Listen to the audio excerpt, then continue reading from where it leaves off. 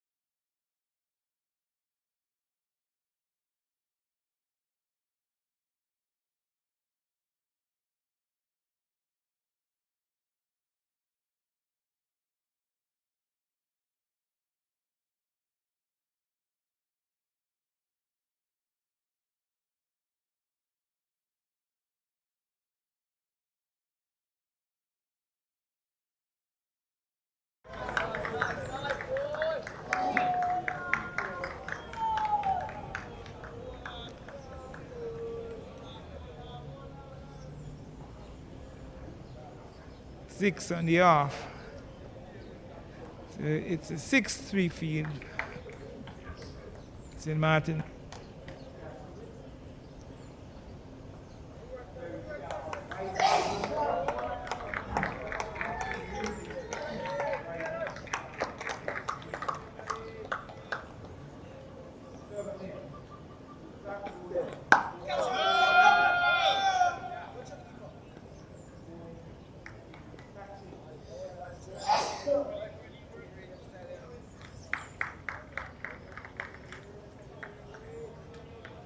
Left-handed Sachin Saunders. He's opening the innings with Xavier Henry. Sachin is driving backward and square, trying to beat backward point to his right. A good diving save by the fielder at backward point with the number 22 on his shirt. So as we get the numbers sorted out, we will be able to give you the names of the players. There was a little oversight in that the sheets were sent up without the numbers on the shirts. The management teams, both teams will have to correct that, as we see Sachin calling Henry through for a quick single. That takes the total on to 2. 2 with a loss. 2 with a loss. And we need some assistance with the numbers. All right. numbers of on the shirts. So that brings up the end of over number 1. At the end of the first over, St. Kitts batting first here at Warner Park. They had 2 without loss. Sachin on 1 and Henry on 1. The 2 Kittitian openers have opened their accounts. 1 apiece. Each batsman has scored a single, and the total is 2 after the completion of the first over. The second over, being bowled from the northern end, northern or media center end, will be bowled by the player with the number 47 on his shirt. He is making some meticulous adjustments to his field. He wants to ensure that he has the field that he wants. And he is sending players back and ensuring that each player is in the position that he wants him in. So he's asking the short backward square to move a little finer. So rather than being close to umpire Carl Tuckett to his left, he has moved further away. And he is bowling spin. So the St. Martiners are opening with their left arm orthodox spinner, and he beats Sachin Manners outside, Saunders outside the line of the off stump with a very good delivery, a well-flighted delivery, just drifting slightly outside of the left-hander's off stump. And a quick single taken by Henry and Saunders. 1 more to Saunders. He is on to 2, the total 3 in over number 2. Again, we see that left arm orthodox spinner making his adjustments, making very meticulous adjustments to his field. The right-hander is now on strike. There is a left-hand, right-hand combination of the crease. So he has a slip, he has a backward point, he has a cover, extra cover, mid-off, and he's outside the line of the right-hander's off stump. Leaves it alone into the gloves of the wicketkeeper. Slip, a backward point. There is what can be described as a short third man. Fine, squarish, short, squarish third man. Backward point. So they are both to the left of umpire Carl Tuckett, who is standing at point. So Carl Tuckett is not at square leg, which is the traditional position for most umpires, but with the right hand, left hand combination, the umpire is having to move this one short outside the line of the off stump, and Henry back and across and played it through the offside into the extra cover boundary for 4. There was a bad delivery by the left arm orthodox spinner, giving the right-hander a bit of width outside the off stump. And he laid back and played it well, bisecting extra cover and backward point into the extra cover boundary for 4. That takes him on to 5. Henry on to 5, Xavier Henry, and the total 7 without loss at the end of the second over. St. Kitts Henry with his first boundary, the first boundary of the innings. But the third over will come from the southern or Lozak Road end. And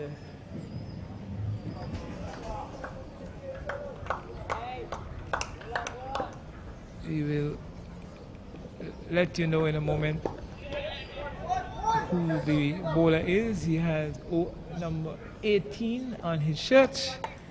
And that one tucked away towards long leg. Comes off the boundary. And there is one more to Sachin Saunders that takes him on to 3 and the total 8. Saunders is on to 2 and the total is 8 for no loss in Kitts.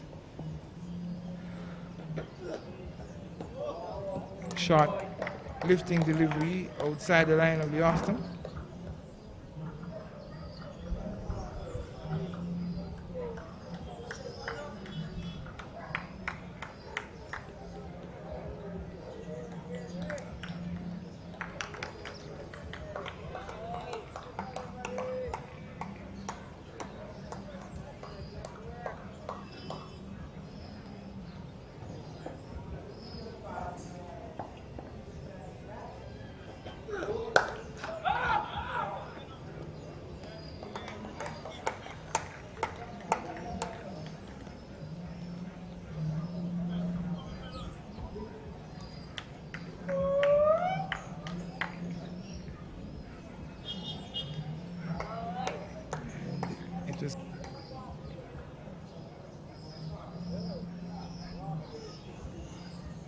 It without loss in Kitts. Again, much too wide outside the line of off stump, and quite fittingly. And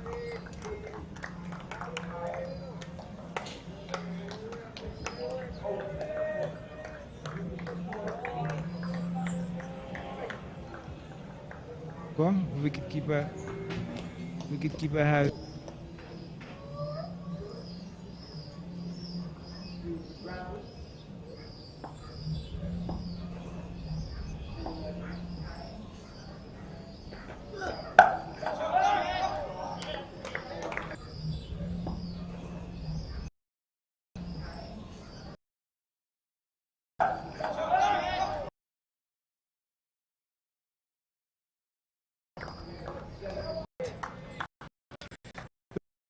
there was a slip third man, deep gully, backward point,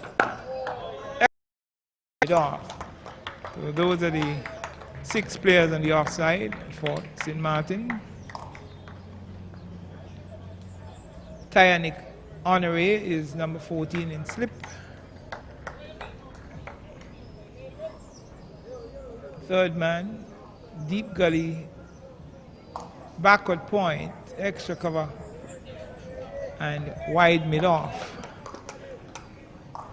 Bowler is Hines, Amery Hines, bowling right arm medium fast from the southern or Lozak Road end. He has completed his second over, at the end of which Xavier Henry is on 5. Sachin Saunders is 2, and the total is 9 with a loss with 2 extras in the innings so far.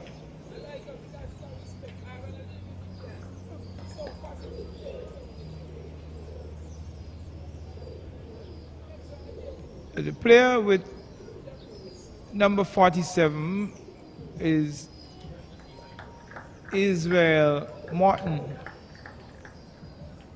Israel Maarten.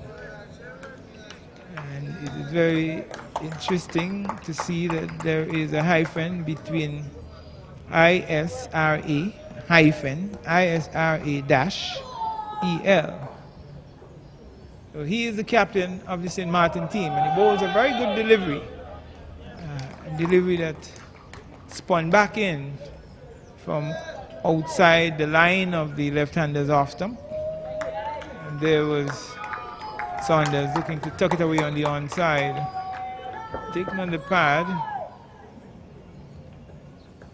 It is driven to the left of the short extra cover, who dived away to his left, attempting to bring off that catch.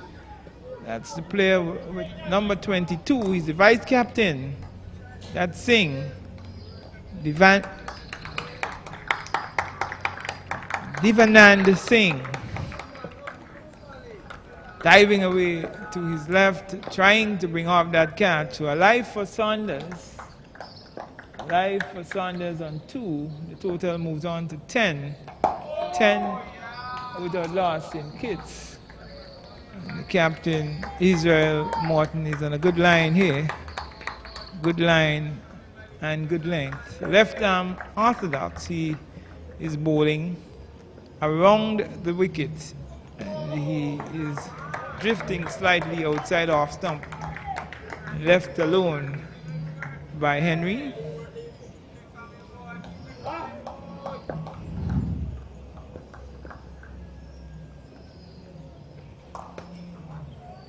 A little bit too wide on that occasion and signal wide.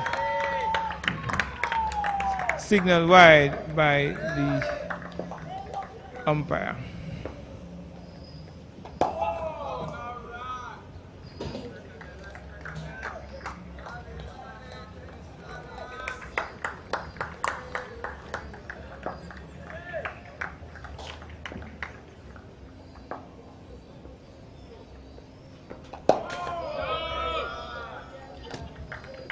We remind viewers that you are viewing the game live as we see the conclusion of over number 4.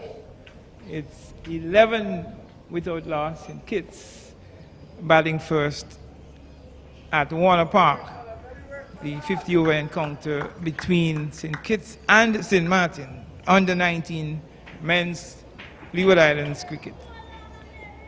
You are viewing, you are watching the live broadcast of the match on the Leeward Islands Cricket Board's Facebook page and television Caribbean Channel 40 on the cable on St. Kitts and television Caribbean YouTube channel. So we remind you that the game is being streamed live on the Leeward Islands Cricket Board's Facebook page.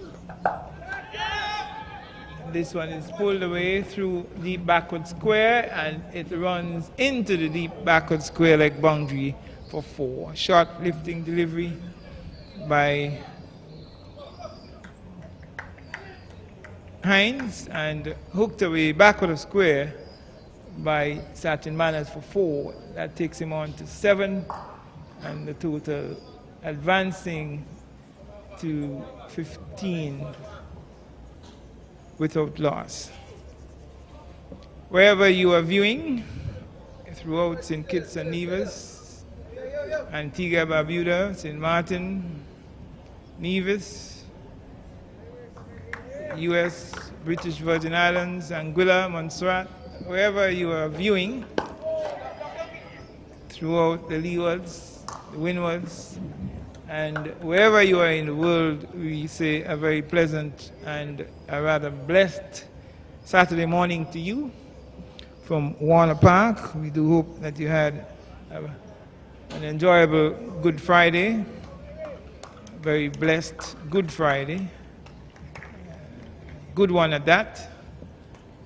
We know lots of persons would have had the traditional fish of some sort, be it salted mackerel, saltfish, smoked herring, some sort of fish. It's very much a tradition in the Caribbean, whether it was fresh round robin, jacks, fresh fish of some sort, rock hind, sliced fish. We do hope you enjoyed whatever fish you had on Good Friday yesterday. Traditional, very much a tradition in the Caribbean. We enjoyed our stewed saltfish, well put together by my wife. So we know that it's very much a tradition throughout the Caribbean around Easter time, Good Friday, going into Easter. As we We have another holiday coming up on Monday, Easter Monday. Traditionally, over the years, the long Easter weekend used by many people for beach nicking, going to the beach. Others would travel for sports and other leisure, pleasure activities, or just for short vacation. We are here at Warner Park. It's Leeward Islands men's under-19 cricket, and this one is driven. It peels off the edge and it goes to fine third man for a single. So there was Henry looking for the drive, not getting it off the meat of the bat, not getting it off the middle of the bat. It peeled off the outer half, or the outer edge, the outside edge, and it flew to the fielder at squarish third man, moving to his left to field. And one more to Henry. He is on to 7. The total at the end of the 5th over, 17 for no loss in Kitts. Batting first here at Warner Park with Sachin Saunders.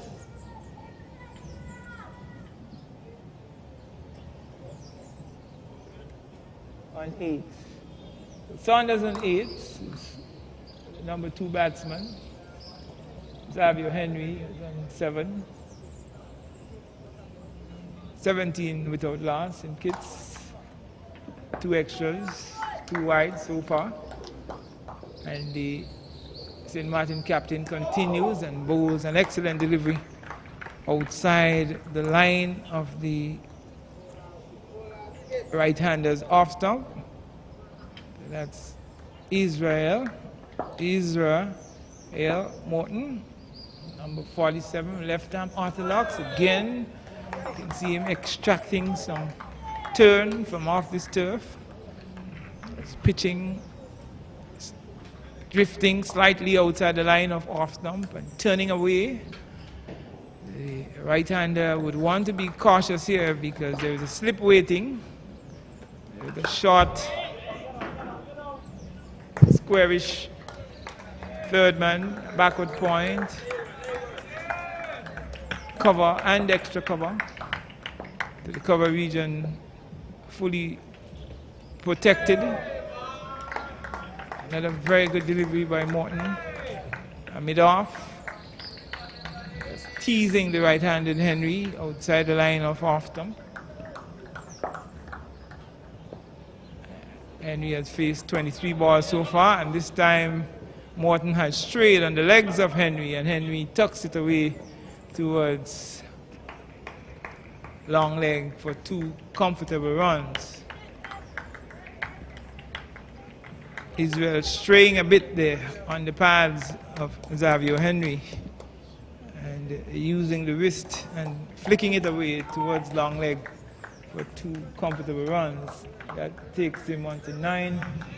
The total advances to 19. 19 without loss in Kitts.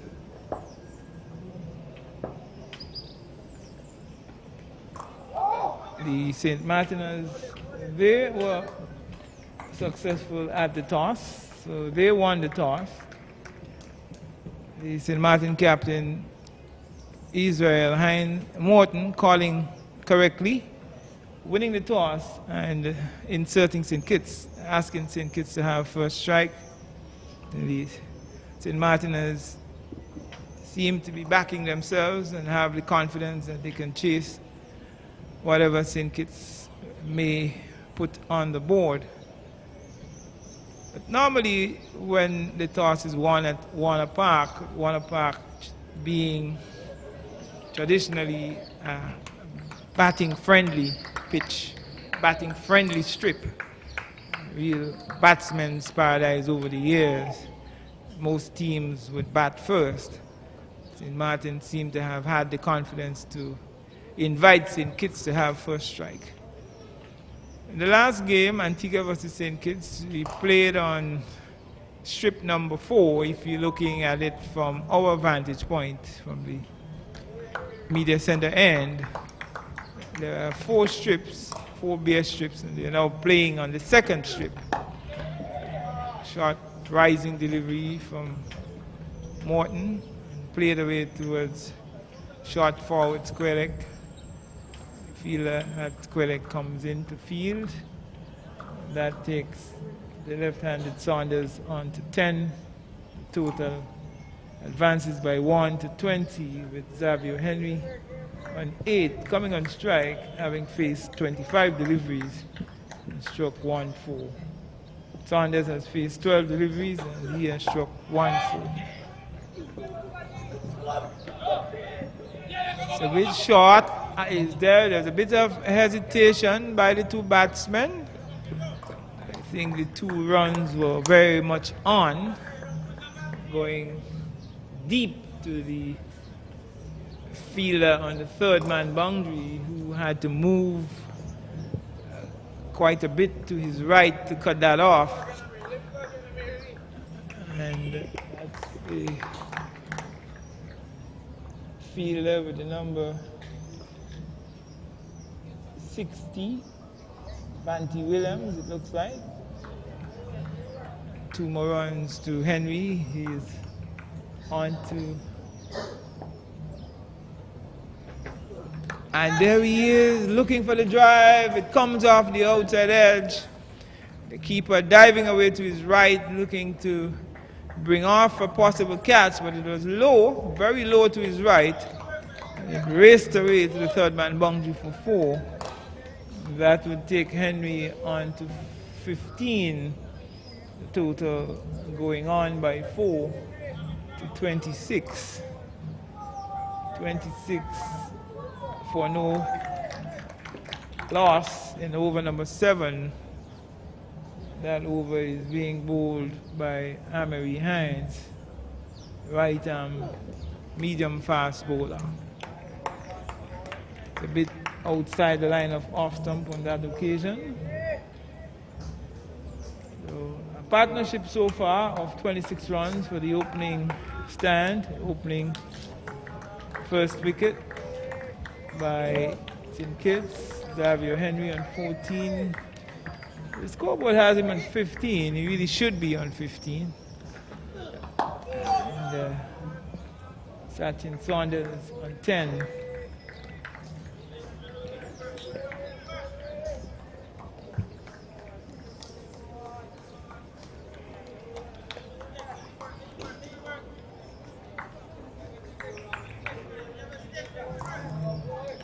We remind our viewers that you are viewing this live streaming, this live broadcast of the match St. Kitts versus St. Maarten from the Warner Park Cricket Stadium, Warner Park Cricket Grounds, on the Leeward Islands Cricket Board, LICB, the Leeward Islands Cricket Board's Facebook page, and Television Caribbean Channel 40 on the cable on St. Kitts and the Television Caribbean YouTube channel. That information was provided by our producer, Mr. Andre Huey. Thank you very much for that, Andre. And we say a very pleasant morning to our viewers, wherever you're viewing throughout the Federation of St. Kitts and Nevis, and throughout the Leewards and the rest of the Caribbean. We have the Carifta Games very much on in TNT at the Hazley Crawford Stadium there. We had the grand opening yesterday. There is Sachin driving to mid-off, deep mid-off, and calling Henry through for a quick single. That takes him on to 10. Sachin will move on by 1 to Henry's on 15. Short outside the off jump, and there is Henry laying back and hitting through cover. Cover fielder number 9 diving away to his right and unable to stop it. Number 9 is Chirag Aswani. Number 9 at cover.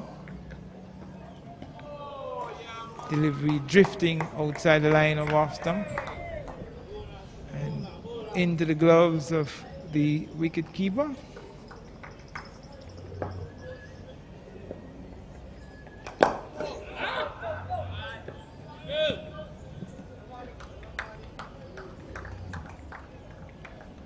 The wicket keeper is Jaden Bramble. He has the number 76 on his shirt, number 76 inscribed on his shirt. There's Henry driving to short mid-wicket. Unable to score, he remains on 17. 10 to Sachin. 29 for no loss at the end of that over. So at the end of 8 overs, it's 29 for no loss. St. Kitts, after being asked to have first strike by St. Maarten. Israel Morton, the right-arm medium-fast bowler, has bowled 4 overs, no maiden, 12 runs, no wicket. The captain, left-arm orthodox spinner, who has had a very good spell. Both bowlers have been on target. Good opening spells by the medium-fast bowler Morton and Hines, the left-arm orthodox spinner. He has bowled 4 overs, no maiden, 17 runs, no wicket. Israel Morton is going to continue from the southern or Lozak road end, and he will be bowling the left-handed Sachin Saunders, who is driving through forward square. Does it have the momentum to get to the boundary? It doesn't. It's pulled back just inside the boundary, and 2 runs to Sachin, who seems to be a bit annoyed, a bit upset with Henry, probably saying that we should have pressed for a 3rd run there. With a little bit more aggression, the running being a little bit more aggressive, the 2 batsmen should have or would have been able to pick up a 3rd run. 2 runs to Sachin. That takes Sachin on to 13, and the total 31. 31 with a loss in Kitts in over number 9.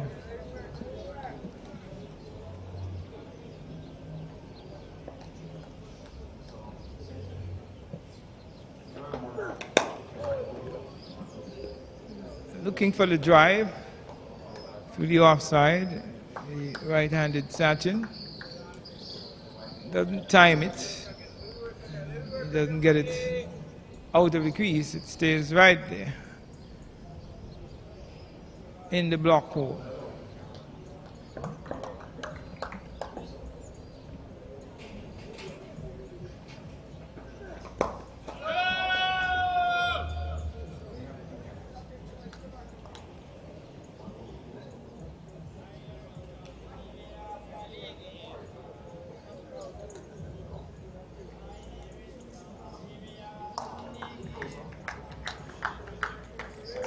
Maarten continues with 6-3 field, that's 6 on the off and 3 on the on. Right arm, medium fast, wide-ish delivery, very wide, and signaled wide by umpire Tuckett. So Maarten was a little bit too wide outside off stump. On that occasion, that takes the total on to 32. 32 for no loss. St. Kitts in over number 9. The presiding umpires today are Carl Tuckett. He is now the presiding umpire. And the other umpire officiating in the game today is another female umpire, Charlene Maloney. The third umpire is Luther Kelly.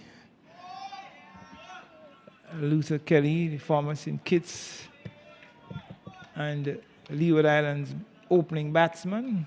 Luther Shotgun Kelly, a batsman who I've heard quite a lot about. I wasn't fortunate to see him play. When he heard about him, our scorer is Yvette Summersall. Yvette Summersall, a very reliable scorer.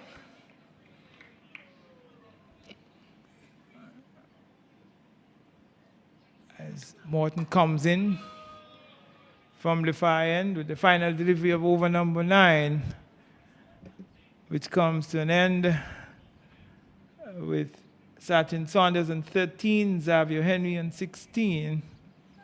The total 32 for no loss. St. Kitts, after being invited to bat first by St. Maarten here at Warner Park in Bastia, St. Kitts. Sachin's 13 runs have come of 19 deliveries with 1-4. Henry's 16 runs have come from 35 balls with 2 fours. Sachin with a strike rate of 68.42. Xavier Henry, a strike rate of 45.71. The current run rate is 3.56. The projected score at this stage, if they continue at this rate, 178.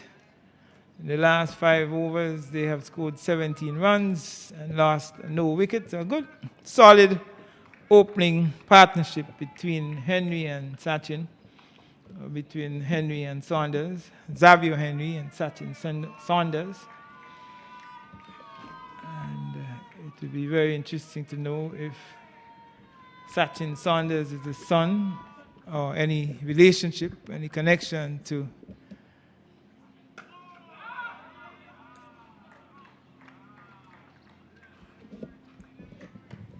Saunders, Steve Saunders, a former Kittitian player.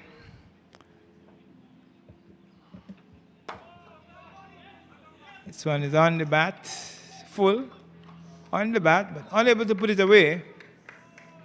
He doesn't beat the player at short mid-wicket.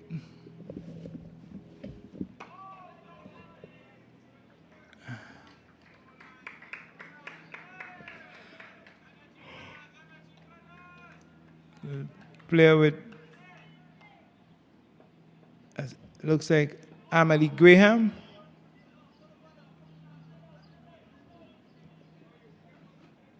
Graham is a short mid-wicket. The number 0 on his shirt. Over number 10 comes to an end. At the end of it, it's 32 for no loss. In Kitts, they're scoring at 3.2. Henry on 16. Saunders on 13. And looking at the bowling for St. Maarten so far, both bowlers have bowled 5 overs each. Israel Morton, the captain, has bowled 5 overs, 1 maiden, 12 runs, no wicket. Amory Hines, the medium fast bowler, right arm, medium fast, he has bowled 5 overs, no maiden, 20 runs, and there is no success for him as yet in the wicket column. So the partnership so far yielding 32 runs between Henry and Saunders.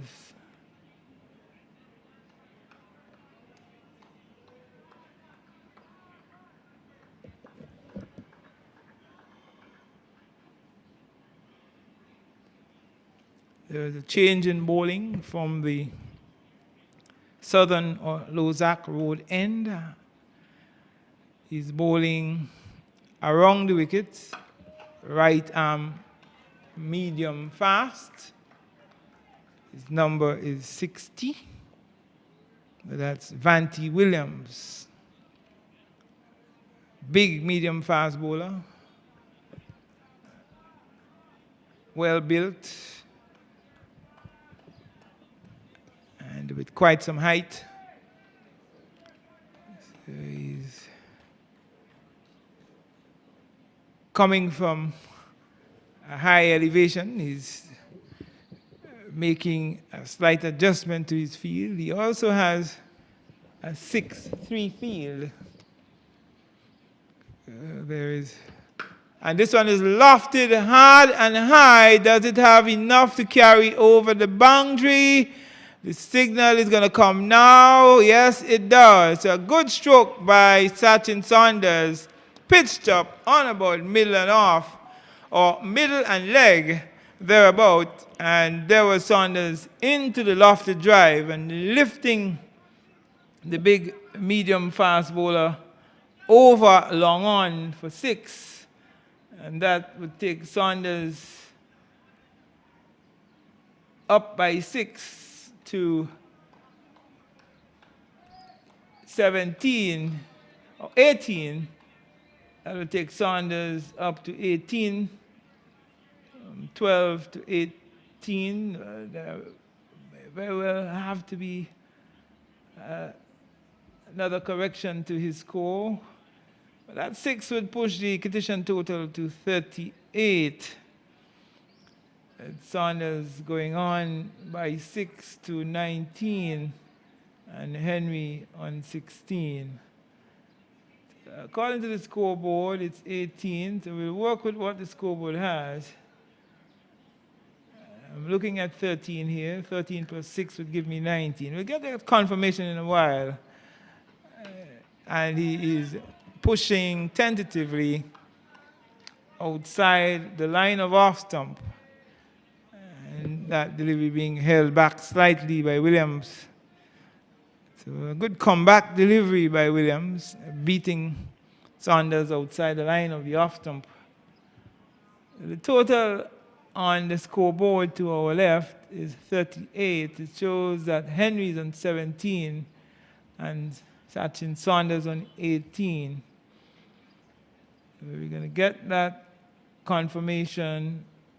Now it comes. Saunders is actually on 19, and with this single, or he should get at least 2 here, that should take him into the 20s on 21, and there is a bit of a fumble again, a bit of a bubble by the fielder out on the deep cover boundary, the deep square cover boundary, and that allows Sachin to get an additional run. So what should have been 2 runs comfortably has turned out to be 3 runs, even more comfortably. So that takes the total on to 41. Saunders looking good on 22, and Henry on 16. So we have seen a number of the top order batsmen of St. Kitts shaping good, looking good. They seem to have some good potential, good talent. They seem to know what they're about. We saw Drew yesterday. Drew playing a very good innings on Thursday. And the talent is there in abundance in St. Kitts. The coaching staff, all the stakeholders, all the persons responsible for cricket throughout St. Kitts, the coaches can work with these youngsters and ensure that they have more cricket to play, more cricket, more competitions. More local competitions should be organized at different levels. A very naughty stroke there by Henry. So Williams defeating Henry outside the line of the off stump. It was a little too wide for that stroke, and Henry was down on one knee, looking to crash it through extra cover. And he was through the stroke before the delivery arrived. It was a delivery that was held back by the right-handed Williams. We would like to see more cricket being played in St. Kitts at all levels. Under 13, under 15, under 17, under 19, under 21, senior level. all levels. St. Kitts has more than enough cricket grounds per capita. St. Kitts probably has the most cricket grounds of all Caribbean islands. And all the grounds are literally and practically of first-class levels if they are developed. First-class cricket can be played in Keon, St. Mary's Ground, Molyneux, the new Sandy Point Recreation Ground. First-class cricket can be played in Sadler's, large ground in Sadler's. St. Paul's has a new ground where we saw women's cricket being played. We can have first-class cricket played in Newton Ground. There are grounds throughout St. Kitts. All over St. Kitts there are grounds. There is no reason why more cricket competitions cannot be played, or organized and played in St. Kitts to aid and assist with the development of the game of cricket in St. Kitts. And with St. Kitts having had its first test player in Michael Louis, to whom I personally congratulate, first test player to come from St. Kitts, Michael Louis, the brother of Jeremiah Louis, and the sons of Jerry Louis and Misha Isles Louis. Congratulations to them for producing the first West Indies test player. I was really and truly overjoyed at Michael Louis making the West Indies test team, the first player to come from St. Kitts. So there we saw a poor delivery by the new bowler, left arm orthodox. He is honorary, that's Tyanic honorary with the number 14 inscribed on his shirt. And he served up a full toss, first up to Sachin Saunders, who put it away into long off for 4. And the total has advanced to 45 for no loss, with Saunders going on to 26 of 25 deliveries with 2 4s and 1 6. And there he is calling Henry through for a quick single. So good running there between Sachin and Saunders. Seemed to have pulled a muscle in the right leg. He's favoring that. He is literally balling out there. He's balling out. And he's being assisted by number 22, who seems to be the Devanand Singh. Is assisting him, the physio running, and 2 members of the Kittitian management team have run out onto the field to assist Sachin. It seems to be the back of the right thigh. Attempting that quick single there, he seemed to have had a pull muscle behind there. And it appears to be very painful indeed, because he literally screamed out. We could have heard him screaming out from here.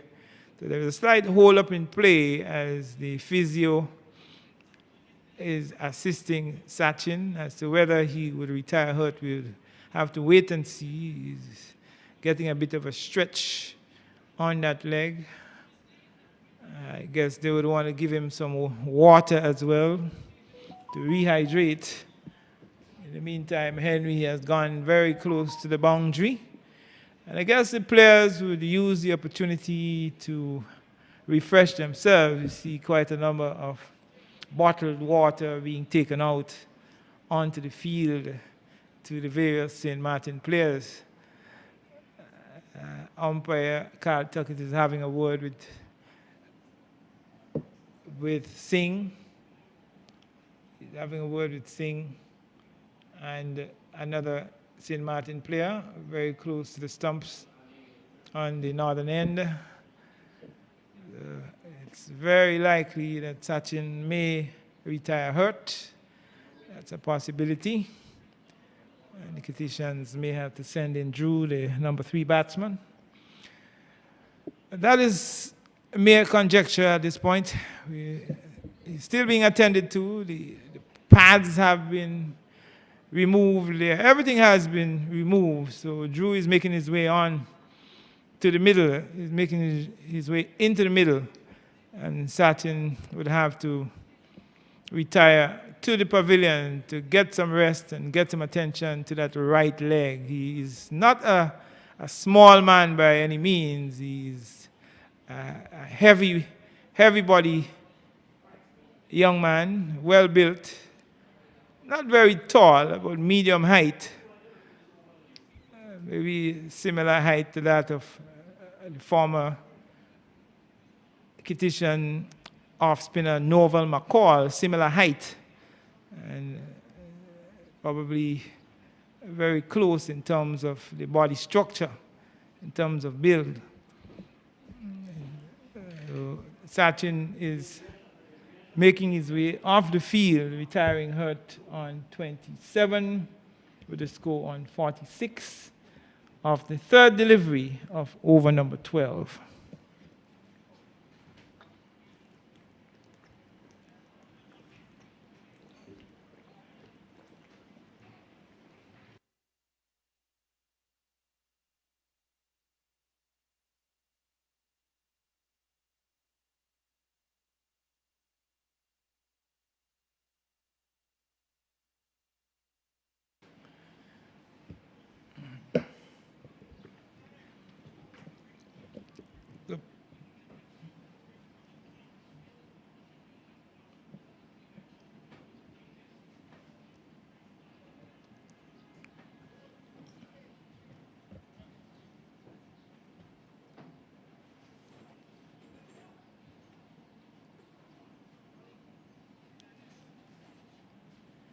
So the left arm orthodox spinner, Tyanik Honore, will continue the bowling from the media center, northern end, and he starts with a very wide delivery outside the line of off stump.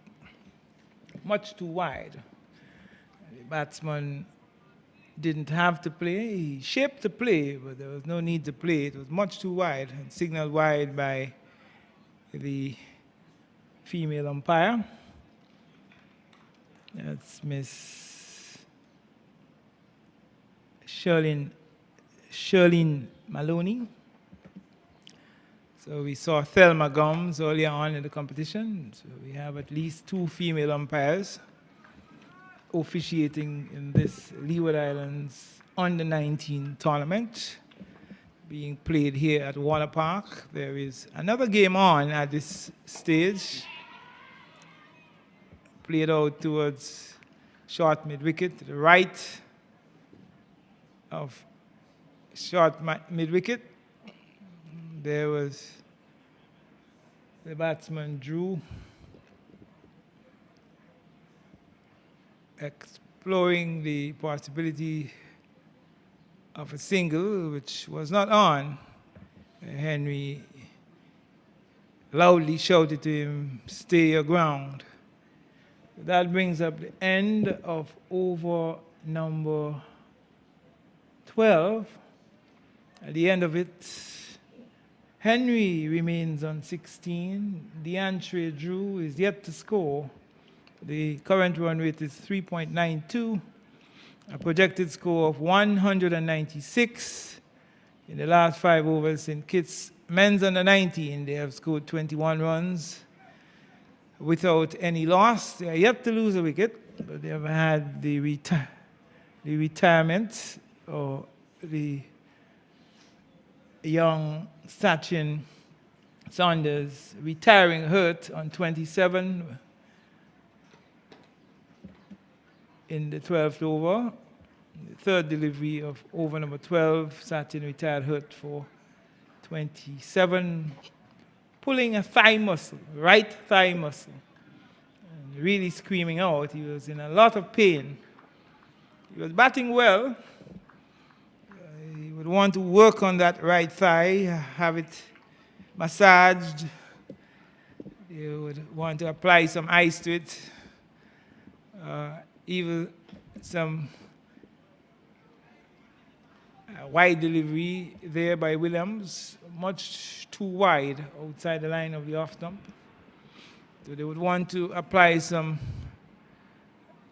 massage creams, different types of massage creams. And nowadays in sports, quite a lot of sprays are used, pain relieving sprays. We know of the nutmeg spray that comes from Grenada, the Isle of Spice, where everything is so nice, and there are so many spices. Nutmeg has been used to produce a pain relieving spray. There's also nutmeg oil. So many things that comes from so many different things that are manufactured, so many things that come from nutmegs. Grenada being the second largest producer of nutmegs in the world. Only Indonesia produces more nutmegs than the Spice Isle of Grenada. And this one is played away towards deep backward square for a single by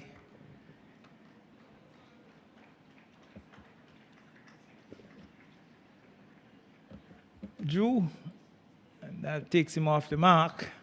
So that brings up the 50 for St. Kitts. St. Kitts bringing up their first 50 of 12.1 overs, a scoring rate of 4.19, the projected score 210. It's a shot outside the off stump, and there was Henry looking to pull it from outside the line of the off stump. Probably trying to do a Viv Richards, hitting across the line. Looking to take it from wide outside the line of the off stump. It was much too wide, and he was not in the correct position. He was not in the right position to play that stroke. He was able to get it to short mid-wicket, but unable to beat mid-wicket. Not enough timing, power, or placement. On this occasion, he tucks it off the legs, and the squarish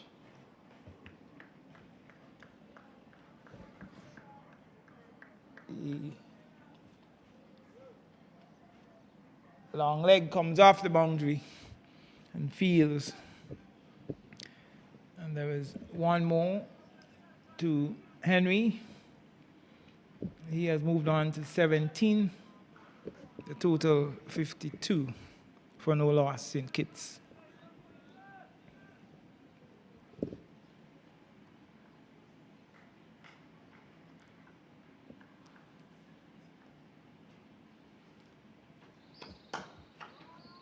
Pleasant looking on drive by Drew, and it rushes into the long on boundary for 4.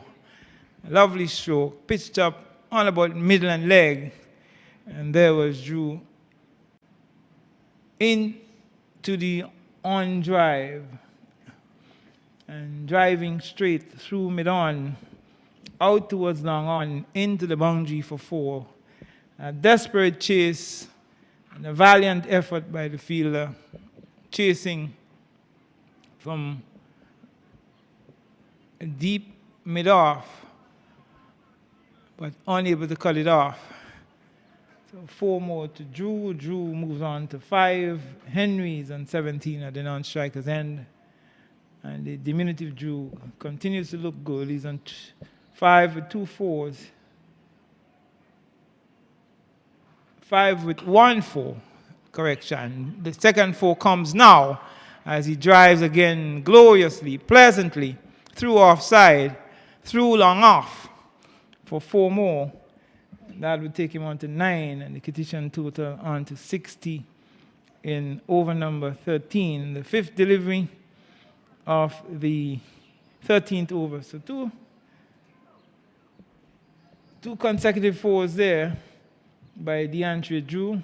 2 bad deliveries, overpitched on the middle and leg stump and driven out towards long on for 4, overpitched on middle and off and driven out towards long off into the boundary for 4. So 2 good-looking drives by Drew, showing that he's very strong on the drives. So Williams would want to be very mindful of over-pitching to Drew. He pushes out towards mid-on at the end of over number 13. Drew remains on 9. Henry is on 17. And it's 60 without loss at the end of 13 overs. Current run rate 4.62. Projected score 231. The last 5 overs they have scored 31 without any loss. But they have had the opener, the left-handed opener, Sachin Saunders, retiring hurt on 27 in the 12th over. The third delivery of over number 12, Sachin pulled up while attempting a quick single.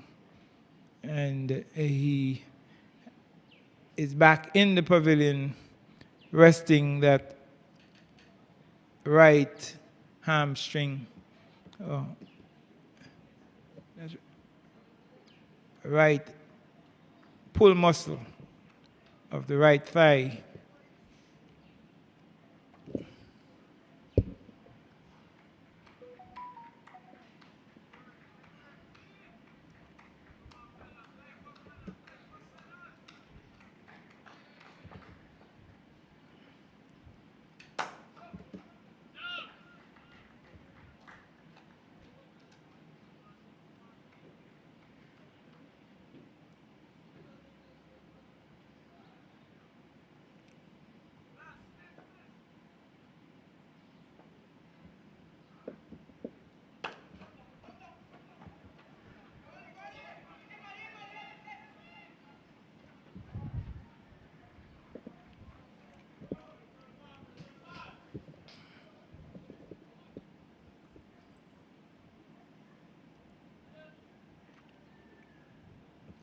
A quick single taken there by Henry, Xavier Henry, and DeAndre Drew,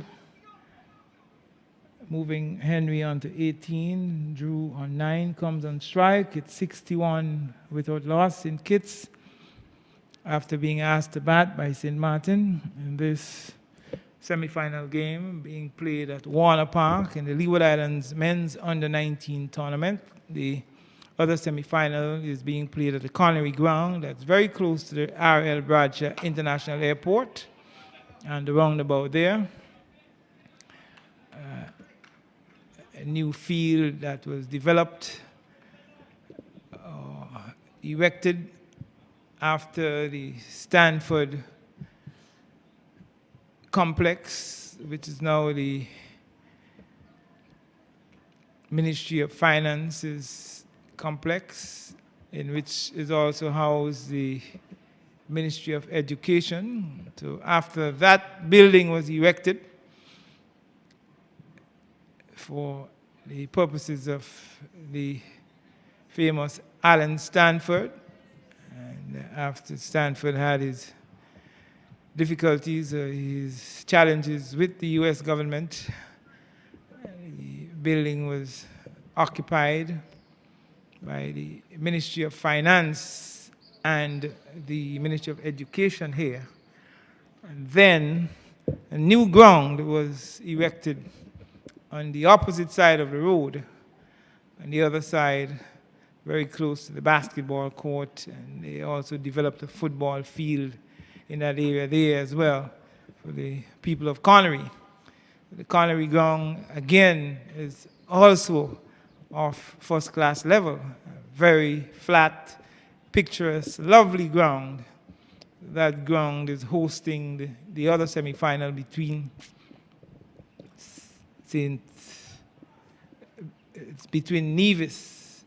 Nevis and Antigua. So Antigua is playing Nevis at the Connery Ground at the moment. And here at Warner Park, we have St. Kitts against St. Maarten. Even though Antigua would have defeated St. Kitts on Thursday, seemingly St. Kitts came out on top with a higher net run rate. So it means that St. Kitts would have finished at the top of the table, and with number 1 playing number 4, St. Maarten finishing at the bottom of the table, playing against St. Kitts. So St. Kitts having the luxury of playing the team that finished fourth at the bottom of the table here at Warner Park. And it should be a much tighter encounter, a much closer encounter at Connery Ground between Antigua and Nevis.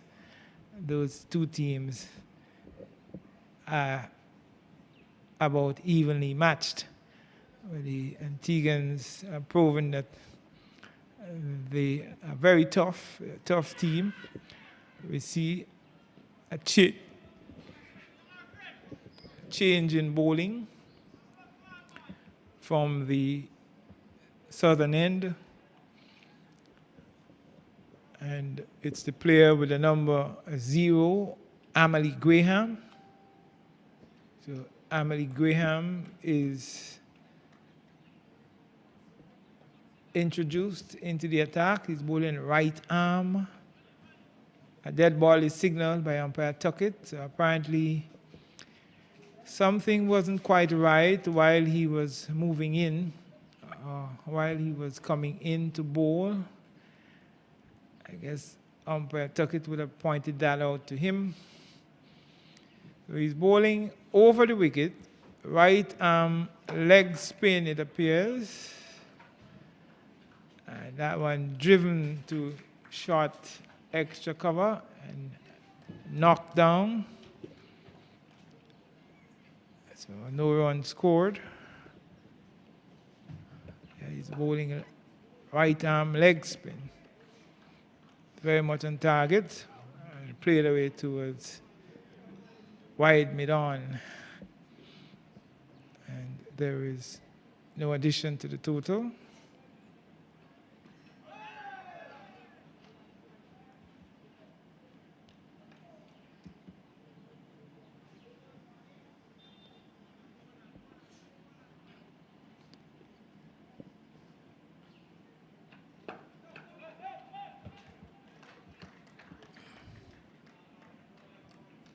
A good containing over here by Graham. Graham seems to have quite a lot of locks on his head. See a number of youngsters nowadays growing their hairs very long. That completes Graham's first over.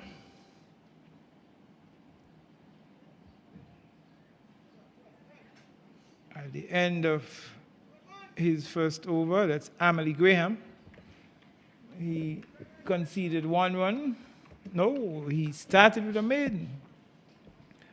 So a very good containing first over by Graham. No run conceded off his first over. Very good start to his first spell. At the end of it, Xavier Henry, who opened the innings with Sachin Saunders, is on 19. DeAndre Drew is on 10 with 2 fours from 7 deliveries. Henry has faced 57 balls, and the total is 63 for no loss at the end of 15 overs. The current run rate is 4.2, a projected score of 210. And in the last 5 overs, they have scored 31 runs. Looking at the bowling stats of the 2 opening bowlers for St. Maarten,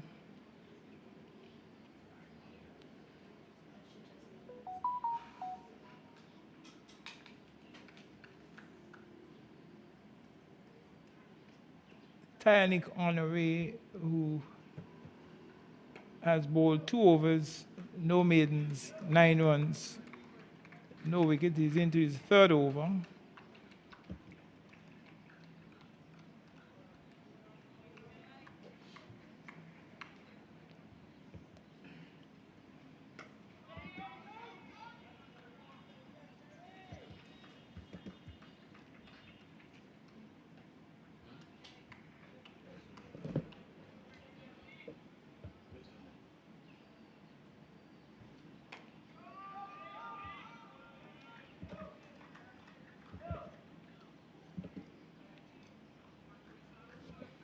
So looking at the bowling stats, for the opening bowlers, Amory Hines. He bowled 5 overs, no maiden, 20 runs, no wicket.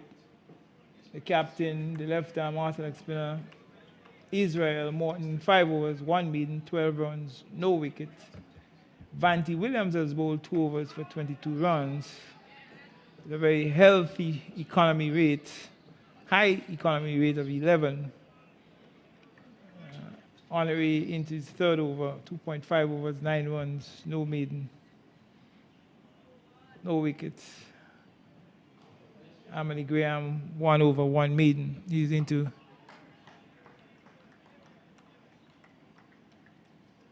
Honorary has just completed his 3rd over, 3 overs, 1 maiden, 9 runs, no wicket. And at the end of over number 16, Xavier Henry is 19, DeAndre Drew is 10. It's 63 for no loss in Kits. Batting first here at Warner Park as we see the first drinks break being taken by the players. The players will be rehydrating and refreshing themselves. And we remind viewers that you are watching or viewing the broadcast of the match on the Leeward Islands Cricket Board's Facebook page and television Caribbean Channel 40 on the cable, Channel 40, and on the cable on St. Kitts and the television Caribbean YouTube channel. While the players refresh themselves, we will have a slight refreshment as well until play resumes in a moment.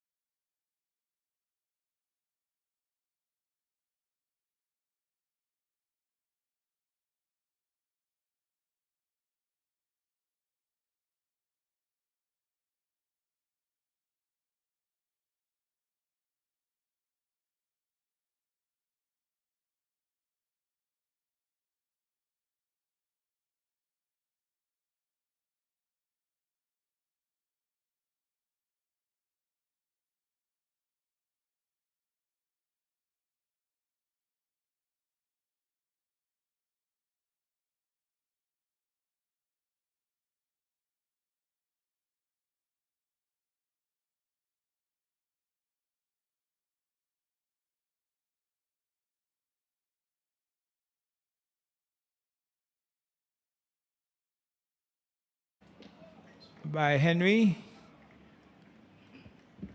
He moves on to 20, the total 64 without loss. Short delivery by Graham. He's into his second over. Now concedes his first run.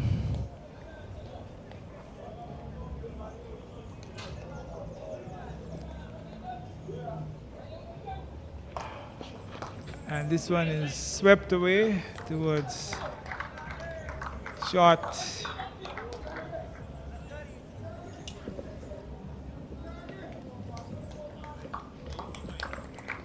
Backward of square.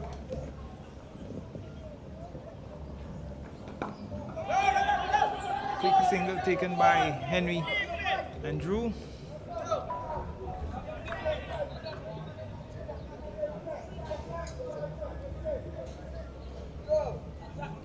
That takes total on to 65 without loss in kits.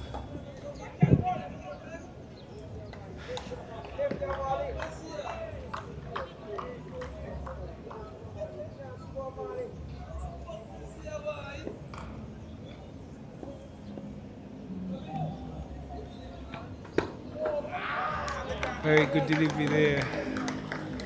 Right up in the block hole. And Drew can do no more than defend. Squeeze it out onto the onside. That brings up over number 17. At the end of it, Henry is the opening batsman of St. Kitts. Is on 20. The entry Drew is 11 and it's 65 without loss. The Kittitians are yet to lose a wicket. They have not lost a wicket as yet. They have had Sachin Saunders retiring hurt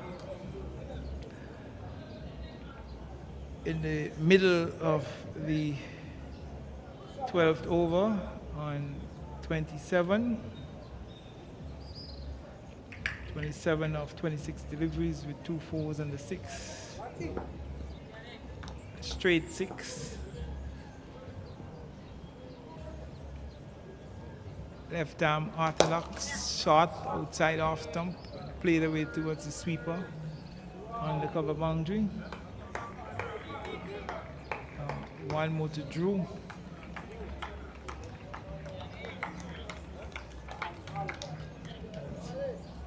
Tyanic Honoré is the left arm orthodox spinner from the commentary end, media center, northern end. Brilliant sunshine here at Warner Park. Not much of a crowd, as we haven't really had too many people coming in to view the games. And it would be so nice if, and so good, really, if more spectators can come into the Warner Park facility. He's bowling left arm over the wicket. The West Indies this morning contesting their final World Cup qualifier versus Thailand at the Gaddafi Stadium in Lahore, Pakistan. This one is played out towards long off for a single.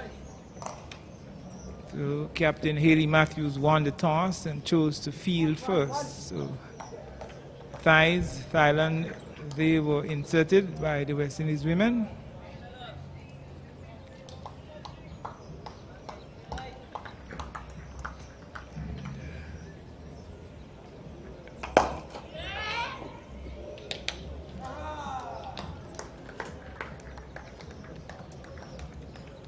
The West Indies defeated Thailand by 6 wickets. Thailand scored 166 of 46.1 overs. The Thailand women. So it's played out towards deep, out towards long on. The fielder on the long on boundary, wide long on boundary, comes off the boundary and fields. And one more to Drew. Takes him on to 13 and the total 68 for no loss. St. Kitts at the end of 18 overs. The West Indies made some heavy work of this in terms of the wicket column.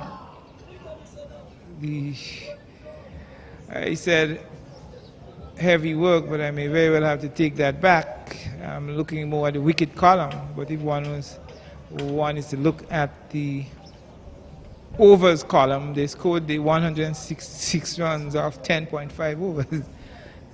That was really a heavy defeat there for Thailand, scoring 166 of 46.1 overs. The West Indies scoring 168 for 4 of 10.5 overs. The West Indies did not even make it a 15-over game. They scored the required runs in less than 11 overs. 1 ball to spare. Very pleasant looking drive by Drew out towards wide long off for a single. And that takes him on to 14, the total 69. West Indies women comprehensively beating, literally crushing Thailand here in that final qualifier.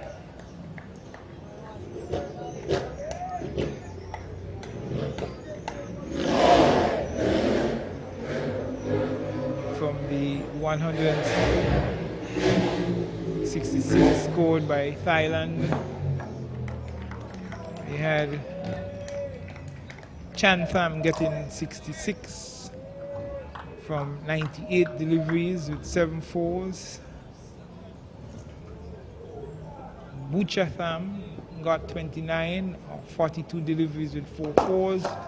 And this one is hit through mid-on. The fielder on the wide long on boundary moves to his left and fields. And that takes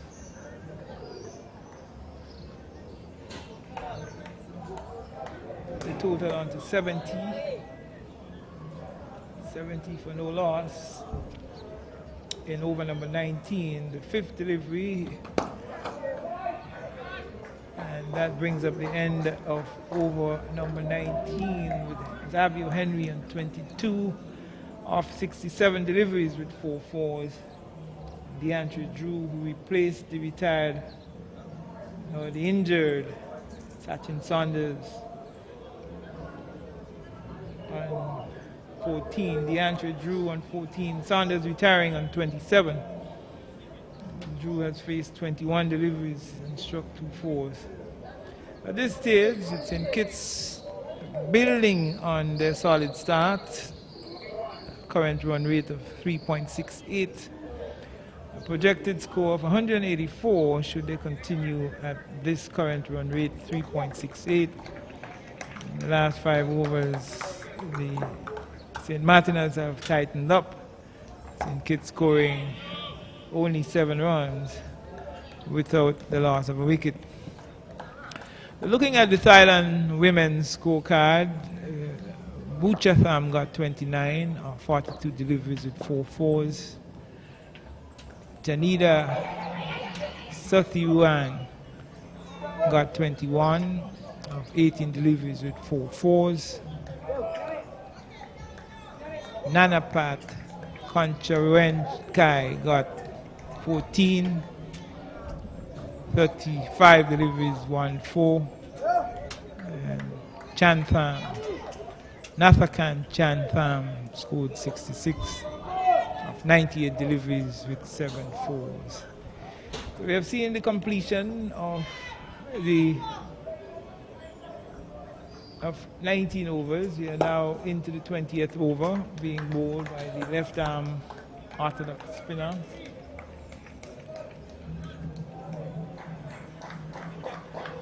Kayanik Honoré, with 14 inscribed on his shirt. And it's pushed back down the track on the onside.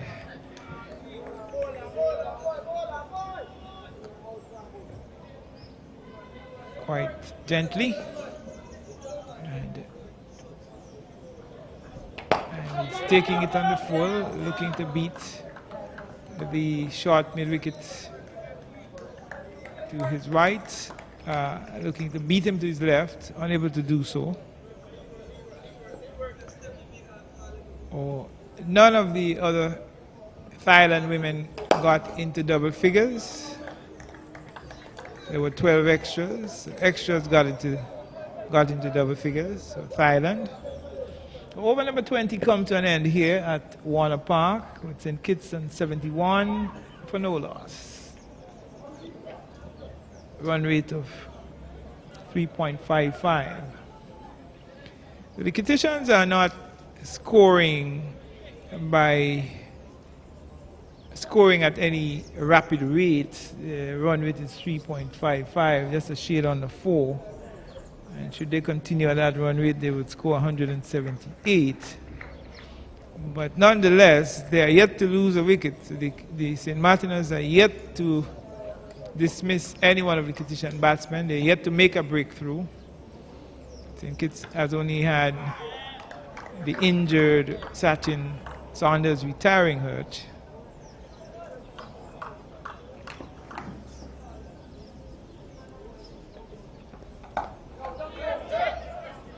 This one is played out towards forward square on the offside. That's to the right of backward point.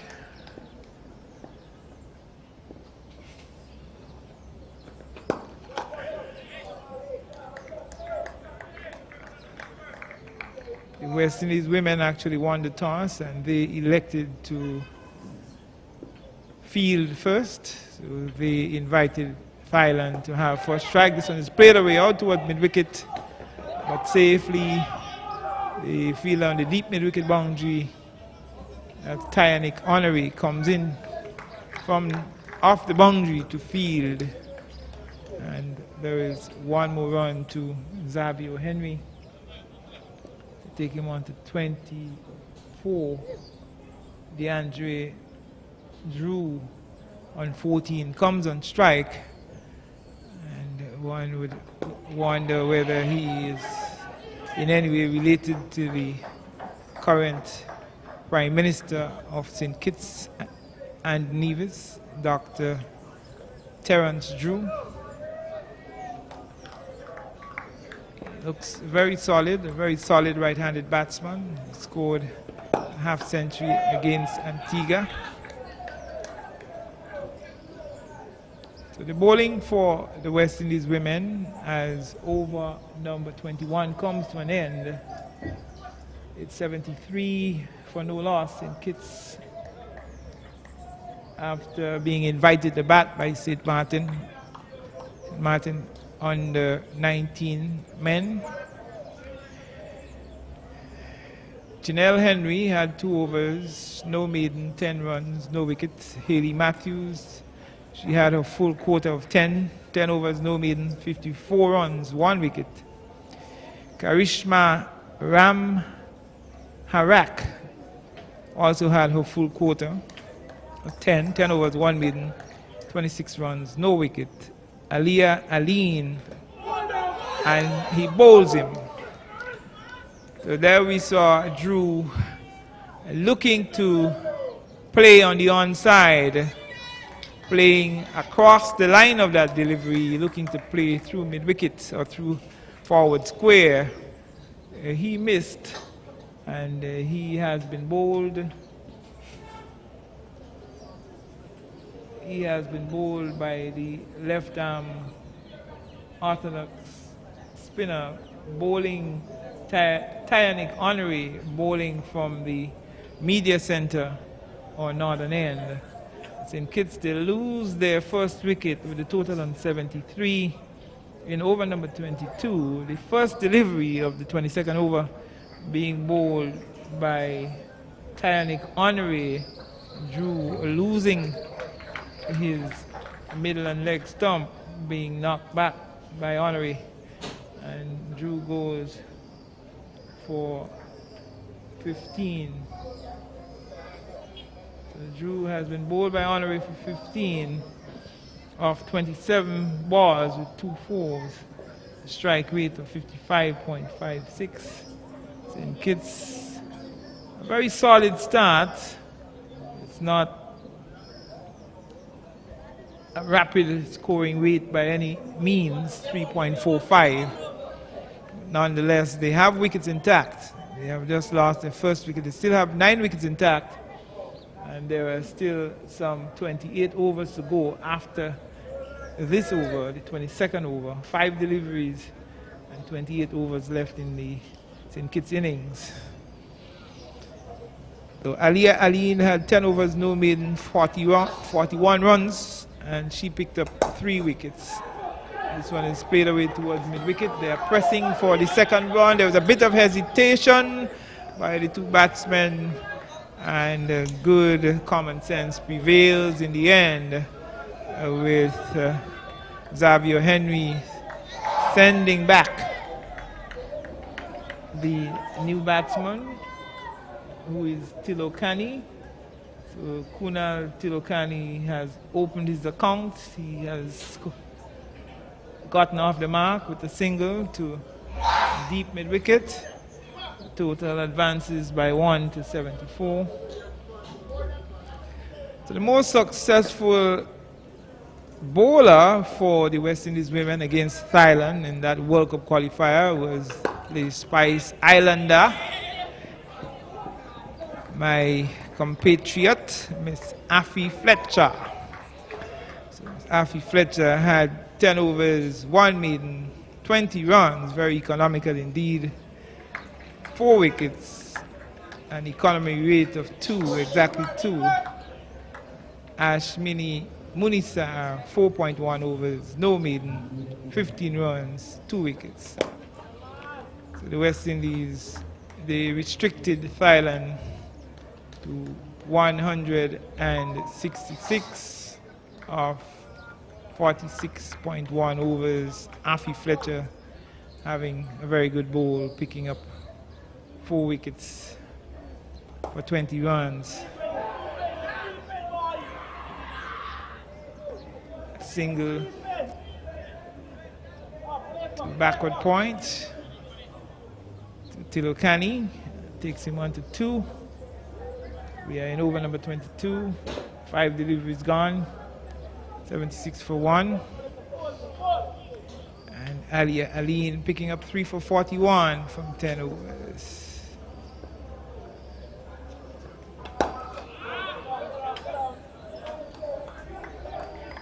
We are going to look, try to get the West Indies batting card for you as over number 22 comes to an end here at Warner Park, with St. Kitts being invited to bat first by St. Maarten under 19 men in the Leeward Islands under 19 men's tournament being played here at Warner Park. 76 for 1 of 22 overs, scoring rate of 3.45. At this current rate, their projected score is 173. In the last 5 overs, they have lost 1 wicket and scored 11 runs.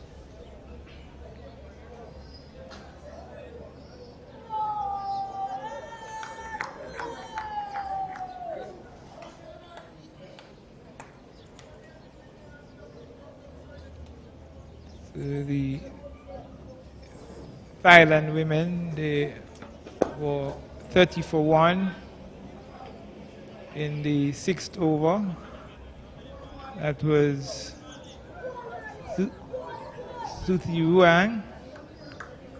And it was 2 for 64 when Buchatham went in the 16th over. See at least 1 here for Tilokani. They complete 2, pushed out towards extra cover. And a long run for the fielder at wide, long off to his left, and pulling it back just inside the boundary.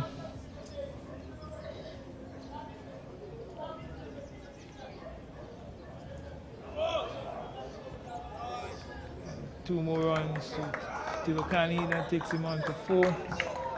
And the total is 78 for 1 in over number 23, St. Kitts. The Thai women lost their third wicket with the score on 66. That was Concha Roenkai in the 17th over. And it was 4 for 70 when Chai Wai went in over number 21, 5 for 77. The batsmen should complete at least 2 here as they comfortably completed the second run. So good running by St. Kitts, played away out towards mid-wicket by Tilokani. Tilokani, very useful all-rounder for St. Kitts, very good spinner. And he's showing his worth here with the bat. He drives pleasantly out towards wide long off. Yet another single. That takes him on to 7 and the total 81 for 1 in over number 23.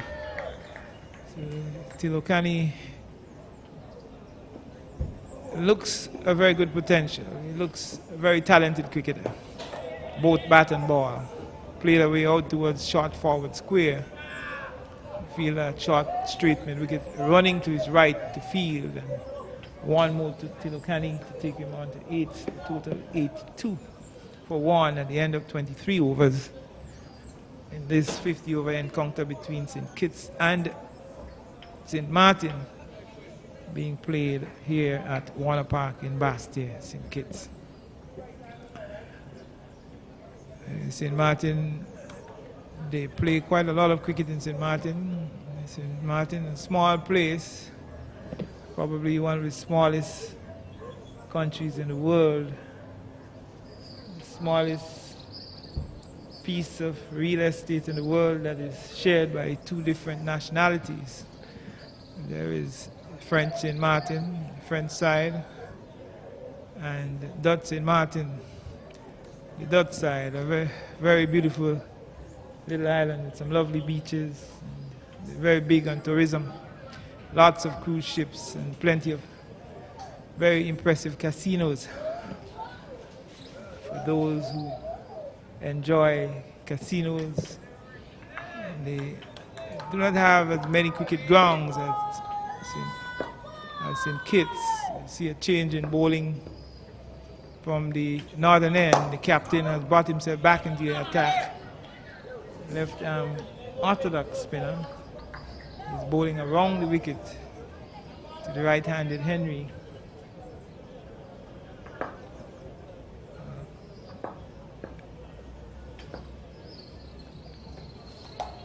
Nice looking stroke, bisecting backward point and third man. Squarish third man, running to his right to cut it off. And 2 good looking runs to Henry to take him on to 28 and the total 84 for 1 in over number 24. So over the years, St. Maarten, they like their cricket in St. Maarten. They really like their cricket. They single out towards deep extra cover to Henry. Henry moves on to 29, the total 85 for 1. And the Carib Lumber Yard ground in St. Maarten. Quite a lot of cricket played there.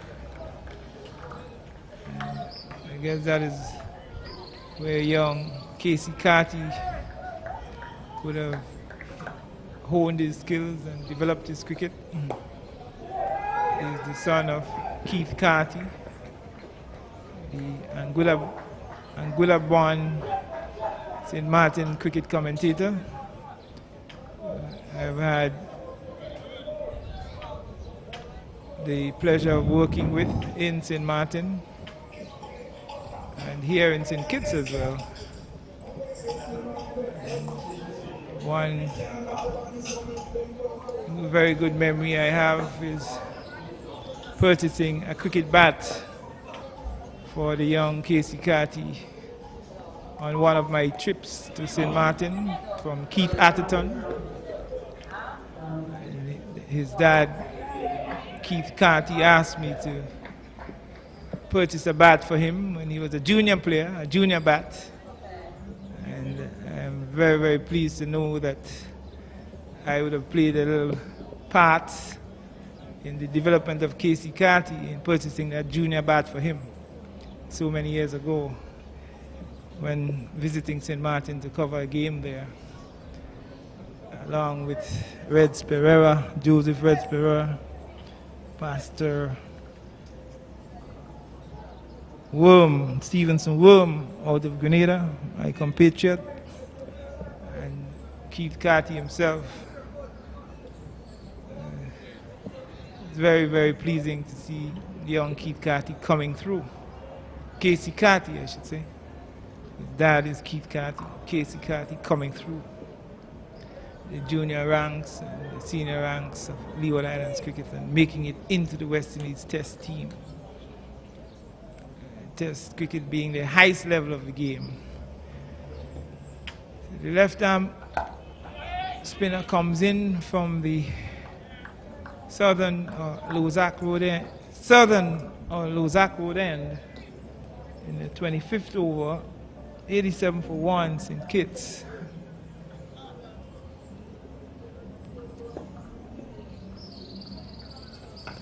This one is driven out towards wide long off.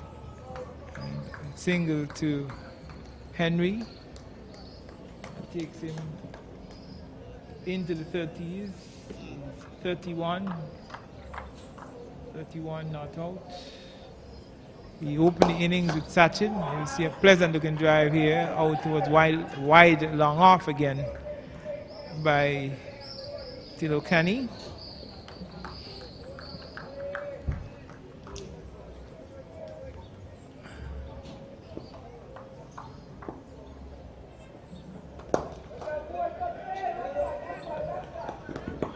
Played away towards mid-wicket for a single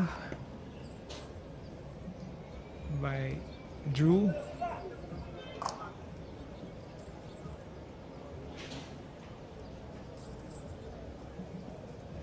That's Henry. Henry moving on to 32. Drew has been dismissed. So it's Xavier Henry and Kunal Tilokani at the crease. Tilokani on strike on 9, and he plays it out towards deep extra cover. Moving to his right, and 2 more comfortable runs to Tilokani. He's on to 11, the total 92 for 1. I was looking at the scorecard of the Thailand women in the qualifier against the West Indies women. They lost their 5th wicket with the total on 77. That was P. Maya in over number 25, the first delivery of the 25th over. The 6th wicket with the total on 85. It was Puthawang. And over number 26, it was 6 for 85. And 7 for 18, Chatu Rang Gratana, 37.2 overs. So some of the Asian players can have some very long names indeed. 8 for 132, 9 for 151, and all out. 9 for 151 in the 41st over, all out for 166 of the first delivery of over number 47. That was Chantham, the last batter dismissed. We have just seen the completion of over number 25 here, so we are here at the halfway stage at Warner Park. St. Kitts versus St. Maarten. St. Kitts going about the work very easily, not forcing the pace, not scoring at any incredible rapid rate, scoring at about 3.72. Of course, they'll be looking to pick up the tempo a little later on as Tilokani lays back and plays a nice looking late cut, sort of opening the face and guiding it to short third band and calling Henry through for the single. Very good batting by Tilokani, rotating the strike. The total moves on by 1 to 94. 94 for 1.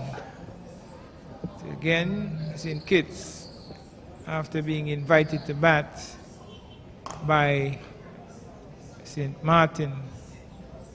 There are 4 teams in the tournament. It's Antigua, Nevis, St. Kitts, and St. Maarten. You see a big stroke here, big drive, looking to go through square cover, but unable to beat the fielder at cover point to his right. Left-arm orthodox spinner outside the line of off stump. The batsman Henry drawing away and looking to dab it, steer it past deep gully. Unable to do so. He's back and now bisects the gap between deep gully and backward point, and that looks as though he's going to run very close to the deep backward point boundary. The batsmen complete 2 runs. So 2 good looking runs to Henry. It was short, he was back and chopped it, cut it between deep gully and backward point out towards the deep backward point boundary for 2 comfortable runs of the 5th delivery of over number 26. That takes Henry on to 34. His partner Tilokani is on 13, and at the end of over number 26 it's 96 for 1. St. Kitts here at Warner Park scoring at 3.69 runs for over. It's a case where we have St. Kitts coming out on top of the 4-team tournament with the highest run rate, the highest net run rate, even though they were defeated by Antigua on Thursday. And Antigua coming second from the first rounds of matches, the second highest run rate. Antigua playing Nevis, which would be a grudge match at the Connery Cricket Ground. St. Kitts playing St. Maarten, who failed to win a game. Maarten failed to win a game in the first round of matches. It's the number 4 team playing number 1.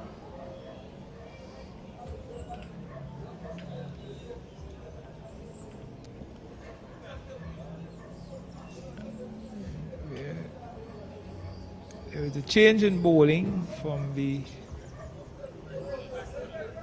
southern end, the Lozak Road end. The St. Martiners have introduced another left arm spinner who is bowling between the umpire and the stumps.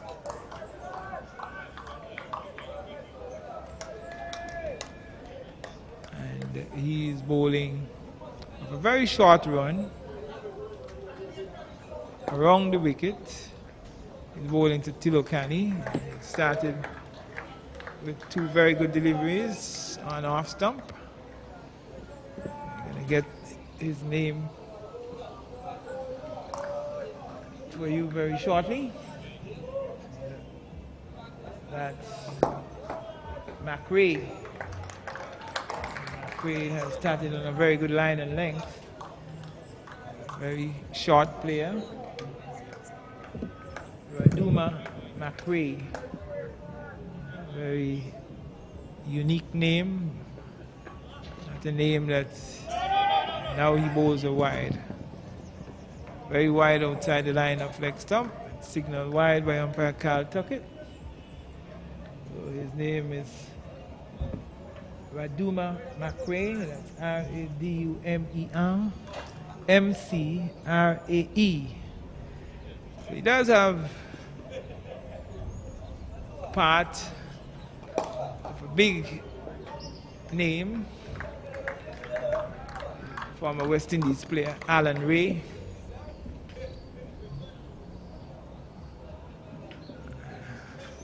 Alan Ray, not Alan McRae, he's McRae.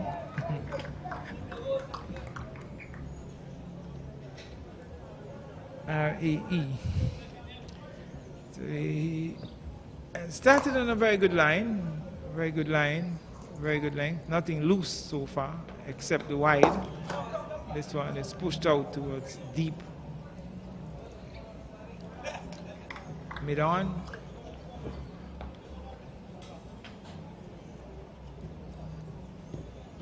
And another single to Tilokani. McRae ends his first over, 2 runs coming off it. A very economical over by McRae. At the end of it, Tilokani is on 14. Henry is on 34. It's 98 for 1 after 27 overs. St. Kitts, after being invited to bat first by St. Maarten.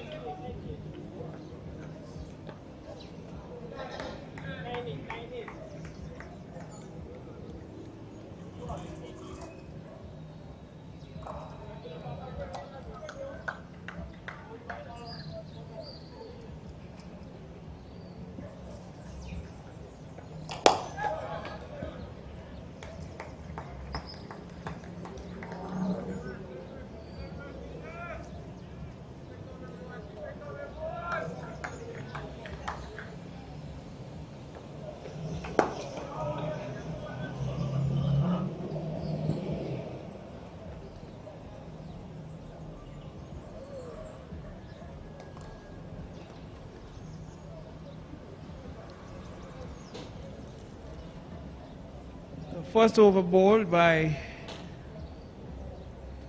McRae, yielding 2 runs.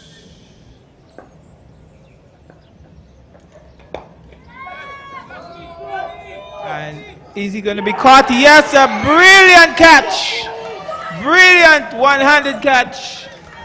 And Xavier Henry goes, playing it in the air.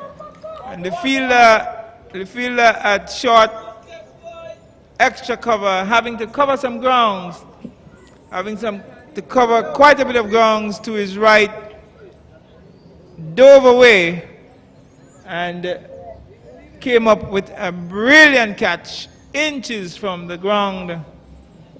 And the old adage has it that catches win matches. And that certainly was a spectacular catch. It was certainly an outstanding catch taken there by Tyanic Honoré, Captain Israel Morton, making the second breakthrough for St. Maarten, with Xavier Henry going for third. Correction, the entry. And the player, Honoré, is still on the ground. So even though he completed the catch, seemingly he would have injured himself. He's still on the ground. The physio is there. All the St. Maarten players are around him. St. Maarten One of the St. Maarten coaching staff is also there. They seem to be flexing the right leg. He could have hurt himself in some way. He completed what was certainly a spectacular diving catch, a brilliant diving catch to get rid of Xavier Henry for 34. Henry scoring his 34 of 90 balls with 2 fours. Strike rate of a very moderate strike rate of 37.78. But at the moment, attention is being given to the fielder, Honoré, who seems to be leaving the field. Seemingly, Honoré is leaving the field. He has the number 14 on his shirt. He is one of the St. Maarten bowlers. So far, Honoré has bowled 6 overs, 1 maiden, 16 runs, and he has picked up 1 wicket and just contributed to the captain, Maarten, picking up his first wicket. That's Israel Maarten. That's the wicket of Xavier Henry, brilliantly caught by Titanic Honoré, diving away to his right. He had quite a lot of grounds to cover, and he covered those grounds well and judged his dive very well and was able to pluck that ball out of the air with his right hand, a one-handed catch. Brilliant catch. We have seen some good catches so far in this tournament, and that catch probably would go at the top of the list. That certainly was a stupendous catch taken there by Honoré, diving for all his worth and saying to himself, come what may, I have to grab onto that, and grabbed it, he did. A wide bowl there by the captain. Signal wide by umpire Shirley Maloney. A better line delivery with middle and off and pushed out towards deep mid-off. Fielder on the long off boundary comes off the boundary and fields about halfway in. 1 more run to the Kittishan total. 101. So the 100 coming up for St. Kitts in the meantime of the 28th over. 28 overs gone. It's 101 for 2. The new batsman joining Tilokani is Javid Edwards. So Edwards has opened his account. He's on 1. Tilokani is on 15 from 24 deliveries. A strike rate of 62.5. And looking at the bowling for St. Maarten so far, Amory Hines, 5 overs, no maiden, 20 runs, no wicket. The captain, Israel Maarten, the left-arm orthodox spinner, 8 overs, 1 maiden, 23 runs, 1 wicket. Vanty Williams has bowled 2 overs for 22 runs. Very high economy rate of 11. And he has been taken out of the attack. We haven't seen him come back as yet. Titanic Honoré, 6 overs, 1 maiden, 16 runs, 1 wicket. He has bowled well in his first spell for St. Maarten. Amalie Graham has bowled 6 overs as well, 1 maiden, 18 runs, no wicket. Raduma McRae, who is continuing the attack from the southern Olozak Road end. He has bowled 1 over, no maiden, 2 runs, no wicket. And Kedani David has been introduced into the attack from the Lozak Road end. So there's a change in bowling at the southern end. Kedani David. Just in case you're wondering how Kedani is spelled, we have Kaedani. Kedani. Quite a lot of fancy names nowadays. He has the number 7 inscribed on his shirt. A very young player, very much early adolescent, maybe about 13, 14, if not 12. Very young player.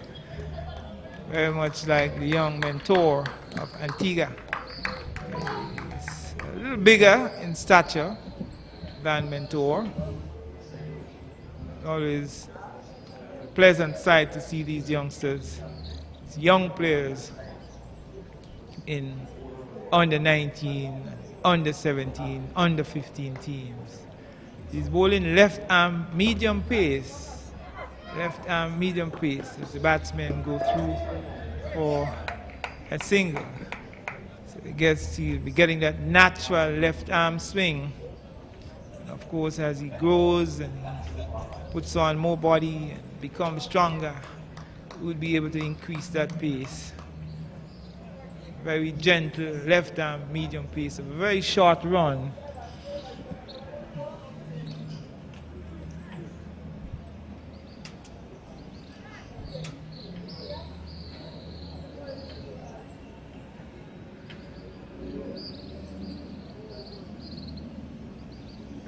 He aborts his run.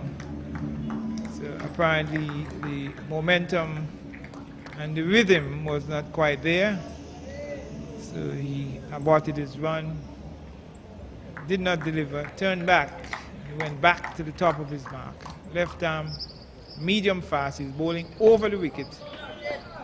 And he bowls very good delivery to Tilokani, who is playing out to cover point, that square cover on the offside.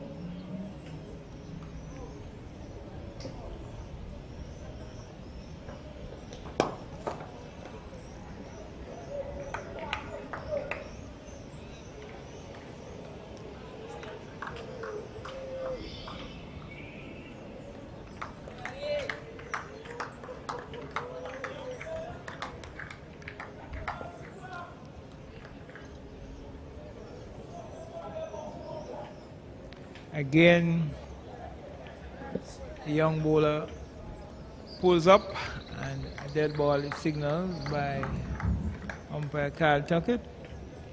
He was about to bowl the final delivery, final legal delivery of his first over. That's Kedani David. The rhythm wasn't quite right, so he pulled out of the delivery. He comes in now with the final delivery, and there is a slash outside the line of the off stump by the right-handed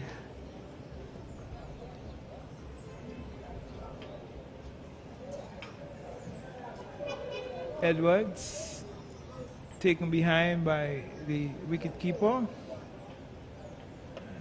Stifled appeal by St. Martiners. That brings up the end of over number 29. So it means that we are left with 21 overs to be bowled. St. Kitts 103 for 2, scoring at 3.55. At this pedestrian scoring rate, they would end on a projected score of 178. In the last 5 overs, they lost 1 wicket. Brilliant catch by Tyanick Honoré to get rid of Xavier Henry for 34. And they have scored 16 runs. St. Kitts would be looking to increase the tempo. They'll be looking to increase the scoring rate from here on, of course, they would have to be very mindful of the wickets column. They have lost 2 wickets so far. A very pleasant off drive by Tilokani, bringing long off the boundary. And again, a little bit of scrappy cricket by the St. Martiners, nearly resulting in an extra run and overthrow, not being tidied up properly. The batsmen were exploring the possibility of an overthrow, but they stayed their grounds.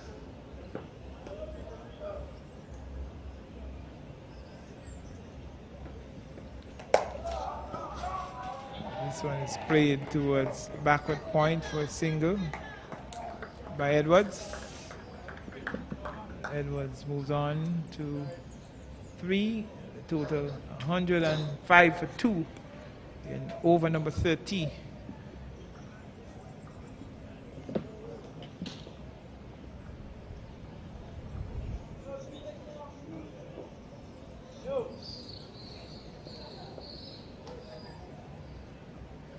Captain Israel is making a slight adjustment to his field. Left arm orthodox around the wicket. He bowls a badly lined delivery to Tilokani. Tilokani not making full toll, or not taking full toll of that. Looking to play it backward of square.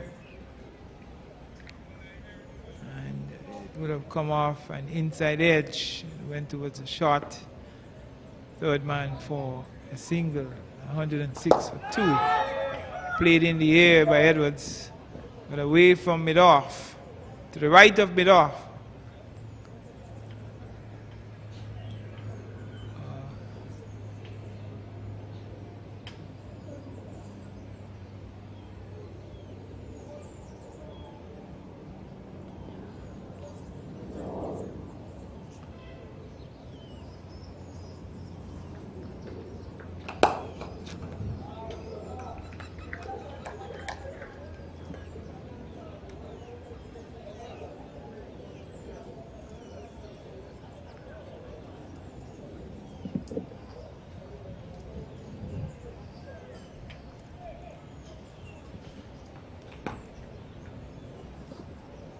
Final delivery outside off stump, left alone by Tilokani.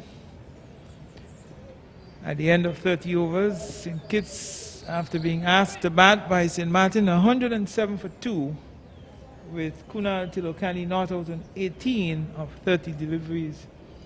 Javid Edwards not out on 4 of 7 deliveries. The bowling for St. Maarten, Amory Hines, 5 overs,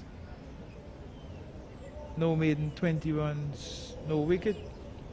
Maarten, 9 overs as the captain. Israel Maarten, 9 overs, 1 maiden, 27 runs, 1 wicket. Vanti Edwards, 2 overs, no maiden, 22 runs, no wicket.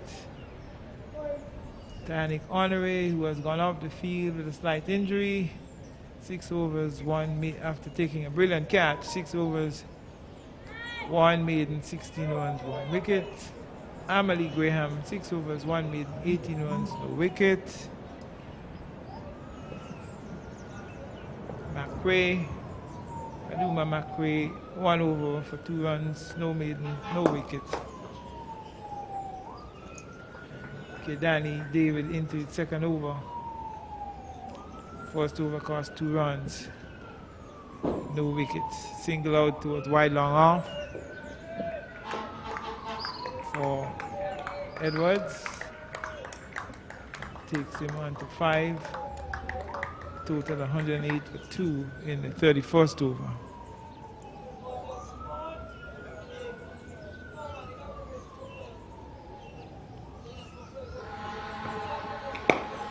This one is played in the air, but it's going to fall safely. It's going to land safely at mid-off position. The fielder on the wide, long-off boundary. Williams comes in to his right to field. One more to Tilokani. He's on to 19. Edwards is backing away and playing through cover. The sweeper on the boundary comes off the boundary to field. And that will take Edwards on to 6, the total 110 for 2 at the halfway stage of over number 31.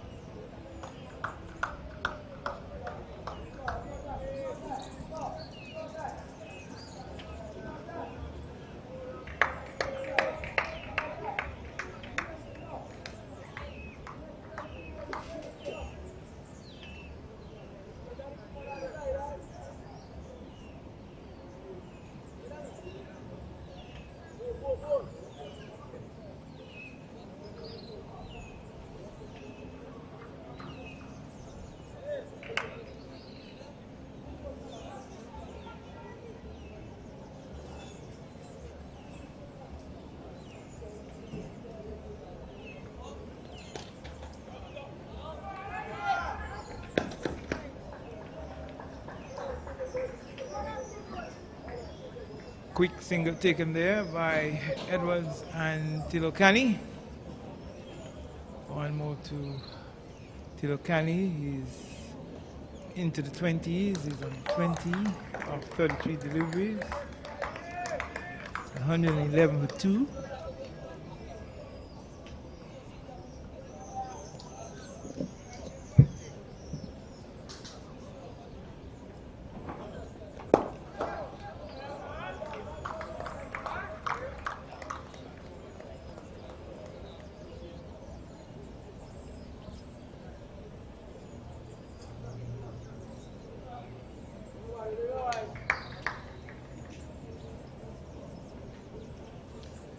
That brings up the end of over number 31. At the end of it, Javid Edwards is on 6.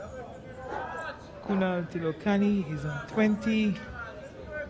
It's 111 for 2. St. Kitts, after being invited to bat first by St. Maarten. St. Maarten winning the toss and inserting St. Kitts here at Warner Park in Bastia. St. Kitts, the Leeward Islands men's under 19 cricket tournament, 50 overs encounters. We are playing Super 50s in this tournament. Nevis is playing Antigua at the Connery Cricket Ground.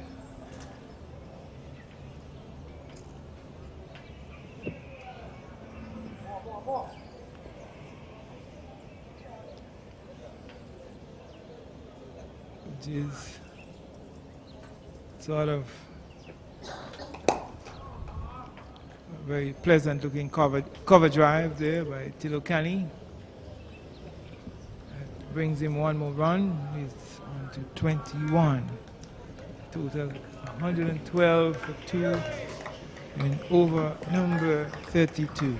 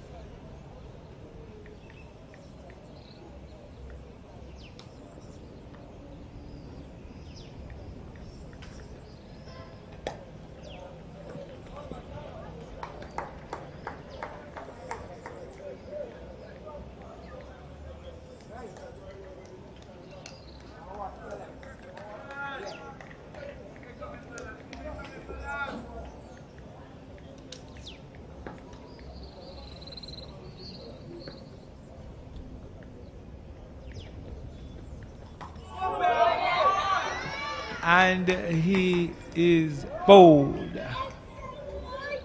So there was Edwards looking to swing through the onside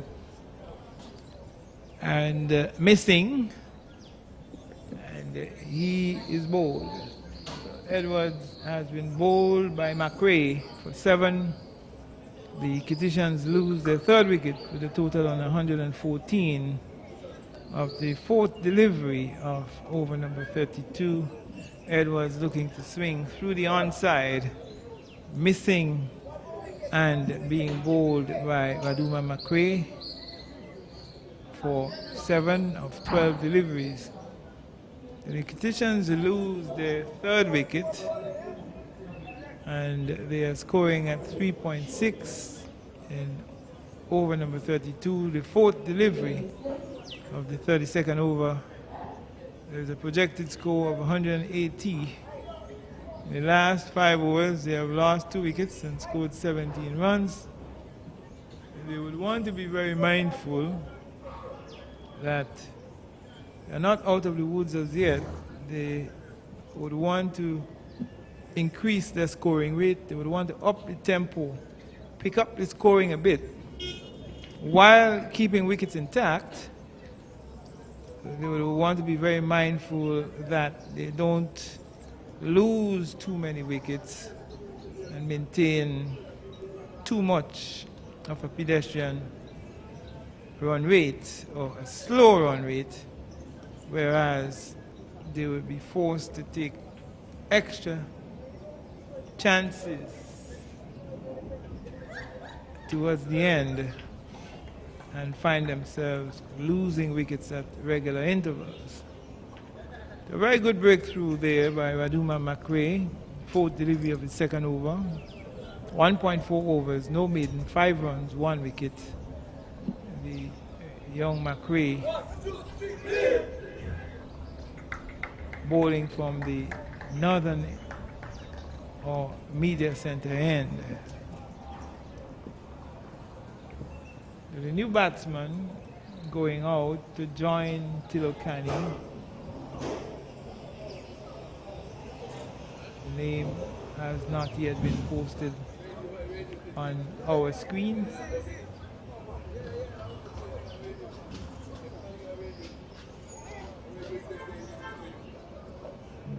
That will come pretty soon.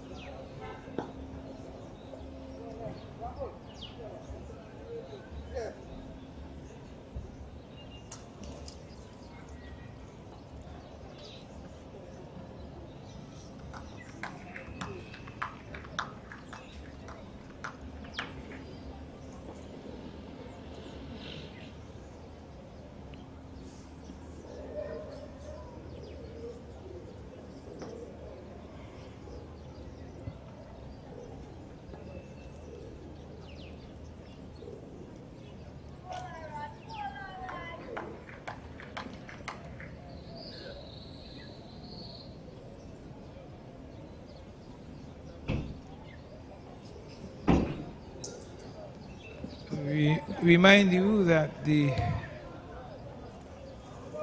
Commonwealth Games began in Trinidad and Tobago yesterday.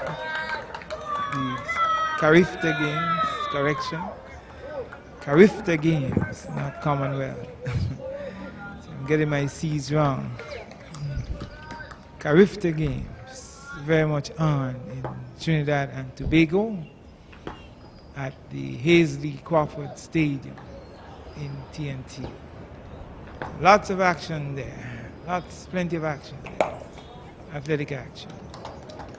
See McRae, left arm orthodox spin with the number 85 on his shirt. He has been switched from the southern to the northern end. He has a bit of a crouch before he begins his run. A very slow run. And he is well outside leg stump and signaled wide by umpire Charlene Maloney. So a wide delivery there by McRae. And not maintaining his line, straying offline. And there is the batsman playing out towards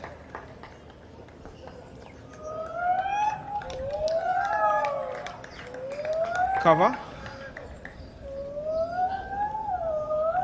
playing to the left of extra cover, sweeper on the boundary. That ends over number 32.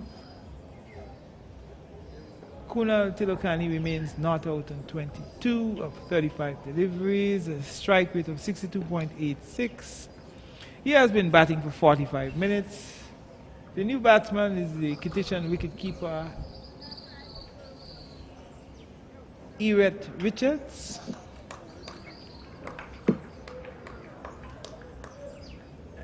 He is the Kittian wicketkeeper batsman. Name is spelled E-I-R-E-T-T-E. So whether the emphasis is on the E or the I, we would stay with the E for now. Eret Williams. Anybody has a correction, they can correct me on 665-9641. WhatsApp me. No problem.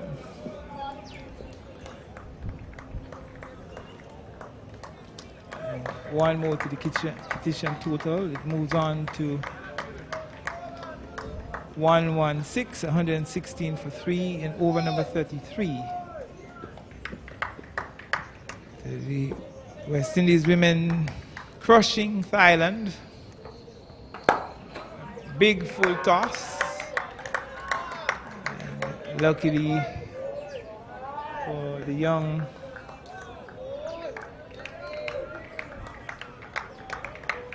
David, it was not put away. Not put away by Richards.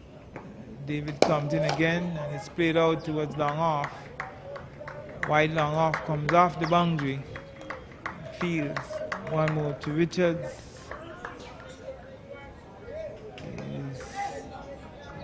Richards is actually off the mark. Total advances to 117 over number 33. Kunal Tilokani coming back on strike on 23. And he is facing the young David. Okay, Danny David. Bowls on his legs and it's played out towards short mid wicket for a single. The West Indies scorecard, Hayley Matthews in very good form. She scored 70 of 29 deliveries with 11 fours and 2 sixes. Wow. The West Indies female captain Hayley Matthews is in prime form here. Literally destroying the Thai bowling. 70 of 29 deliveries with 11 fours and 2 sixes, a very high strike rate of 241.38. A very high proportion of her runs in boundaries.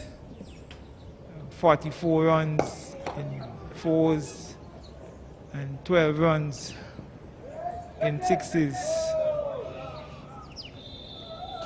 So we are looking at a total of 56 runs in boundaries here for Hayley Matthews out of her 70. Over number 33 has come to an end. St. Kitts batting first here at Warner Park, 120 for 3. The two batters at the crease, Tilokani on 25 and the Kittian wicketkeeper batsman Eret Williams on 2. Now looking at the fall of wickets for St. Kitts, fall of wickets in terms of batsmen Going back into the pavilion, Sachin Saunders, he retired hurt when the score was 46 of the third ball of the 12th over. And the first wicket of a batsman being dismissed fell with a total on 73. That was DeAndre Drew in the 22nd over. And Xavier Henry with the score on 99. It was 99 for 2 when Henry went. Henry scored 34. Drew scored 15. Third wicket going with a score on 114. Just 15-run partnership there for the third wicket.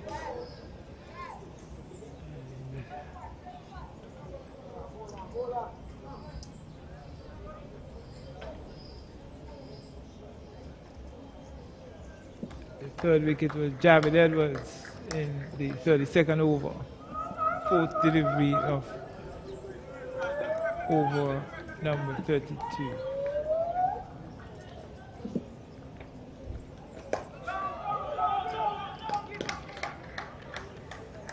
So we are in over number 34. The fourth delivery has just been bowled by Raduma McRae. He's bowling left arm orthodox spin between the umpire and the stumps. And he is dropped. Very good delivery by McRae. Well flighted. There was Tilokani not playing it well, not keeping it down. And McRae is very, very disappointed with himself, very, very annoyed, very upset with himself that he did not hold on to that return catch. That would have been a very good cotton bowl for the young McRae. It was tossed up, well flighted. Tilokani did not keep it down. He was looking to off drive, looking to drive to the offside. And he played it straight back to McRae. McRae diving over it. McRae diving over and the ball going under and not really getting both hands to it as he should have. It was a regulation catch. It should have been taken. McRae mistiming his dive and not getting both hands to it, failing to come up with the catch. So a life for Tilokani. Tilokani having a life on 25 and going on by 1. He got a single off that. And he has moved on. He has pushed on to 26. The total is 121 for 3 after 24 overs. The current run rate is 3.56, a projected score of 178. In the last 5 overs, they have lost 1 wicket and scored 18.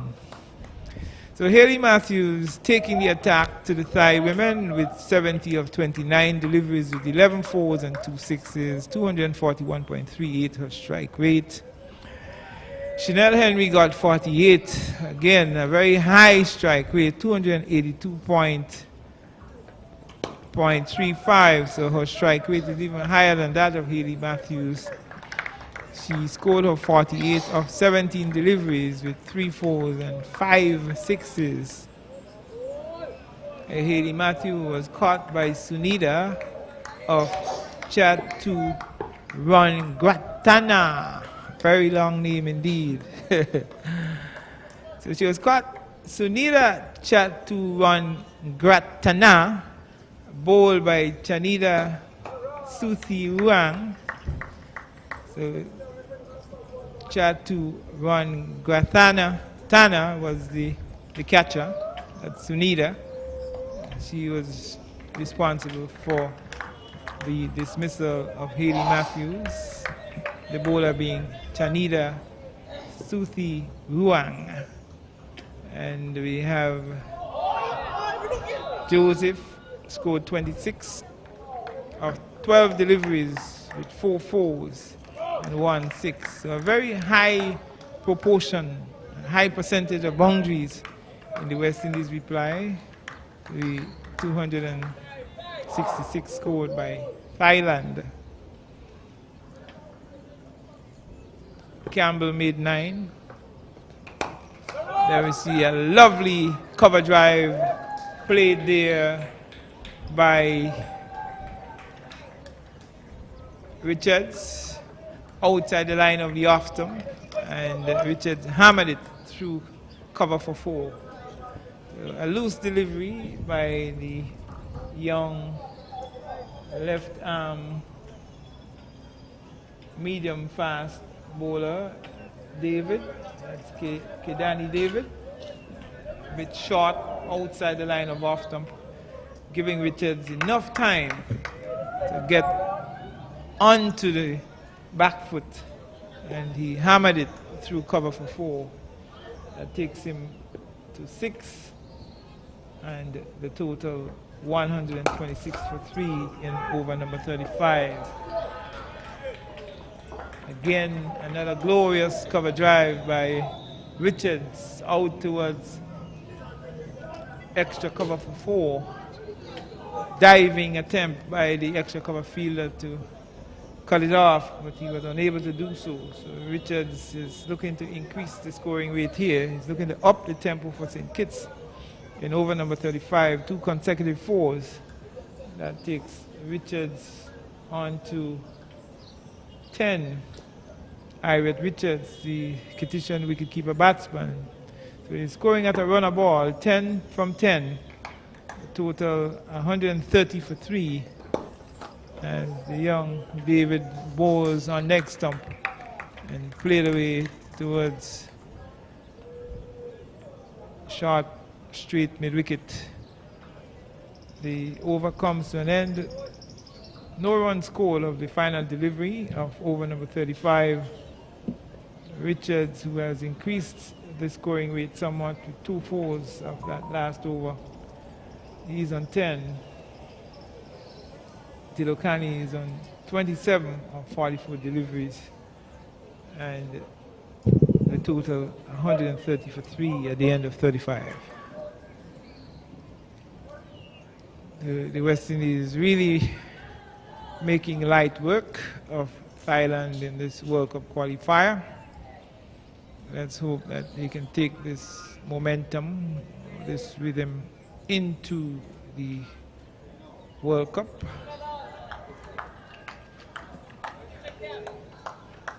Taylor was not out on 7. Aliyah Aline was not out on 5.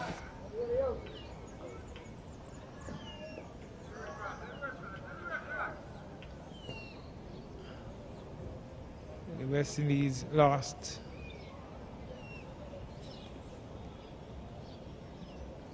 Four wickets in the chase.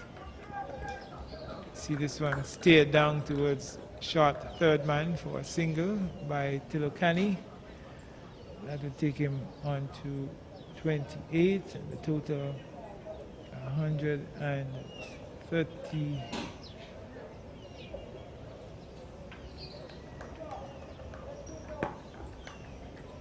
One for 3. We had the 36th over, being bowled by McRae, the left arm. And this one is outside leg stump. It's running very close to the fine leg boundary. It's going to be pulled back just inside the boundary. We will wait to see if any signal is going to come from umpire Maloney, as she stands on one leg now and taps the right leg that's lifted, signaling that it's leg byes. So the batsmen were able to complete 2 leg byes, taking the total on to 133 for 3. St. Kitts in over number 36. Nice looking chop there out towards deep cover. The batsmen complete 2 runs comfortably.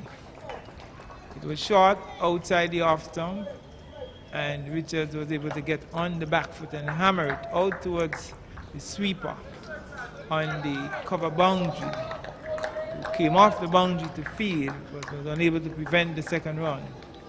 The two Kittian batsmen hustling the first run very quickly and rushing back for the second run. McRae on a good line and good length, forcing Richards to push back down the track on the offside. And McRae diving away to his left to field off his own bowling. McRae with a very unique style. And this one is pulled away out towards deep mid-wicket. The mid-wicket comes off the boundary to field quite comfortably. And there is one run to Richards. Richards advances by 1-2.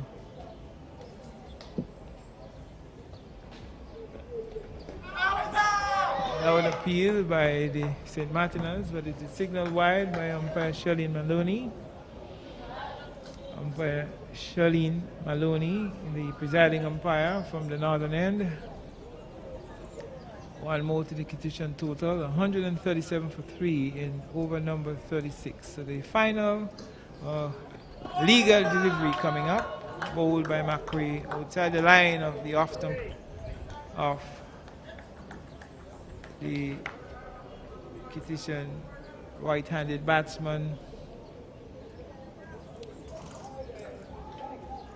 who doesn't score, taken behind by the wicket keeper at the end of 36 overs. St. Kitts being inserted by St. Maarten after St. Maarten won the toss this morning. The game commencing at exactly 10 a.m. Very much on time. Seeing a very timely start to all the games. As soon as it's 7-8 minutes to 10, the bell rings, fielders take the field, and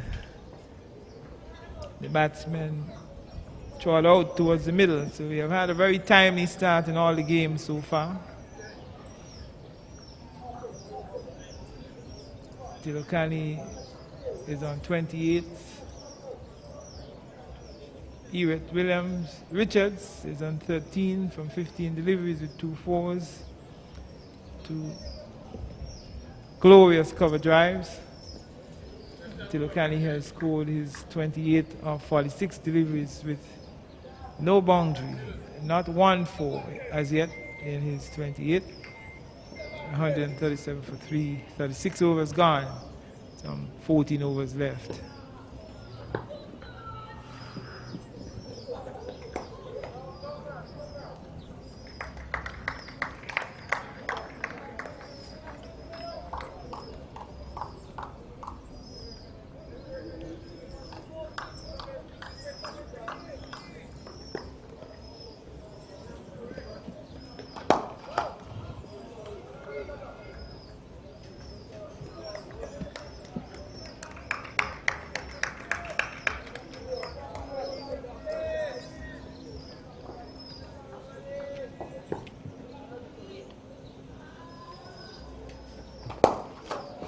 Very pleasant looking on drive. The fielder at wide long on moves to his left to field. One more to Richards. That takes him on to 14. Tilokani on 28 comes on strike. And they go through for another single. And they're exploring the possibility of an overthrow, which is very much on. So again, very untidy cricket by the St. Martiners. Not tidying up the bowler. The throw going straight to the bowler. Not holding it. Not taking the throw cleanly. That's Honoré, who is back on the field.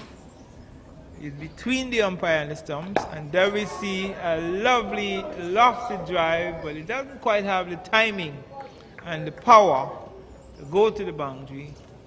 The fielder sweeping on the cover boundary comes off the boundary and fields.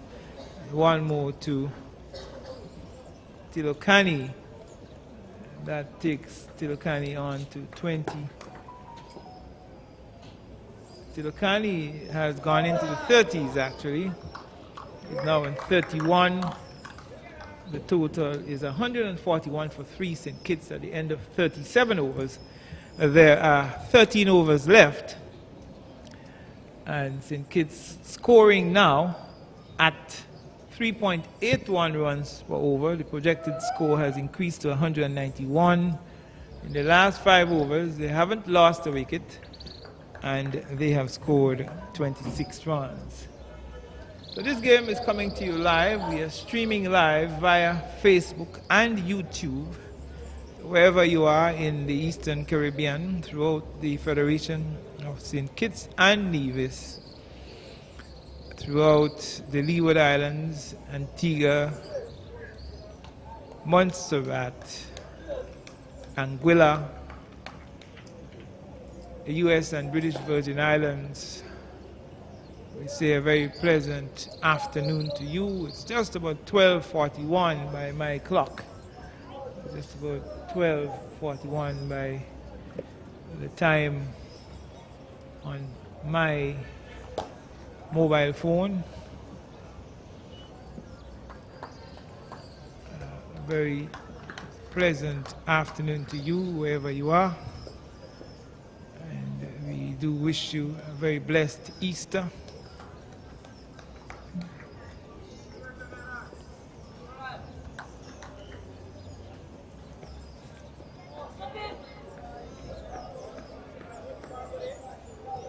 The player of the match was Haley Matthews, no doubt, for her blistering 70, some 11 fours and 2 sixes, some 29 deliveries.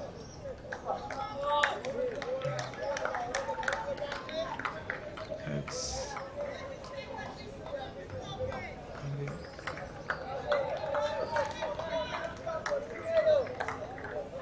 player of the tournament was Catherine Bryce.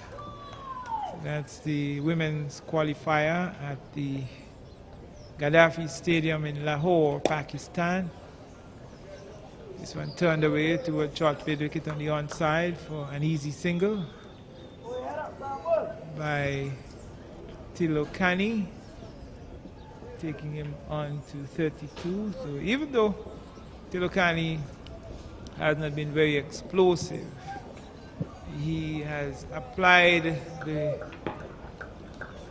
formula of O plus A equals R, that equation that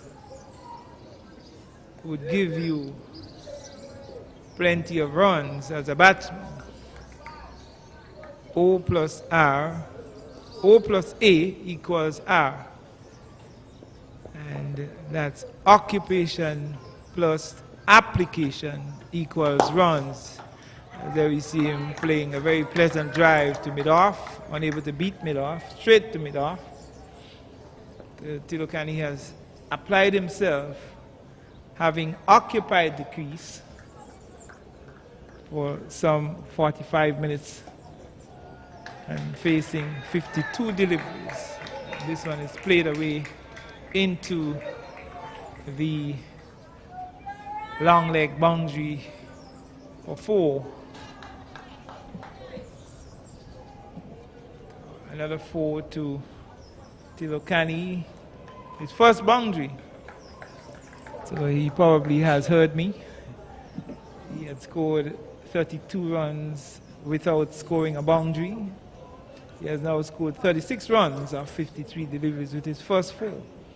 First 4 coming after spending more than 45 minutes at the crease. A healthy strike rate of 67.92.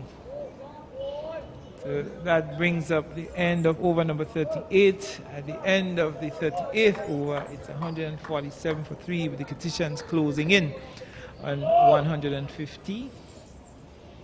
It's men's under 19, 50 overs aside, 60, super 50 tournament, 4-team tournament, Antigua, Nevis, St. Kitts and St. Maarten in that tournament.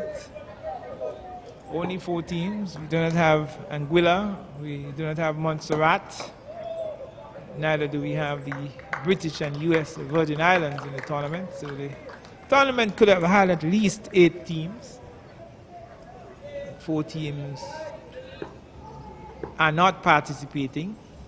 For what reason we do not know. And there he is driving, and he is caught at short extra cover. There was Richards looking to beat extra cover to his right. Did not keep the drive down. It was well tossed up. Well tossed up by the left arm Honoré. That's Tyanick Honoré tossing up to Richards. Richards looking to drive, looking to beat extra cover to his right, unable to do so. And Richards holding out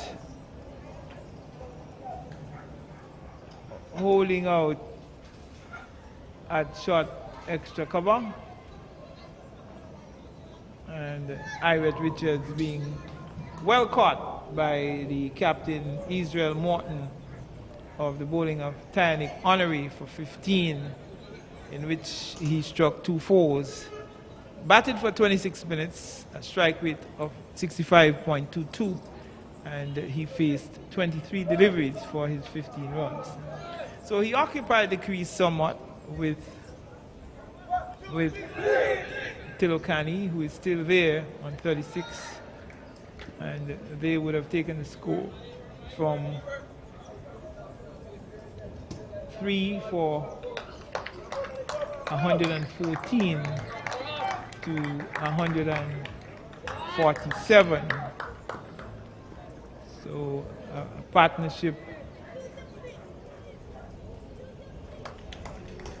of about 33 runs between Richards and Tilokani for the 4th wicket. A good little partnership between them. Of course, the Kittians would have wanted them to carry on a bit more. Richards going in the 39th over, the 3rd delivery of the 38th over, looking to drive and not keeping it down. And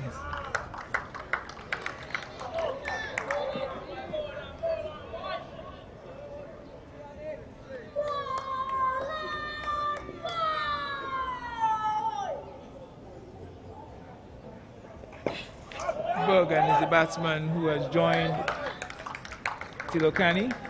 That's Larshawn Bergen. He's yet to score. So far we have 13 extras consisting of 11 wides and 2 leg byes. Over number 39 comes to an end with St. Kitts batting first here at Warner Park, 147 for 4, with the not-out batsman being Kunal Tilokani on 36 of 53 deliveries with 1-4, and having been recently joined by Larshawn Bergen, who is yet to score after the removal of Irett Richards, caught by Israel Morton, the captain of Tyanick Honoré, for 15. Looking at the figures of Honoré, he has bowled 8 overs, 2 maidens, 20 runs, and he is the most successful bowler for St. Maarten thus far. He has picked up 2 wickets. The other wicket takers are Raduma McRae, 5 overs, no maiden, 18 runs, 1 wicket. And the captain Morton has bowled 9 overs, 1 maiden, 27 runs, 1 wicket. It's very interesting that Israel Morton is carrying the surname of the former Nevis, the Leeward Islands and West Indies player. And this one is hooked away. Is he going to be caught? No, he doesn't take the catch. The fielder on the deep backward square boundary came off the boundary and seemingly had it under control. He seemed to have had it covered, seemed to have gotten under it, but unable to pull off the catch. It went through the hands and across the ropes for 4. It's a good pull stroke there by the right-handed Tilokani, bringing him 4 more runs, his second 4, and he has pushed on to 40. He's now into the 40s, and the petition total 154, 152 for 4 at the end of 39 overs. The 40th over coming up, and it will be bowled by the opening bowler. The opening bowler Hines coming back into the attack for St. Maarten. Hines so far has bowled 5 overs. That's 50% of his full quota. No bowler can bowl more than 10 overs in a 50-over encounter. Amery Hines is back now for his second spell, so he will be into his 6th over. He has already bowled 5 overs, no maiden, 25 runs and no success. He has an economy rate of exactly 5, so he's bowling wide of the crease, and this one is hit hard and high. Is he going to be caught on the boundary? Yes, he is. So the catch is taken. There isn't much celebration there, so seemingly I missed something. It still is 153 for 4. So apparently it would have been a free hit. Check that. Yes, it was a free hit. It was a no ball to start the over, and there we see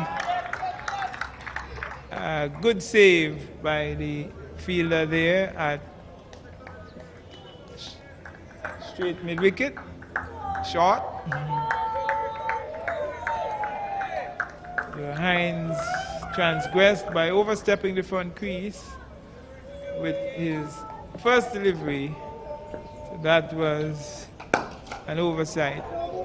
And a lovely cover drive out towards deep cover into the boundary for 4. A lovely stroke, pitched up outside the line of off stump.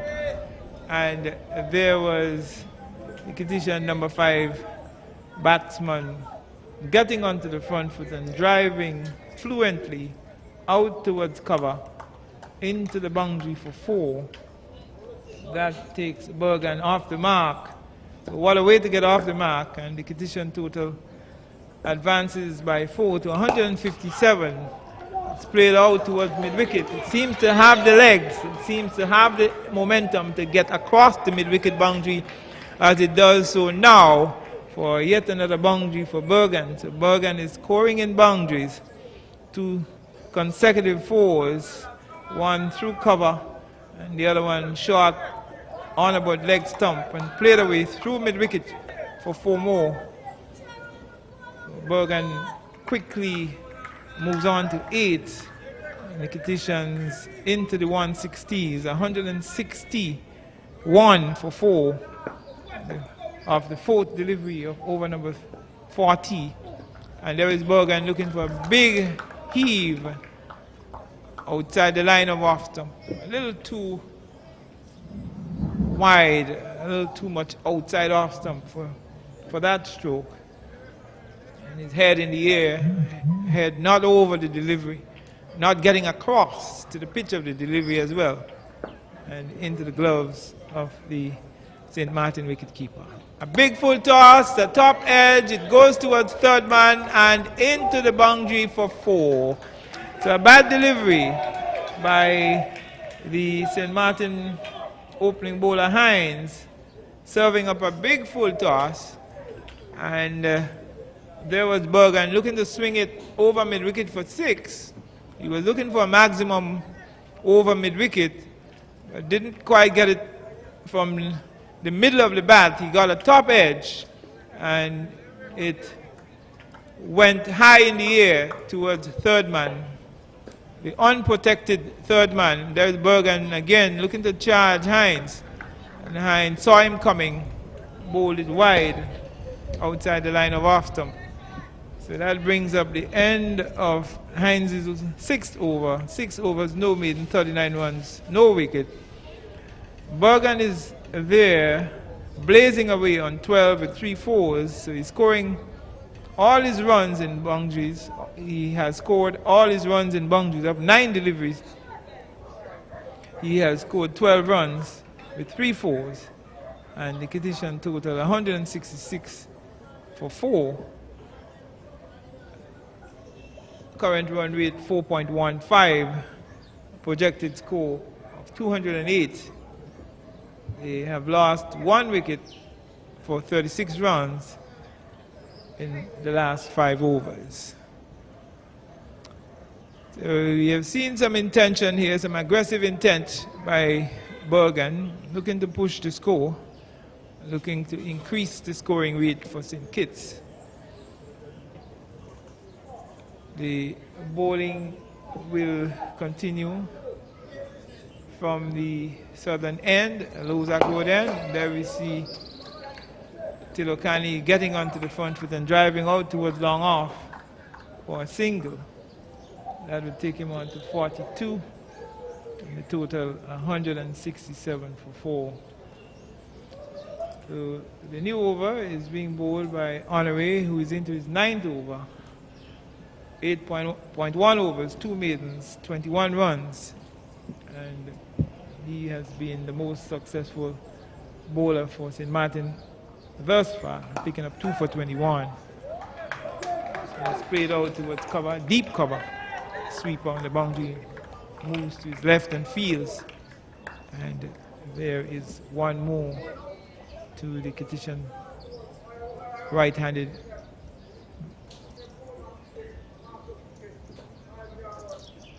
And he's bowled.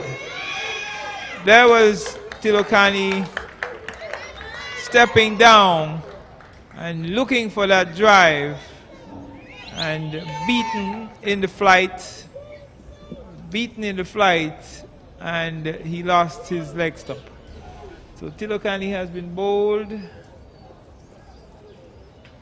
by Honoré. Honoré continues to taunt and haunt and pick up wickets here for St. Maarten. His 3rd wicket, 8.3 overs, 2 maidens, 22 runs, 3 wickets for Titanic Honoré. And he also played a role, he also played a part in the dismissal of Xavier Henry when he pulled off a brilliant catch, running from short extra cover towards a mid-off position and picking up a splendid catch of the bowling of Israel Morton to bring about the dismissal of Xavier Henry for 34. So, Tilokani goes for 42 of 57 deliveries with 2 fours.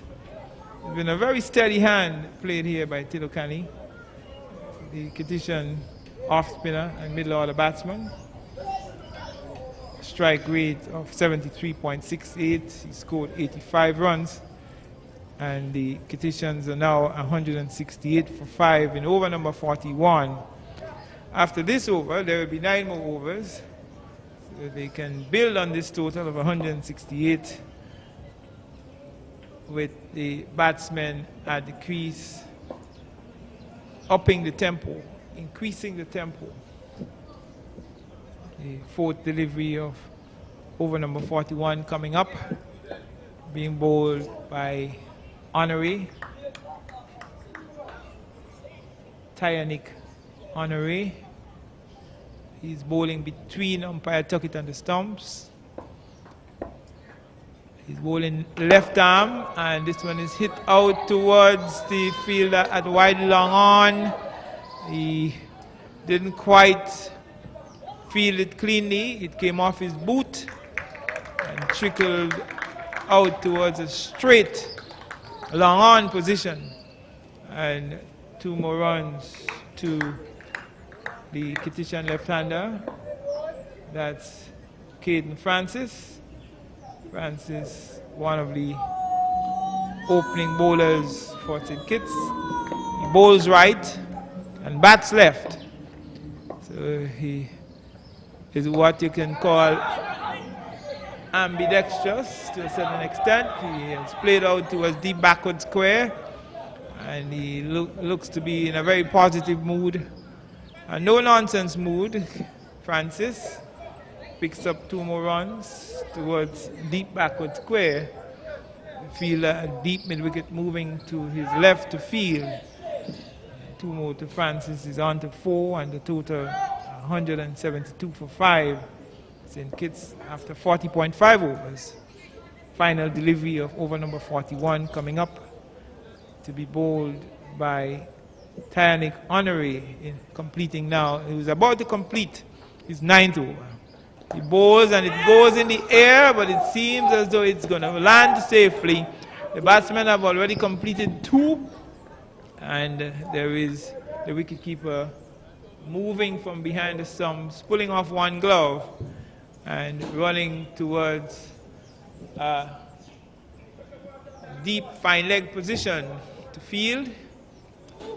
Fine leg a bit squarish and restricting the batsman to 2 runs. So 2 more to Caden Francis. He moves on to 6 at the end of over number 41 with his partner LaShawn Bergen on 13, 3 fours of 10 deliveries, the total advancing to 174 for 5 St. Kitts.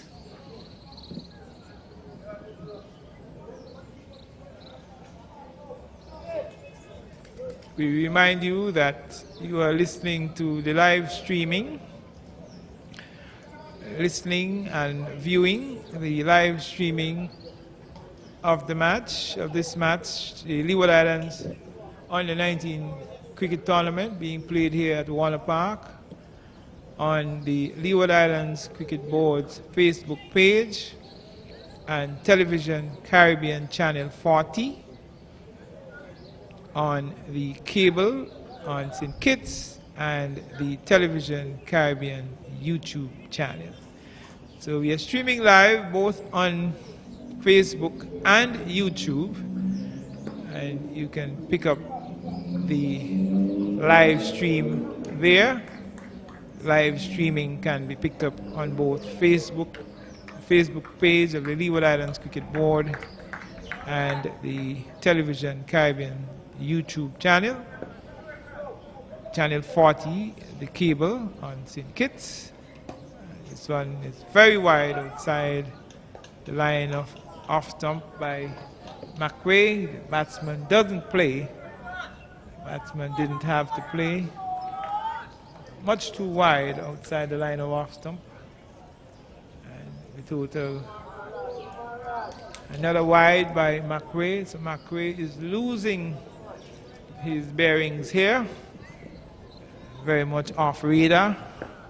You would want to correct that. You would want to improve that and force the batsman to play. He's a little bit closer to the batsman who lays back and plays it out towards deep cover, sweeping on the boundary. He comes off the boundary and fields. And 1 more to Bergen. He goes on to 14. The total advances to 177 for 5. To all those of you who are listening / viewing, wherever you are, throughout St. Kitts and Nevis, Antigua, Montserrat, Anguilla, the British and U.S. Virgin Islands, or wherever you may be throughout the Caribbean or in the world, because with live streaming can be picked up just about anywhere once you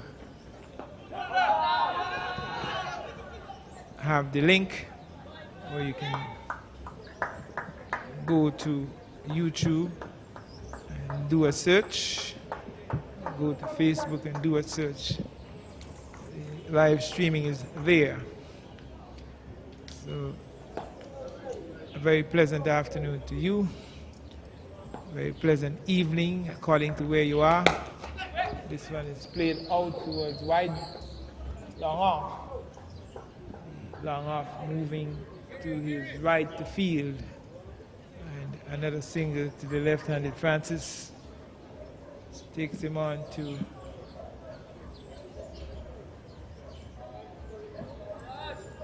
seven. Bergen on 14 comes on strike and he beats the diving figure at point. One more to Bergen. He's on to 15. Total 179. That's David at point, diving away to his right. That's the left arm medium fast. Kedani David diving away to his right, unable to field. McRae, fifth delivery of his sixth over. He's bowling left arm orthodox spin. He has switched his line of attack from around to over the wicket. He doesn't bowl. A dead ball is signaled by umpire Maloney. That's Shalene Maloney. McRae goes in over the wicket and he beats Bergen. Francis outside the line of off stump. Francis there looking to play through the offside, delivery holding its own and going past the flashing blade into the gloves of the St. Maarten wicketkeeper. There is Francis laying back and playing to backward point for a single. A bit of sloppy cricket again by St. Maarten results in an extra run. So that results in an overthrow, giving the Kititians an extra run where it really and truly should have been one run. The bowler himself receiving the throw from mid-wicket and not cleaning up, not tidying up, not holding it cleanly. And as he bubbled, fumbled a bit, the Kititian batsmen saw the opportunity for a second run, and they went through for that second run quite easily. At the end of 42 overs, it's 181 for 5. LaShawn Bergen not out on 15, and Caden Francis, his partner, not out on 9. Bergen has scored his 15 of 12 deliveries with 3 fours. Francis has faced 7 deliveries. He's yet to hit a 4. And he has scored 9. You have a total of 17 extras with 13 wides, 2 no balls, and 2 leg byes.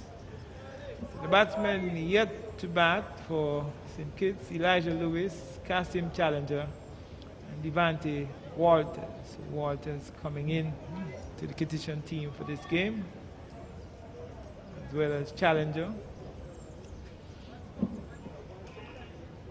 And we also have Sachin Saunders in the pavilion, who retired hurt on 27. In over number 12, Saunders can still come back out if he would have recovered from the injury and is fit and ready to go again. He was batting well until he had a pull muscle, the right thigh, back of the thigh. He really screamed out in pain.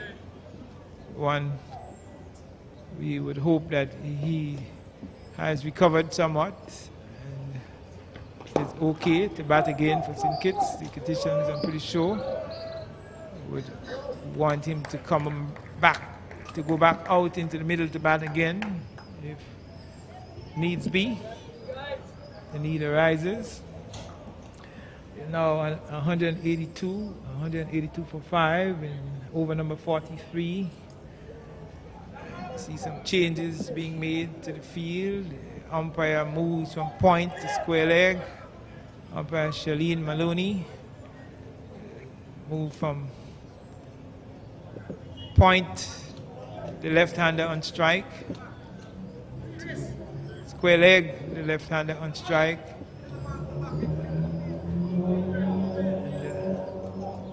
Bowler who is operating from the southern or Lozak Road end is Graham, Amelie Graham. He's into his 7th over.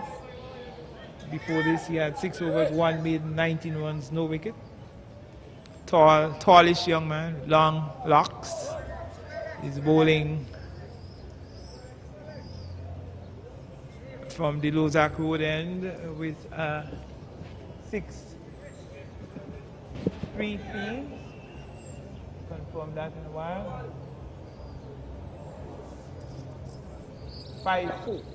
5-4 field. So there are 4 players, 4 fielders on the onside and 5 on the off. Long off, wide, cover, sweeping. And there we see a heave. Is he going to be caught on the boundary? No, it clears the head of the fielder on the deep mid-wicket boundary for 6. So a very good hit there by the left-handed Caden Francis. That takes Francis on to 15. Total goes on to 188 for 5. Francis with his first 6 is yet to strike a 4. Big heave over mid-wicket, over the boundary for a maximum there by Caden Francis in over number 43. And that is just what the doctor ordered at that time, at that stage. The Kittitians would want to increase their scoring rate. Played out towards forward square leg by Bergen for a very easy single. That would take him on to 17 or 14 deliveries with 3 fours.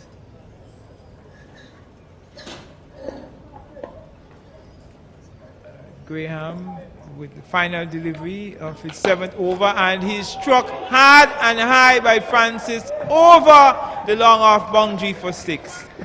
A very, very impressive and quite enterprising lofted off drive over long off for 6 by Francis. That takes him on to 22 with 2 sixes. His partner Larsen Bergen compliments him on a wonderful stroke. Is on 17. The Kittitian total at the end of 43 overs, 196 for 5. So should Francis continue to bat like that and supported by Bergen, the Kittitians will be looking to get as many runs as they can in the last 7 overs. If we are to look at the projection, they are scoring at 4.56. In the last 5 overs, they have lost 2 wickets and scored 49 runs. The projected score at this stage is 228. So should they continue scoring at 4.56, they would get a projected score of 228. Of course, provided there aren't too many sundries or extra runs gifted to them by St. Maarten. So the Kititians well on course and poised to score a big score, a good total, a good challenging total for St. Maarten. St. Maarten have not been playing too well in this tournament. They finished at the bottom of the 4-team table. Have lost all their games so far. And it was very interesting to see them winning the toss and inviting St. Kitts to bat first. Again, a bit of sloppy cricket by the bowler. Played straight back to him. No power, really. And for some reason, he failed to field cleanly off his own bowling. And that allowed the Kittitian batsman to complete an easy single. So that takes the total onto 197 for 5, with Bergen on 18 and the left-handed Francis on 22 on strike, and he plays a lovely looking back cut out towards cover point, out towards square cover on the offside. That takes Francis on to 23. He advances by 1 to 23. The Kittitians closing in on the double century. They're closing in on 200. And this one is lofted out towards the fielder on the deep cover boundary. Played in the air by Bergen, but it dropped well inside of the boundary. And one more to Bergen. That takes him on to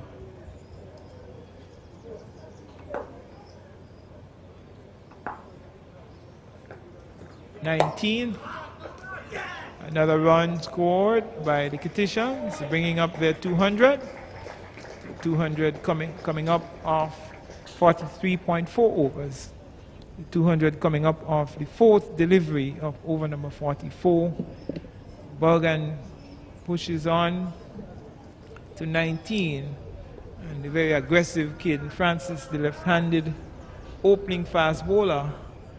A very unique run-up and quite peculiar approach to the crease when bowling. He's doing duties now with the bat for St. Kitts and has been doing so very well. He has scored 24 from 13 deliveries with 2 sixes, 2 huge sixes. Wonderful lofted off drive over long off for 6 in the previous over of the bowling of Graham, Amali Graham. There we see Francis hitting out towards long off and picking up yet another single. Take him on to 25, and the total 202 for 5 after 44 overs. Current run rate 4.59, projected score increased to 230. In the last 5 overs, they have been scoring at exactly 11 runs per over. They have scored 55 and lost 1 wicket.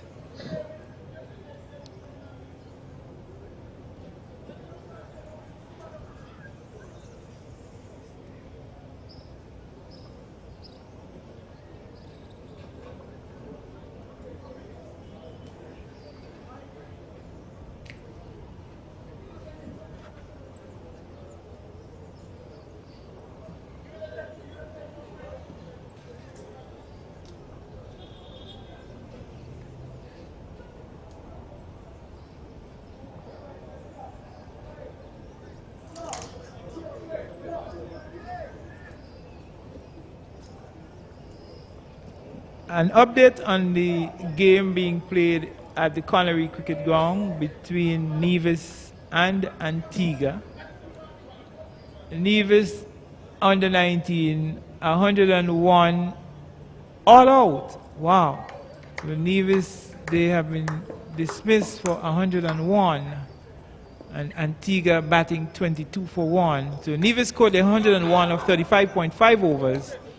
And Antigua and Barbuda on the men's under 19 chasing 102 for victory from 50 overs, they're 22 for 1 or 4.4 overs.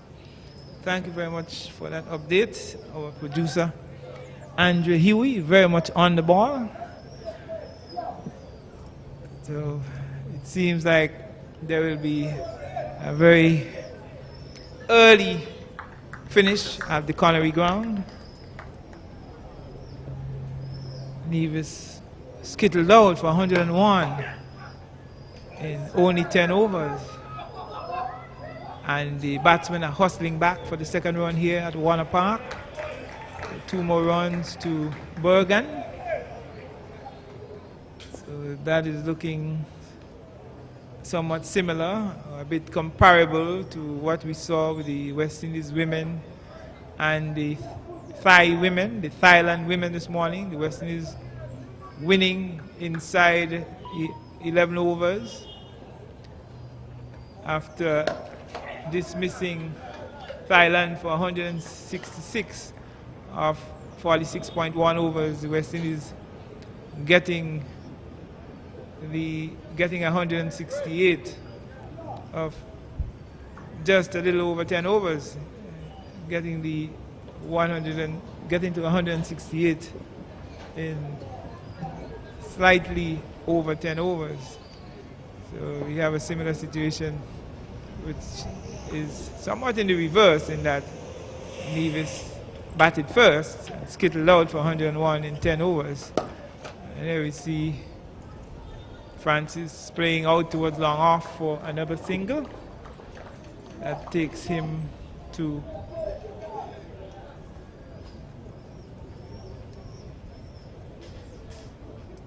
.27. Francis has now surpassed Larson Bergen. He has scored his 27 runs of 16 deliveries with 2 sixes. Bergen is 23 of 19 deliveries, 3 fours. And this one is tickled away, fine. Batsmen should complete at least 3 here as they explore the possibility of the third run. A good run there by the fielder at backward square, covering some good grounds and ensuring that he restricted the Kittichen batsman to only 2 runs. The Kittichen score moves on to 209 in over number 45, 209 for 5, with Francis on 27 and Bergen on 25. Bergen on strike, and he's playing out towards short extra cover, and they complete a single quite easily. Bergen moves on to 26. Francis on strike. Francis is on 27, and it's 210 for 5 at the end of 45. Current run rate 4.67. Projected score 234. In the last 5 overs, they have done pretty well. 44 runs and 1 wicket.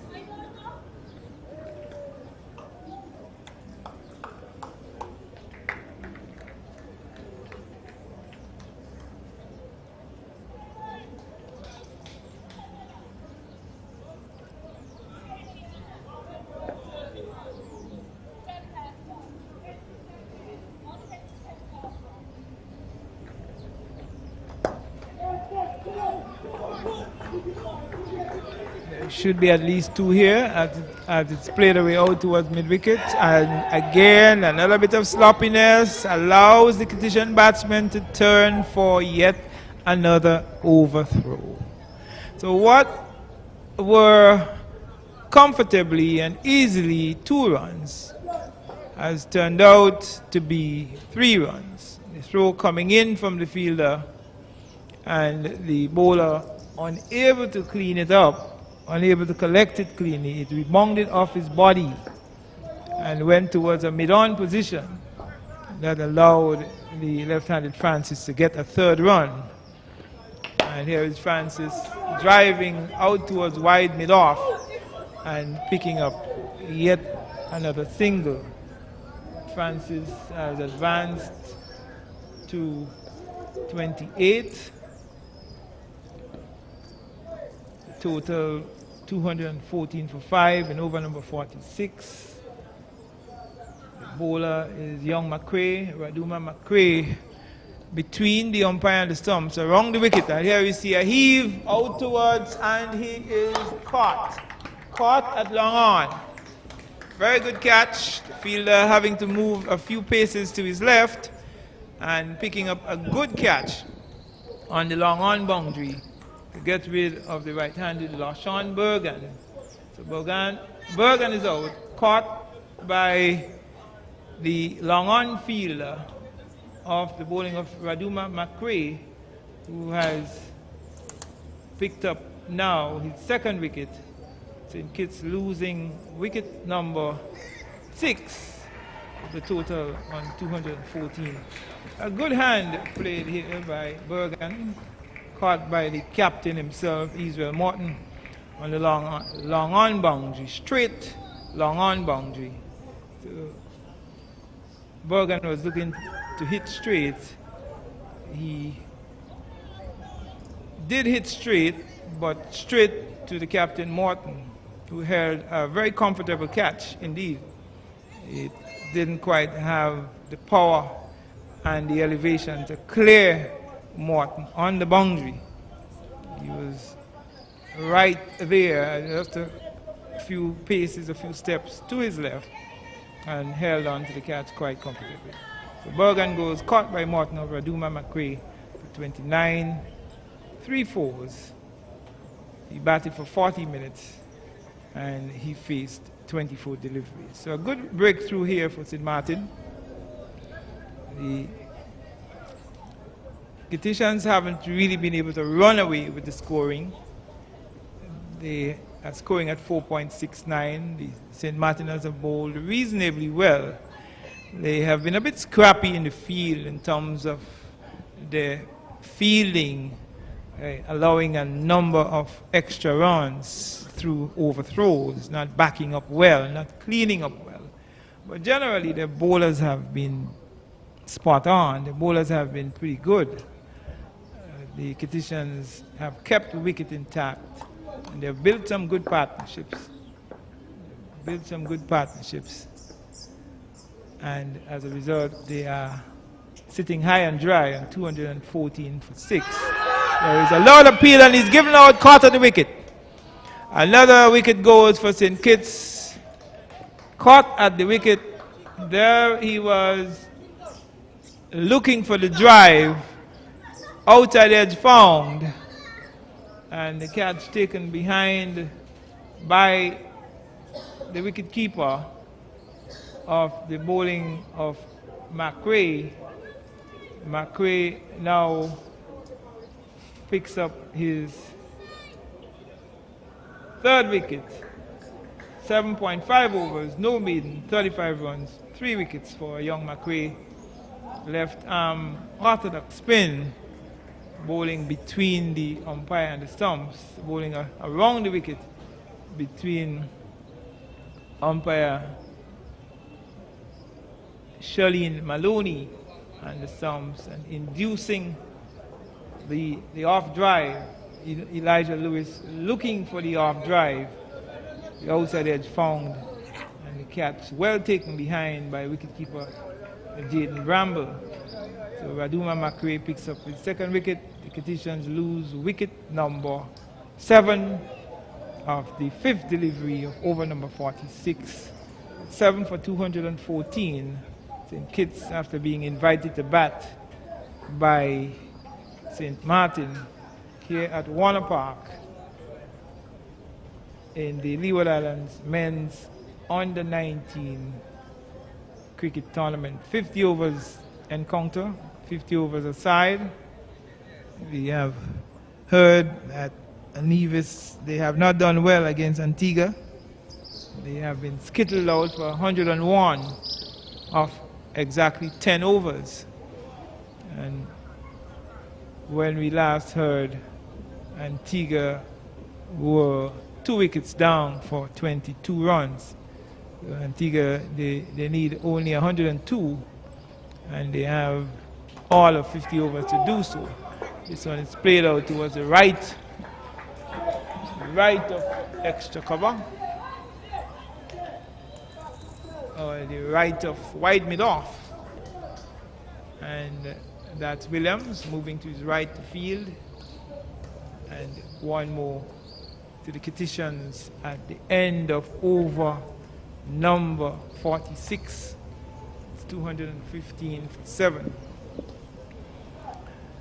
To look at the bowling figures of the St. Maarten bowlers. 2 bowlers have bowled 9 overs so far. That's Israel Morton, the captain. 9 overs, 1 maiden, 27 runs, 1 wicket. Left arm orthodox spinner. Tyanic Honore, who pulled off a brilliant catch to get rid of Xavier Henry. He has bowled 9 overs, 2 maidens, 28 runs, and he has picked up 3 wickets. So Honore and McRae, all the ways, Honore and McRae have picked up 3 wickets each. McRae has bowled 8 overs, no maiden, 36 runs. He has picked up 3 wickets. Hines, the opening bowler, has bowled 6 overs.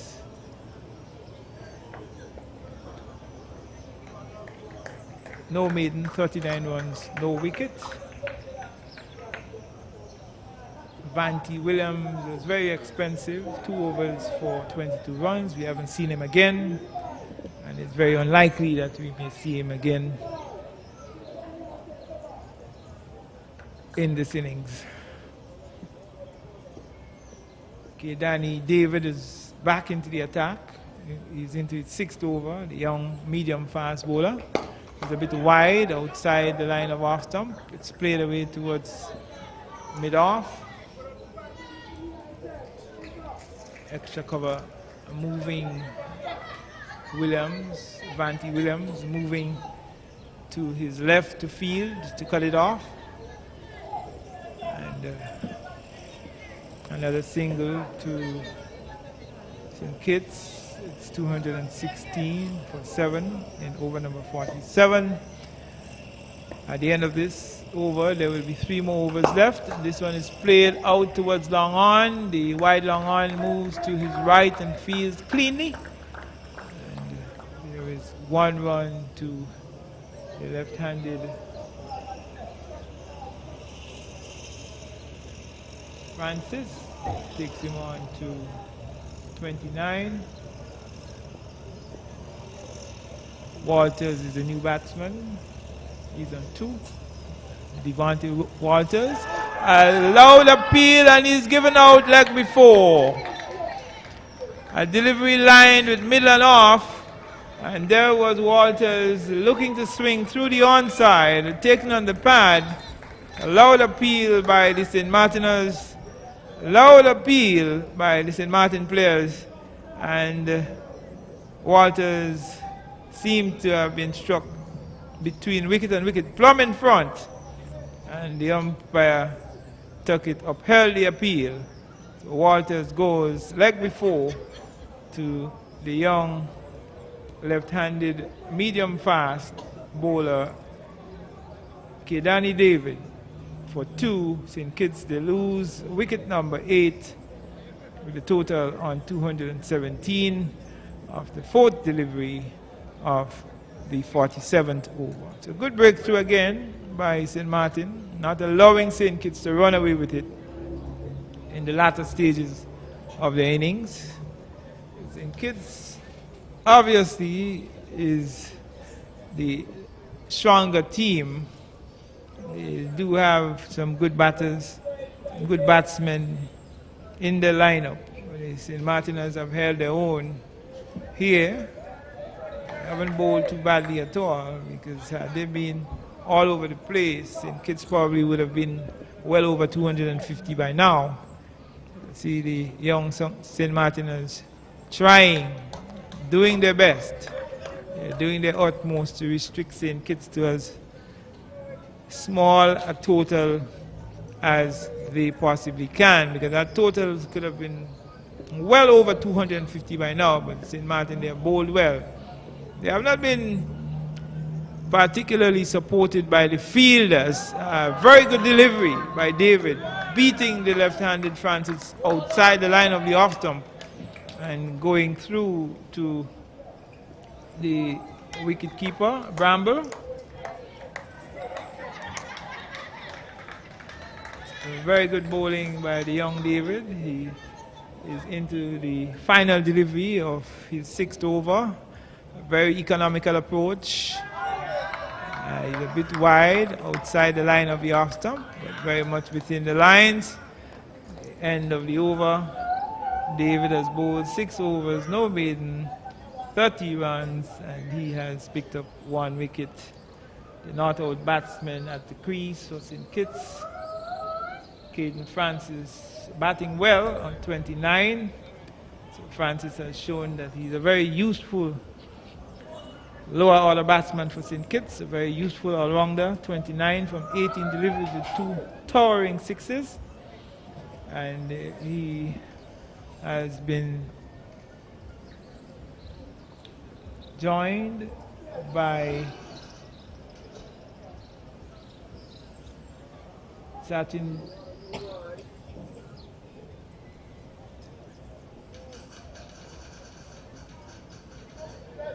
the name of the new batsman has not been posted yet. It's going to come up pretty soon.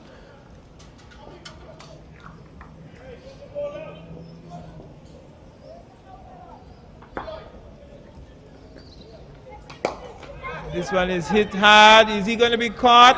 Yes, he is. Another good diving catch by the fielder on the deep mid-wicket boundary. Just coming off the boundary and diving forward and picking up a good catch to get rid of Francis for 29. The total 217 now for 9 at the end of 47 overs. But Francis going well caught on the deep mid-wicket boundary for 29 of 18 deliveries. He did not strike a 4, he did not hit any 4, but he struck 2 mighty sixes, 2 towering sixes, and he goes caught by Hines of the bowling of McRae. McRae now picking up his 2nd wicket.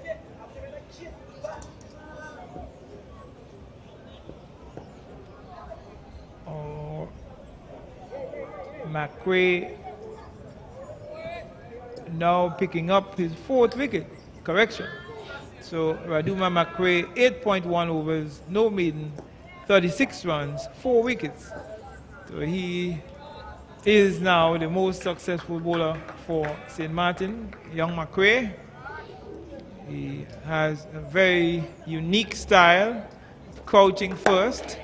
He bowls a short, wide delivery outside the line of off stump and played away towards cover, and the Kittitians again being gifted yet another overthrow. So what should have been 2 runs have turned out to be 3. 3 runs to the left-hander.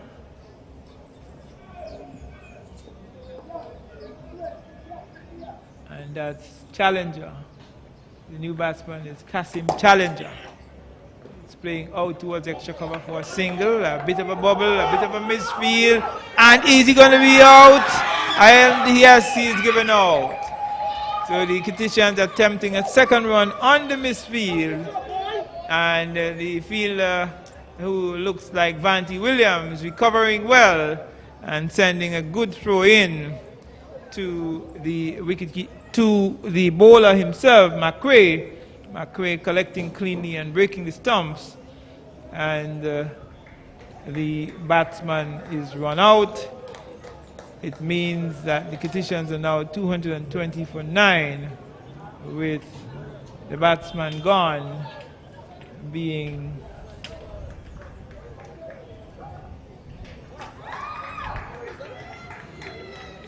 the Challenger is not out on 3, and the batsman run out would be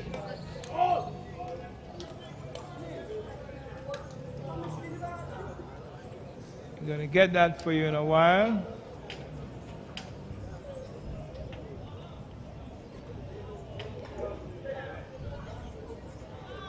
That's Challenger. Challenger was run out by a very good throw from Vanty Williams to the wicket keeper Bramble.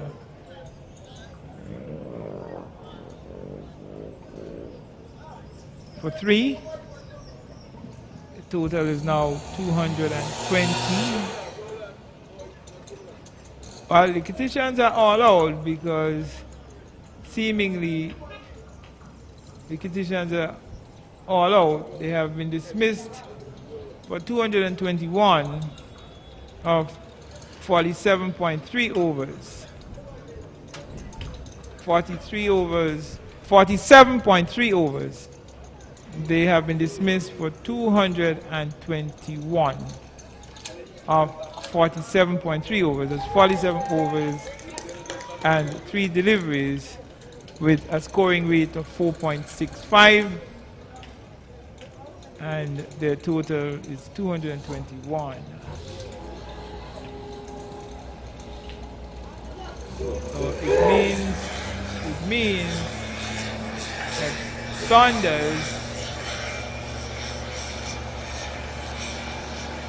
Saunders was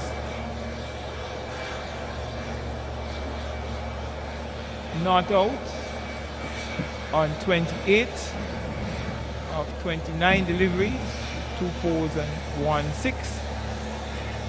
To go through the scorecard of St. Kitts, Xavier Henry caught Tannic Honoré of Israel Martin for 34, 90 deliveries, 2 fours.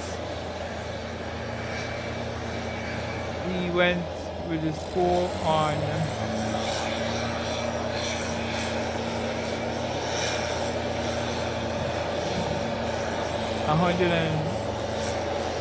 the score on 99. The first wicket to go was that of Drew, DeAndre Drew, with a score on 73. So 73 for 1. Sachin Saunders had retired hurt with a total on 46. We had DeAndre Drew caught Tannic Honoré for 15 of 27 deliveries with 2 fours. Kunal Tilokani bowled by Tannic Honoré for 42 of 57 deliveries with 2 fours. Javid Edwards bowled by Waduma McRae for 12 deliveries, 19 minutes. Ewett Richards caught Israel Martin, the captain, bowled by Tannic Honoré for 15, 2 fours, 23 deliveries, 26 minutes. Larson Bergen caught Israel Martin, bowled by Waduma McRae for 29, 24 deliveries, 3 fours, 40 minutes. Caden Francis caught Amory Hines, bowled by Waduma McRae for 29, 19 deliveries, 2 fours, 40 minutes. Elijah Lewis caught by Caden Bramble, the keeper of Waduma McRae, no score. And Devante Walters, leg before Kedima David. Danny David for 2. And Kasim Challenger, he was run out for 3. There were 17 extras, 17 extras, 13 wides, 2 no balls, and 2 leg byes. So the fall of wickets we had 46 for 1 with Sachin Saunders retiring hurt, 11.3 overs.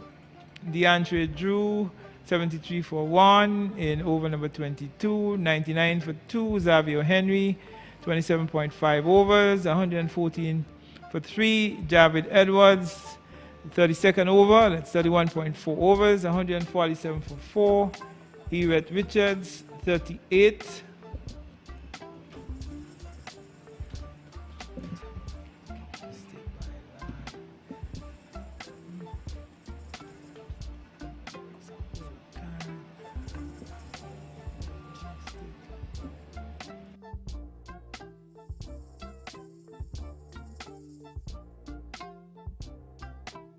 Amery Hines, 6 overs, no maiden, 39 runs, no wicket. Israel Maarten, the captain, 9 overs, 1 maiden, 27 runs, 1 wicket. Vanty Williams, 2 overs for 22 runs, no wicket. Tanik Honoré, 9 overs, 2 maiden, 28 runs, 3 wickets. Amelie Graham, 7 overs, 1 maiden, 33 runs, no wicket. Radima McQuay, 8.3 overs, 40 runs, 4 wickets, the most successful bowler for St. Maarten. And Danny David, 6 overs, no maiden, 30 runs, 1 wicket.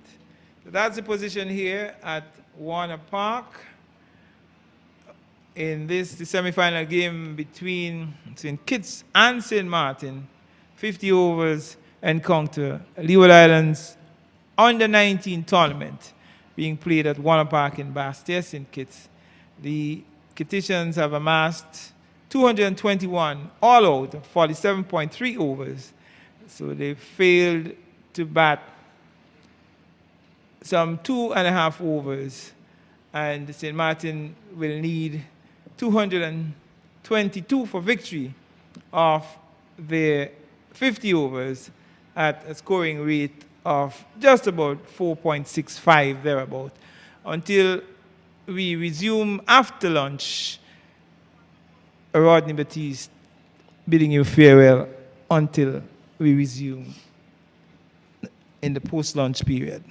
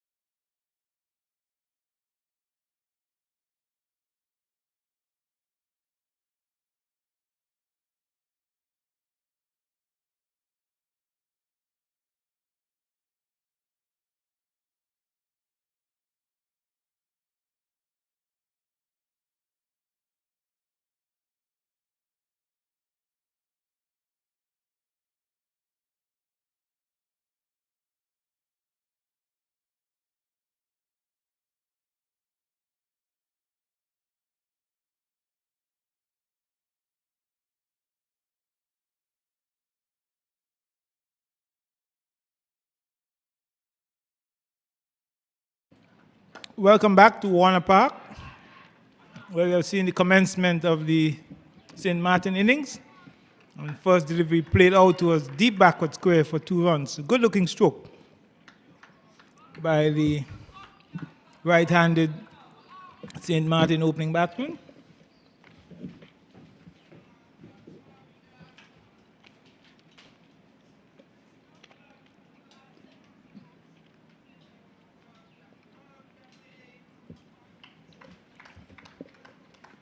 The openers for St. Maarten, Devanand Singh, he's on 2.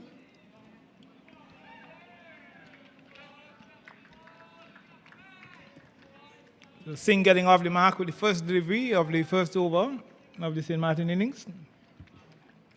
Nicely played out towards deep backward square. Second delivery by Francis wide outside the line of the off stump. The other batsman is Krish Sidwa.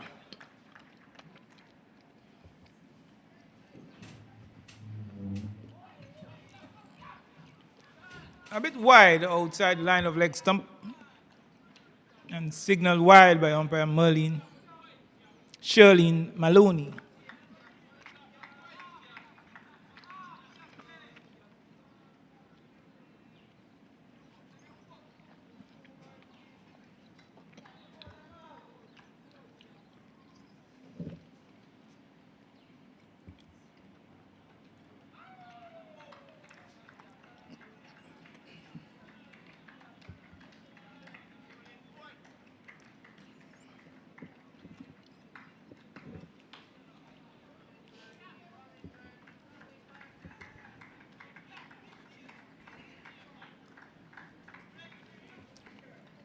Francis much too wide with the third delivery of his first over.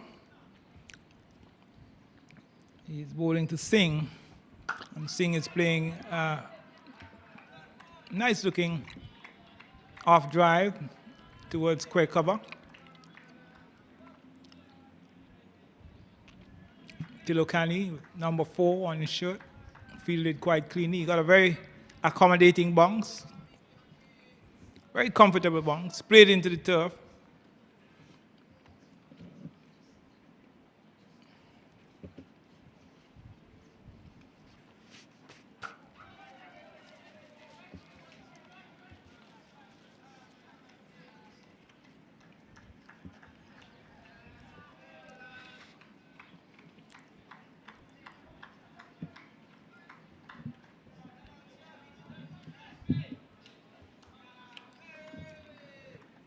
Very good delivery there by Francis. Short, lifting, sharp delivery. Hustling Singh onto the defensive stroke. Straight and wide. Outside the line of the off stump, taken behind by Richards. And that's the end of over number 1. St. Maarten 3 with a loss. Searching for 222 for victory.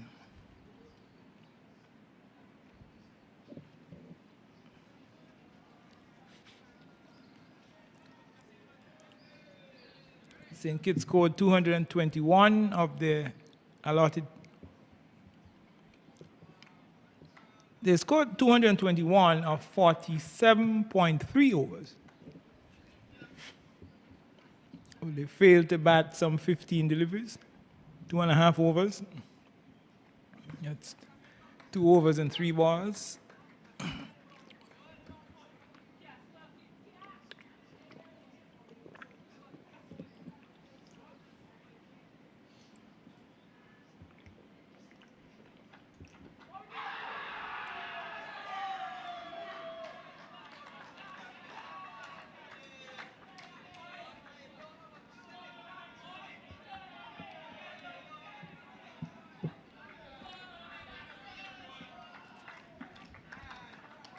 A very loud shout for leg before by the Kittitians.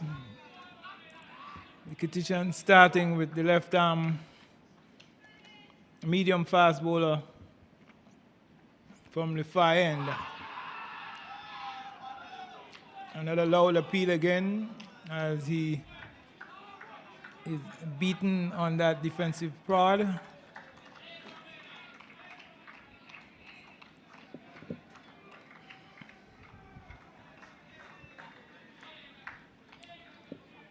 So Sidwa not looking too comfortable against the left arm swing bowling of Kasim Challenger, who is bowling from the southern end, or the Lozak Road end.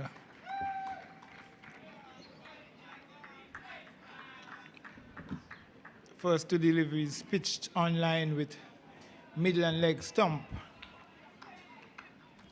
Third delivery pitched somewhat on off stump, slightly outside off. And Sidwa looking to drive.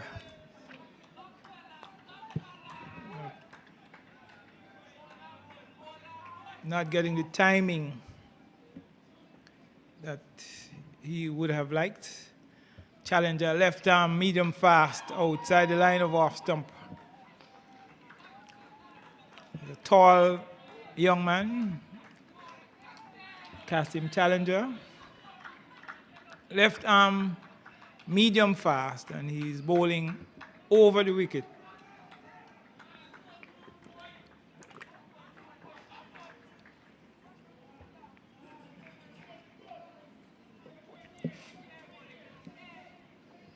He has a 6-3 field. He's again outside the line of off stump.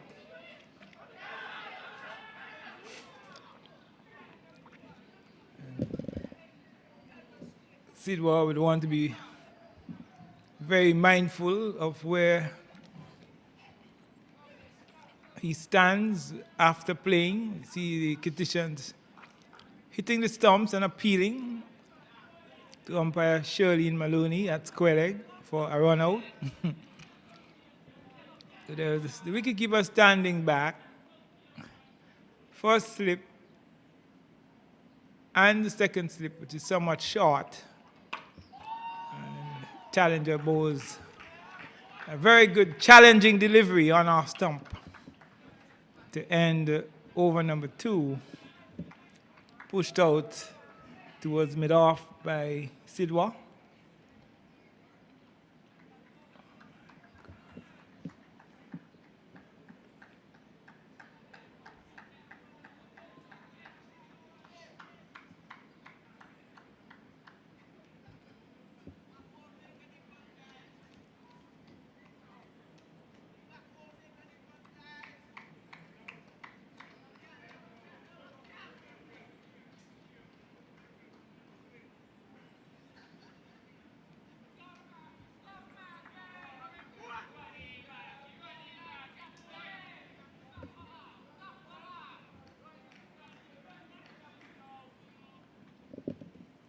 At the end of 2 overs, it's 3 with a loss in Maarten.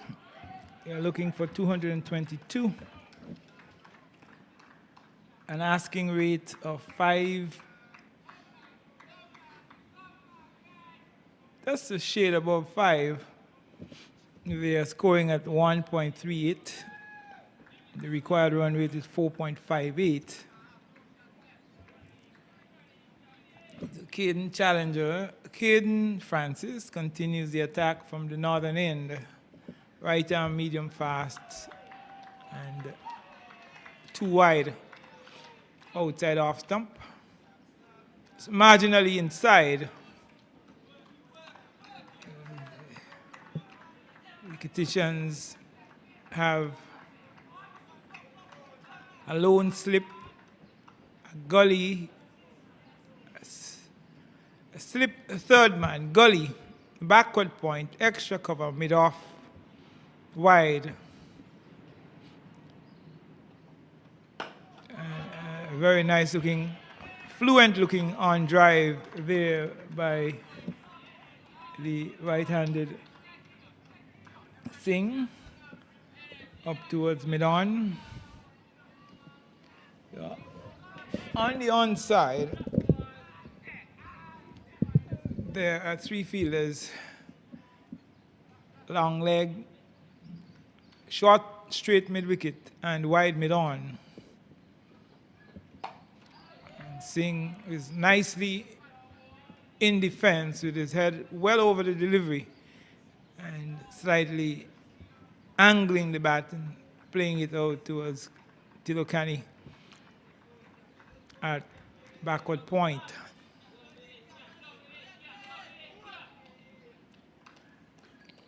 There's a slip, a third man right out onto the boundary.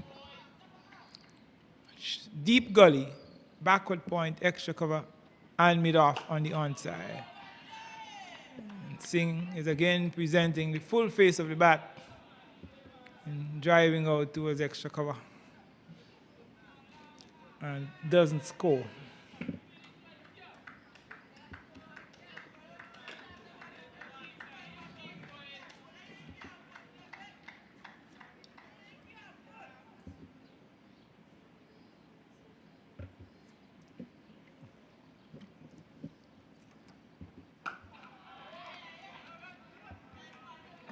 Francis maintains a very good line and length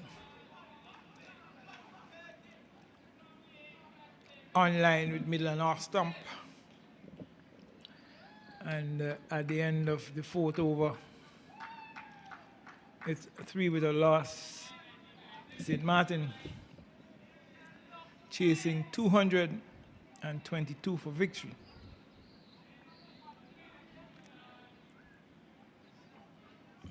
At the end of over number 3, actually. 3 overs completed. Francis has bowled 2.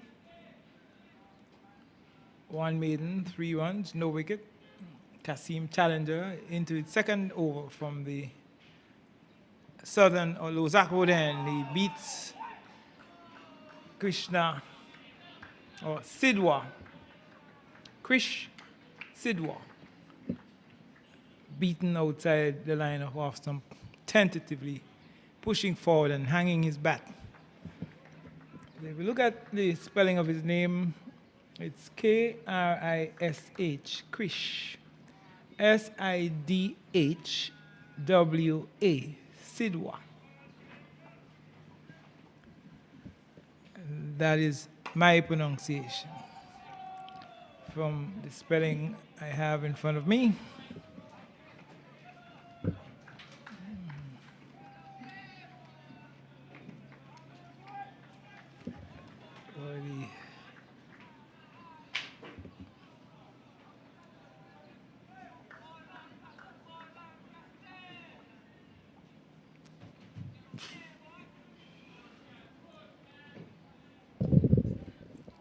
Challenger was coming in there. Sidwa wasn't quite ready. So he had to turn and start all over again. This one peels off the outside edge and it runs towards Francis on the third man boundary. He comes off the boundary a few paces. Didn't have to get down on one knee. He had the 2 legs parallel to each other, eyes on the ball, and fielded cleanly. That takes Sidwa off the mark, and the St. Maarten total 4 with a loss in over number 4, being bowled by Challenger. The 4th delivery of the 4th over, and Challenger is very wide outside the line of off stump and signaled wide by umpire Carl Tuckett.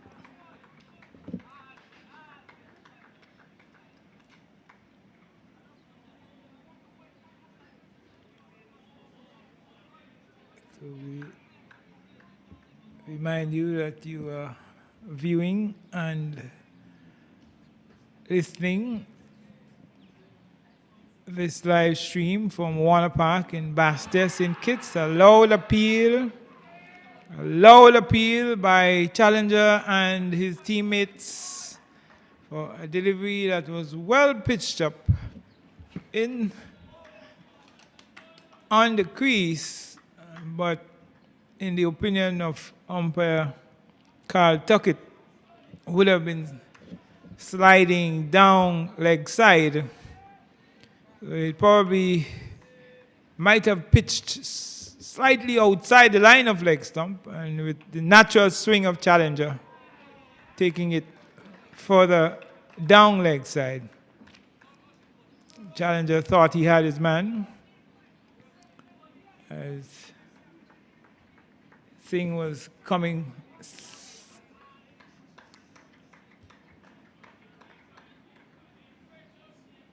forward and struck on the pad.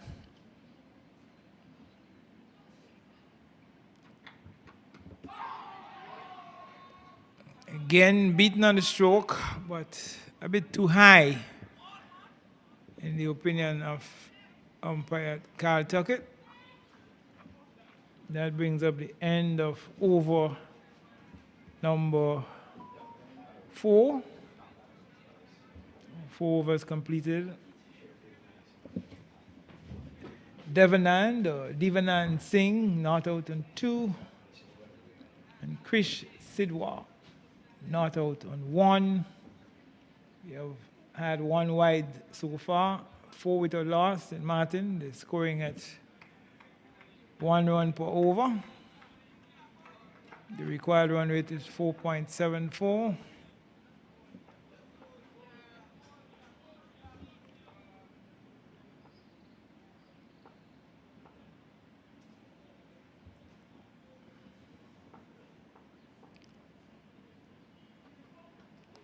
Francis in his 3rd over starts with a good delivery outside the line of off stump. The right-hander pushing forward and beaten on the defensive prod. Taken behind by Richards quite cleanly. Francis doesn't have a lot of pace. Not express fast, not very pacey, but he maintains a good line and length, as we see him here again, forcing the right-hander to defend out onto the offside. And no addition to the total.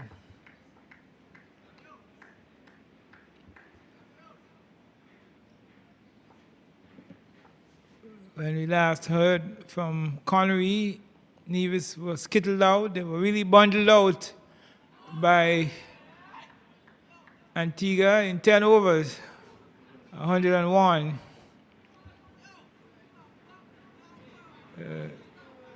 There we had the right-hander again.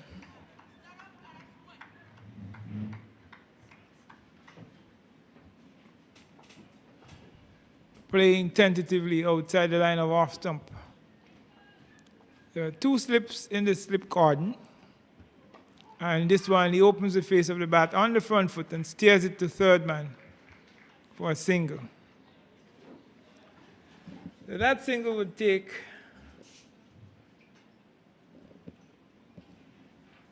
Sidwa to 2, and Singh comes back on strike on 2 as well. The total 5 without loss in over number 5. And there is Singh with his head well over the ball, both eyes on the ball, and a nicely cocked bat, presenting the full face of the bat to Francis out onto the offside. So, Singh on strike. He has faced some 17 deliveries, and he is not out on 2. At the end of over number 5, with his partner, his opening partner, Krish Sidwa, not out on 2 as well. It's 5 without loss in Maarten. So Francis has bowled 3 overs, 1 maiden, 4 runs, and he has picked up no wicket. That's Caden Francis. And his opening partner, Kasim Challenger, has bowled 2 overs, 1 maiden, 1 run, and no wicket. Caden, Caiden, Kasim, Kassim.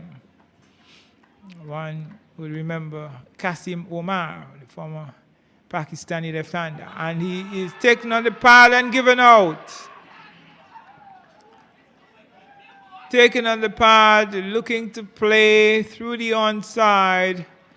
He played all around it, missed, and taken plumb on the pad. And Sidwa makes his way off the field rather dejectedly, like before, to Kasim Challenger for 2. St. Maarten, they lose their first wicket with a total on 5 in the 6th over, the first delivery of a new over by Kasim Challenger, coming from the southern or Lozak Road end and making the breakthrough for St. Kitts, dismissing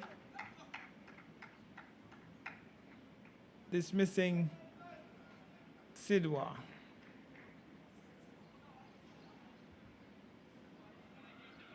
For 2.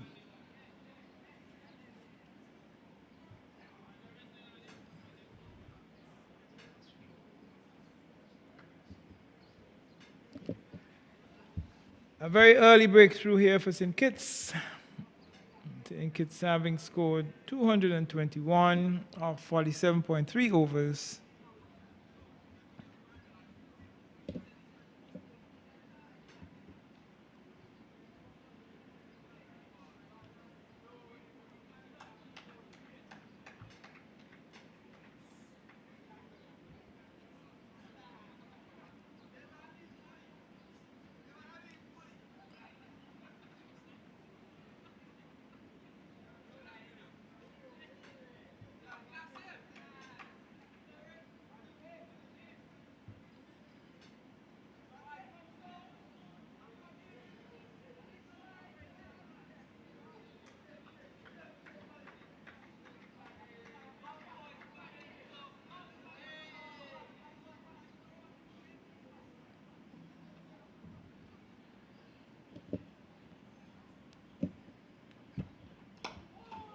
The new batsman is Aswani.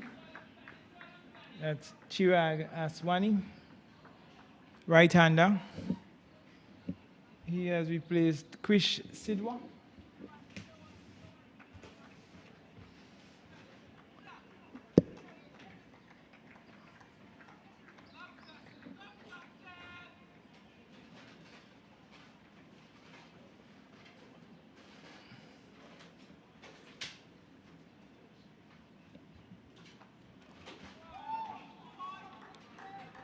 Challenger out at the line of leg stump. A bit too wide. And there was Aswani looking to tickle it towards fine leg. But it was a bit too wide, much too wide. And signal wide by umpire Tuckett. Challenger losing his line there. Again, he's wide outside leg stump. Seemingly with that natural left arm movement, touching down all about middle and leg and moving further away outside the line of leg stump. The Challenger getting that natural left arm swing. The delivery touched down on about middle and leg stump and moved further away. Here we see an excellent delivery by Challenger. Excellent delivery, good pace and good lateral movement, touching down on about off stump. And that outswinger leaving the right-hander outside the line of off stump. And the Kittitian fielders, all his teammates, very impressed with that delivery. Fortunately for Aswani, he did not get a nick. He didn't get a touch. Again, he is right up, allowed appeal. Loud appeal by the Kittians taken on the pad. In the opinion of umpire Tuckett, that probably would have been sliding down leg side. It's the natural left arm swing of challenger is going to move that ball around.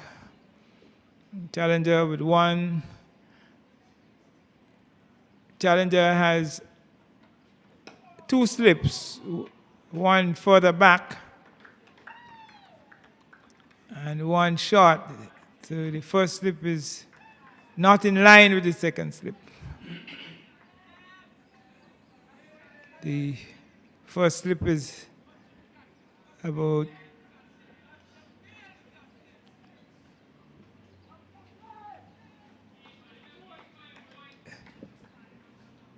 7 to 8 feet away from the wicketkeeper.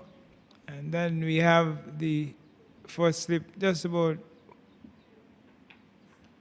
4 or 5 feet away from the first slip. The over comes to an end. Over number 6, St. Maarten struggling on 7 for 1 with Singh on 2 and Aswani yet to score. The batsman gone Sidwa for 2, leg before of Kasim. Challenger, 14 deliveries. Singh has been there for 17 deliveries. And Sidwa batted for 20 minutes. Francis will continue from the northern or media center end, and he starts with a delivery outside the line of leg stump. The Kittians are appealing for caught at the wicket. By umpire Shirley Maloney signals wide. It was very wide outside the line of the leg stump. Probably brushed something. The Kittians thought it was an edge, or maybe a thin edge off the glove. But in the opinion of umpire Shirley Maloney, it was well outside the line of leg stump and did not touch the bat or the glove. This one is on middle and leg and played out towards short mid-wicket. And there is no run.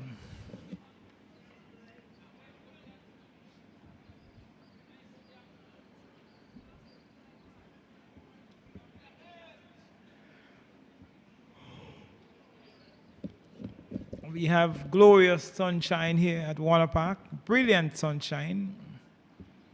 We must give thanks for the good weather that we have had throughout this tournament. No game has been interrupted by rain. The Gong staff, they have had literally and practically no work to do with respect to running onto the field with covers to cover the pitch. Very hard-working Gong staff. Immediately after the game on Thursday, we saw them out there rolling the pitch that is being played on today. So they started preparing that pitch immediately after the conclusion of the Antigua St. Kitts game, in which Antigua defeated St. Kitts by 4 runs. St. Kitts scored 226 and Antigua scored 226. St. Kitts scored 222, falling short by 4 runs. So there are 4 strips as we look over from the media center end. And if you are taking it from east to west, there are 4 strips, all of them marked. So they have been switching from strip to strip. The Antigua St. Kitts game was played on the 4th strip from east to west. And now we are playing on the second strip from east to west. And the second strip is a strip that is more in line with the side screen. Well, of course, the second and third strips are directly in line with the side screen. The first and fourth strips are a bit off. If we're looking at that black side screen on the southern or Lozak Road end. Another good delivery there by Caden Francis. It ends over number 7. Singh looking compact in defense. And Aswani yet to score. Singh on 2. St. Maarten 8 for 1 in over number 7 at the conclusion of over number 7.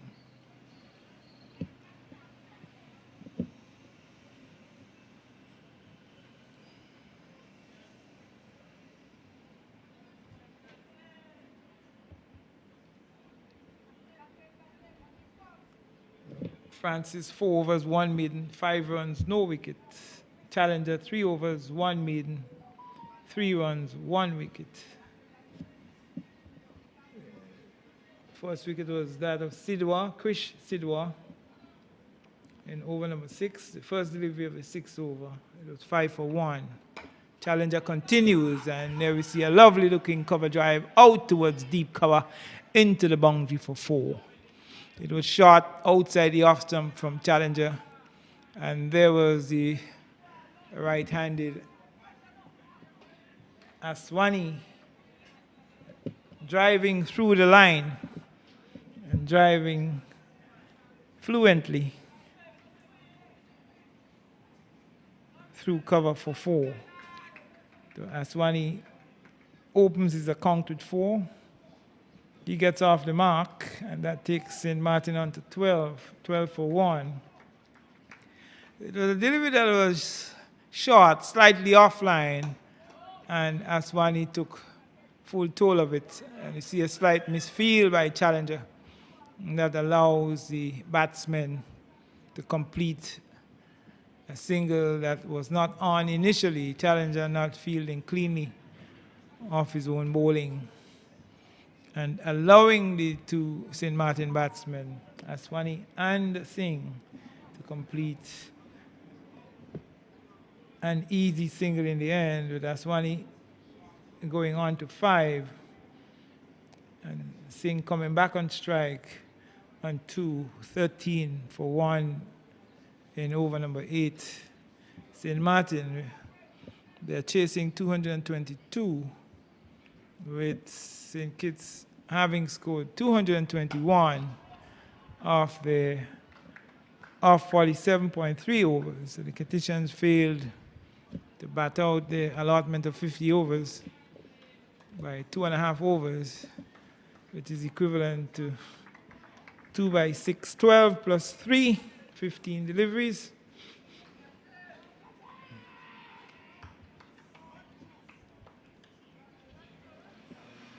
Singh looks pretty good in defense. He'll be looking to up the tempo for St. Maarten, looking to pick up the scoring rate. We'll be looking to increase the scoring rate for St. Maarten. They are going along at a very pedestrian rate of 1.7, with the required run rate being 4.94 at this stage. In the last 5 overs, they have scored only 10 runs. And they go through for a quick single. Good running, good running. Good fielding as well. Good fielding by the fielder there on the onside. It's a direct hit by that fielder at wide mid-on, picking up and throwing and hitting the stumps directly, but the two batsmen were well and truly home. That fielder at mid-on. There is Singh very, very disappointed with himself. And now he rehearses. That's Aswani, actually. He rehearses a leave alone. So what he has rehearsed is what he knows he should have done, because that delivery was wide outside the line of off stump. And there he was, tentatively pushing at it, more or less fishing outside the line of off stump. Over number 8 comes to an end. Aswani is on 5 and Singh on 3. St. Maarten in search of 222 for victory of 50 overs. They are 14 for 1. So they will want the 2 batsmen at the crease in Singh, Divanand Singh and Chirag Aswani, Chirag. And this one is swung away, and it beats the long leg into the boundary for 4. 1 bounce, and he seemed to have had it covered. He seemed to have had his body behind it. 2 hands were in position, but with the bounce, it just bounced and went through his hands into the boundary for 4. So a good pull stroke there for 4 by Singh, with Francis Train. That takes the total on to 18. 18 for 1.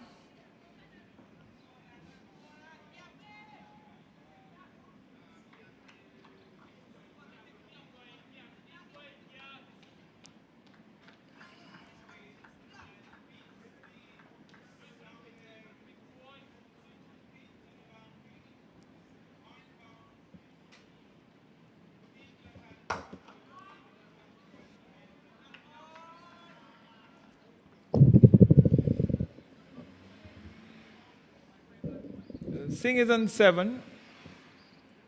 Aswani on 5. 18 for 1 in the 9th over. St. Maarten chasing 221 scored by St. Kitts.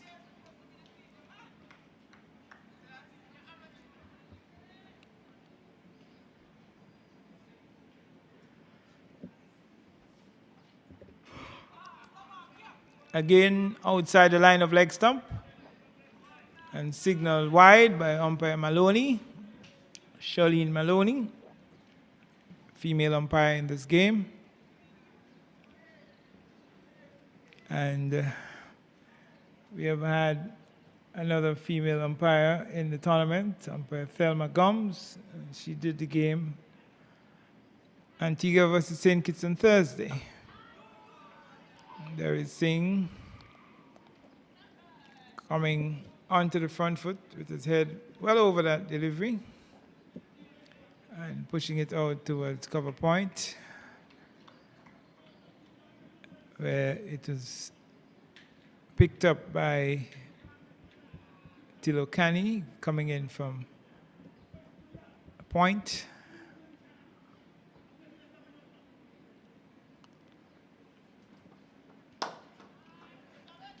Nice looking on drive by Singh. He doesn't beat wide mid on. The total 19 for 1 with the final delivery of Francis's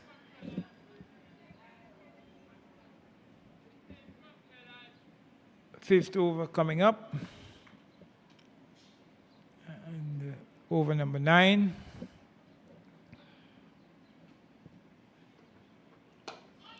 There is Singh again, coming onto the front foot and looking for that drive, but unable to pierce the offside field. Well fielded by the fielder coming in at short extra cover. That concludes the over. At the end of it, Singh is on 7, Aswani on 5, St. Maarten chasing 222 for victory. They are 19 for 1.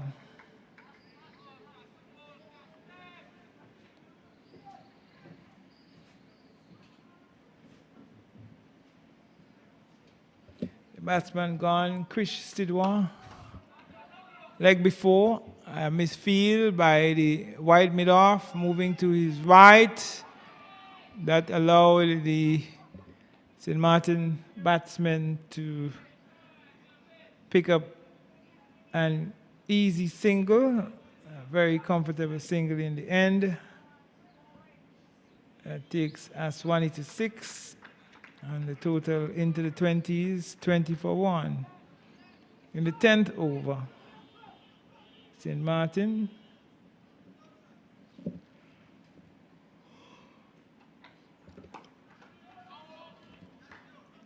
Singh on 7. He has faced 33 deliveries. He has struck 1-4. 9 deliveries for Aswani, 1-4 as well.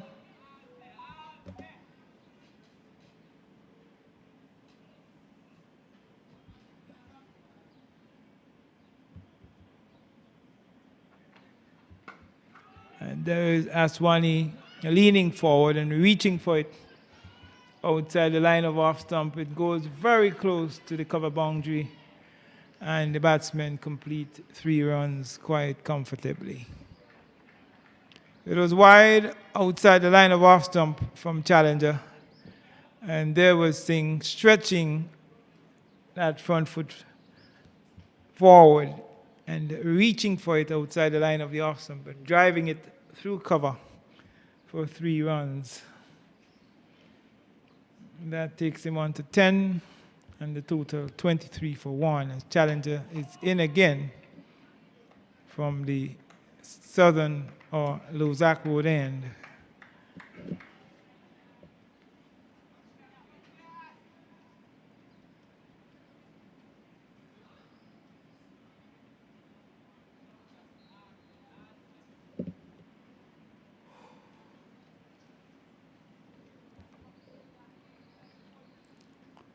Wonderful sunshine here at Warner Park. Glorious, brilliant sunshine, and an outside edge found. It goes down to third man, who moves to his left from the third man boundary. And one more to Aswani. Aswani moves on to 7, the total 24 for 1. So that one peeled off the outside edge of the bat as Aswani was looking to drive. And it came off thick outside edge and went all along the ground to third man. Fielded cleanly. Challenger comes in, and there is saying to Aswani, let us put pressure on the fielders. In the opinion of Singh, a single was there. The single would have been there had Aswani backed up straight away. If Aswani was backing up and looking for the single, if he was more alert and a bit more vigilant, they probably would have had a chance of having a single. But he was grounded in his crease, and as a result, no run was taken. And at the end of 10 overs, St. Maarten 24 for 1, with Devanand Singh on 10, and Chirag Aswani is on 7. So we do know that some people use CH as S, and English being such a funny language, you have CHARLENE being pronounced Charlene. And one would ask, how do you get as he's beaten outside the line of off stump? Very good delivery, touching down honorable off stump. And the right-handed Aswani pushing forward tentatively, the outside edge beaten. It's going past the outside edge into the gloves of Richards, the Kittian wicketkeeper batsman, Eret Richards. So you have a name, Charlene, and it is not pronounced Charlene, but Charlene. And here we see the complications of the English language, because you would have Chirag, which is the first name of Aswani. Some people would pronounce it Chirag, whereas others would pronounce it Chirag, following the same pattern as Charlene, which is pronounced Charlene. So one would be asking himself, how do you get Charlene from CH when Charlene really and truly should be SH? Charlene.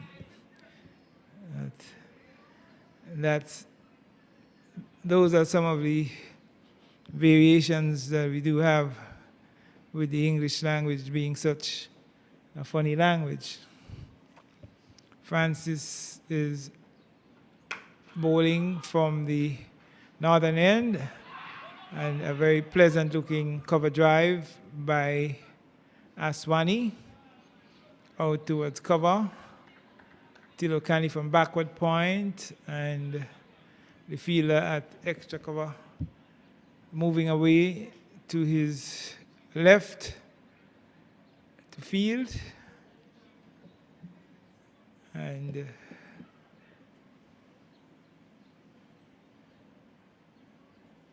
one run to Aswani. A misfield, a slight misfield by Tilokani that allows the batsman to complete a run. So Tilokani did well enough to stop it, but it was not cleanly fielded. So as a result of that little fumble, that little bubble, it allowed Aswani and Singh the opportunity to go through for a single.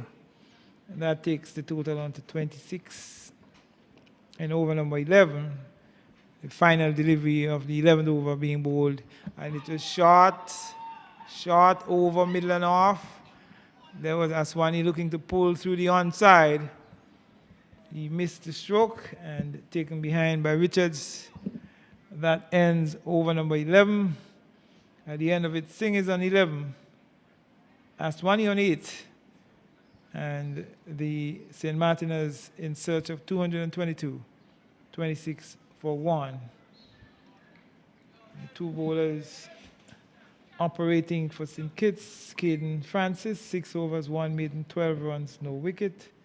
Kasim Challenger, 5 overs, 1 maiden, 14 runs, 1 wicket. The batsman dismissed for St. Martin thus far, Krish Sidwa. Leg before Kasim Challenger for 2 of 14 deliveries. He spent 20 minutes at the crease. We remind you that you are viewing / listening.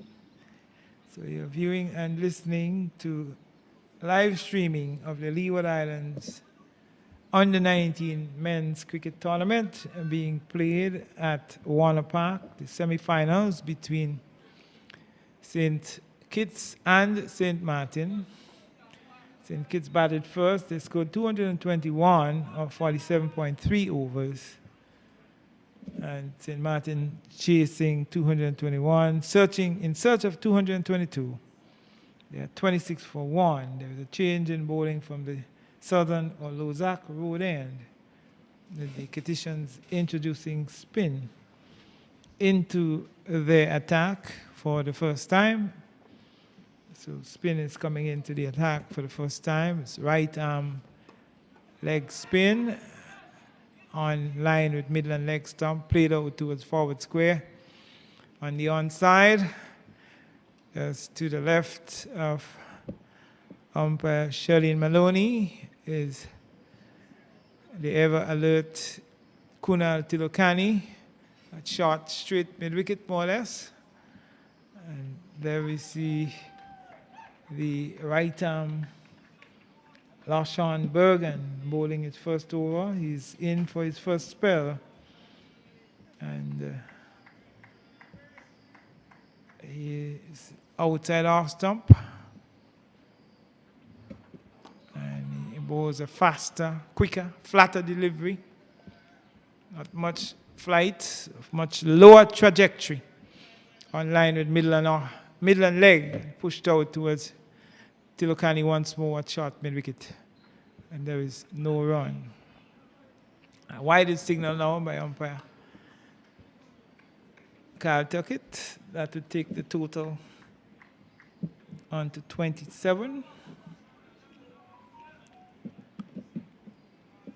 We have seen a number of young bowlers in this tournament, especially the spinners.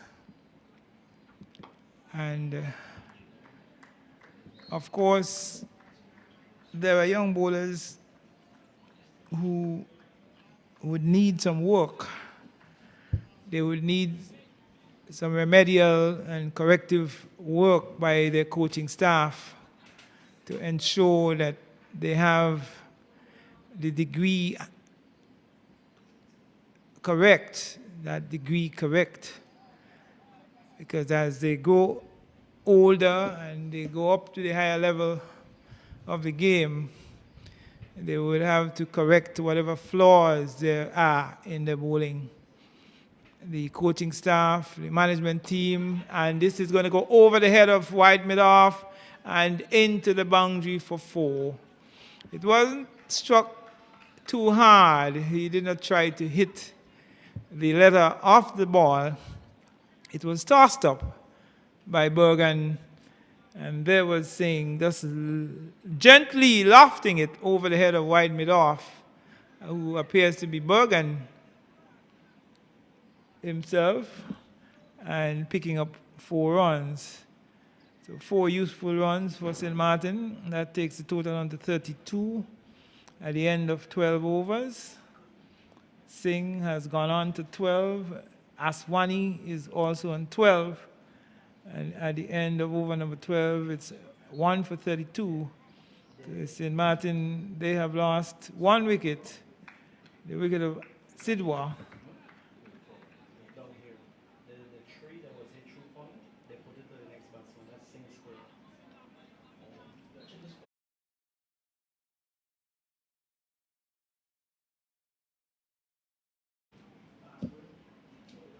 Has completed 1 over, no maiden, 6 runs, no wicket.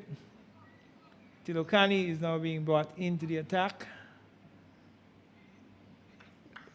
I would have gotten that wrong. It was Bergen bowling, and it went over the head of the fielder at short extra cover. Tilokani is coming into the attack. The ever economical and tight Tilokani. Right arm off spin with a number 4 on his back. Immediately he's bang on target, challenging the middle and leg stump of the right-handed Singh. And there is Singh looking to sweep, and is he bowled? The Kititians are celebrating. Singh was down on one knee, looking to sweep towards backward square. It came off an inside edge and cannoned into the stumps. So St. Maarten into further trouble. They slip into further trouble from 32 for 1. It has gone on to 2 for 32, 32 for 2, with Singh being bowled by the ever economical and tight Kunal Tilokani. And Tilokani has proven to be a very good wicket taker for St. Kitts in this competition. He seems to be the man who the Kittitians can call on at any time to break a partnership. And this is exactly what he has done. He has come into the attack and immediately he has broken the partnership between Aswani and Singh, removing Singh attempting to sweep and the ball coming off a thick inside edge and cannoning into the stumps. Singh going bowled by Tilokani for 12 or 43 deliveries with 1-4, a strike rate of 27.91. He batted for 55 minutes, and Singh going in over number 13. The second delivery of the 13th over, St. Maarten, they slip into further trouble at 32 for 2. So straight away, Tilokani proving his worth and breaking that second wicket partnership. You see him going outside the line of off stump. The new batsman is Honoré, Tyanik Honoré, the right-hander.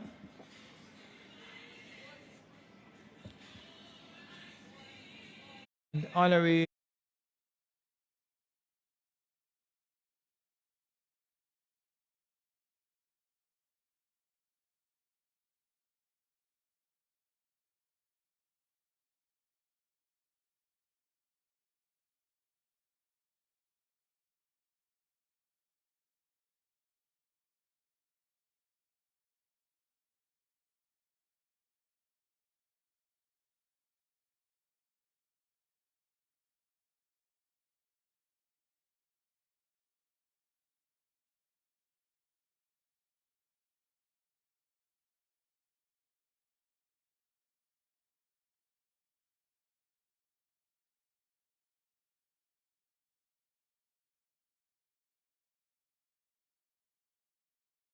over number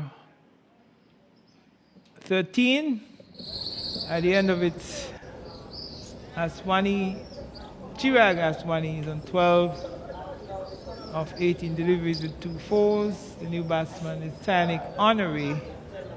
Honoré is on 1. 13 overs have been completed. It's 33 for 2, St. Maarten in search of 222 for victory. They are scoring at 2.54. The required run rate is 5.11, 5.11. In the last 5 overs, they have scored 19 runs and lost 1 wicket.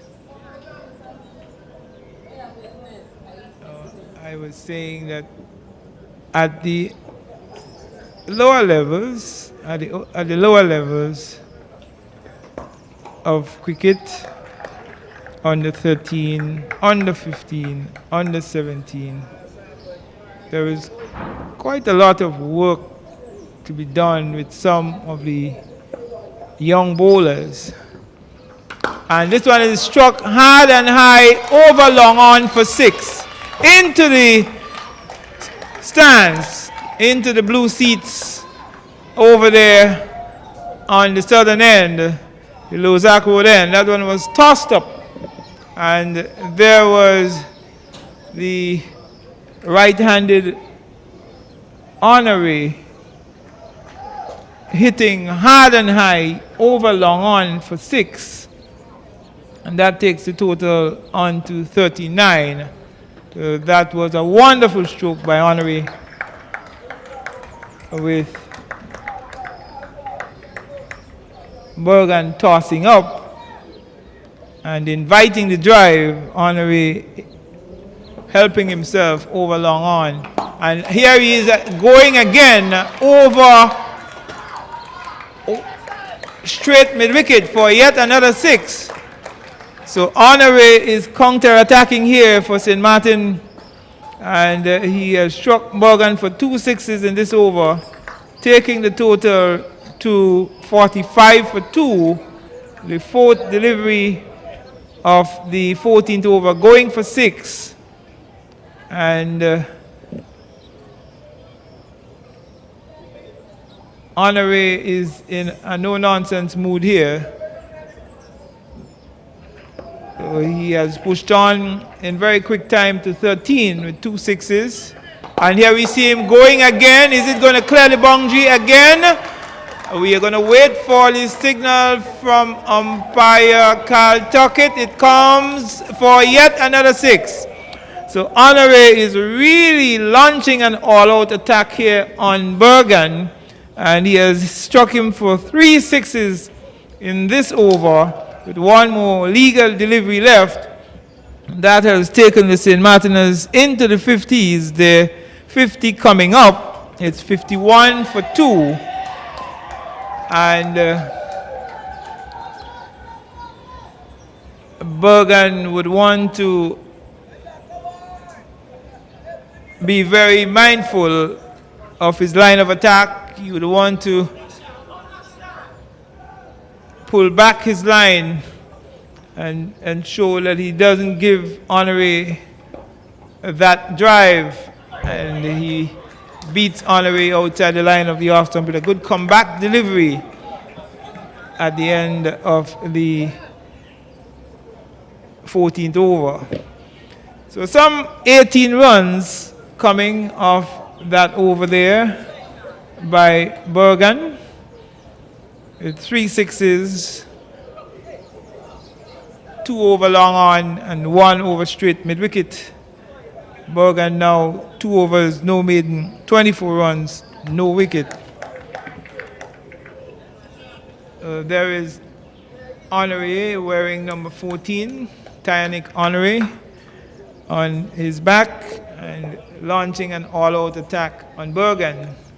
And it's Tilokani continuing from the northern end. Aswani looking to swing on the onside, taken on the pad. And is he going to be caught? No, it falls safely, and they may very well had a second run had the batsman not overran the crease. An update on the Antigua-Barbuda Nevis game. Nevis all out 101 of 35.5 overs, and Antigua-Barbuda making very light work of that, scoring 102 for 1 of 17.1 overs. So Antigua won the game by 9 wickets. Antigua easily defeated Nevis by 9 wickets. So the Antiguans now await the winner of this game, St. Kitts versus St. Maarten, being played here at Warner Park. The Kittitians seem to be well on their way, as St. Maarten is struggling somewhat at 53 for 2 in over number 15. But of course, cricket has always been a game of glorious uncertainties. As you see a glorious looking stroke out towards cover, the sweeper on the boundary comes off the boundary and fields, and one more to the total, 54 for 2, with Aswani on 14 and Honore on 20 in rather quick time. 18 of those runs coming in boundaries, in maximums over the boundary. So he has struck some 3 sixes of the bowling of Bergen.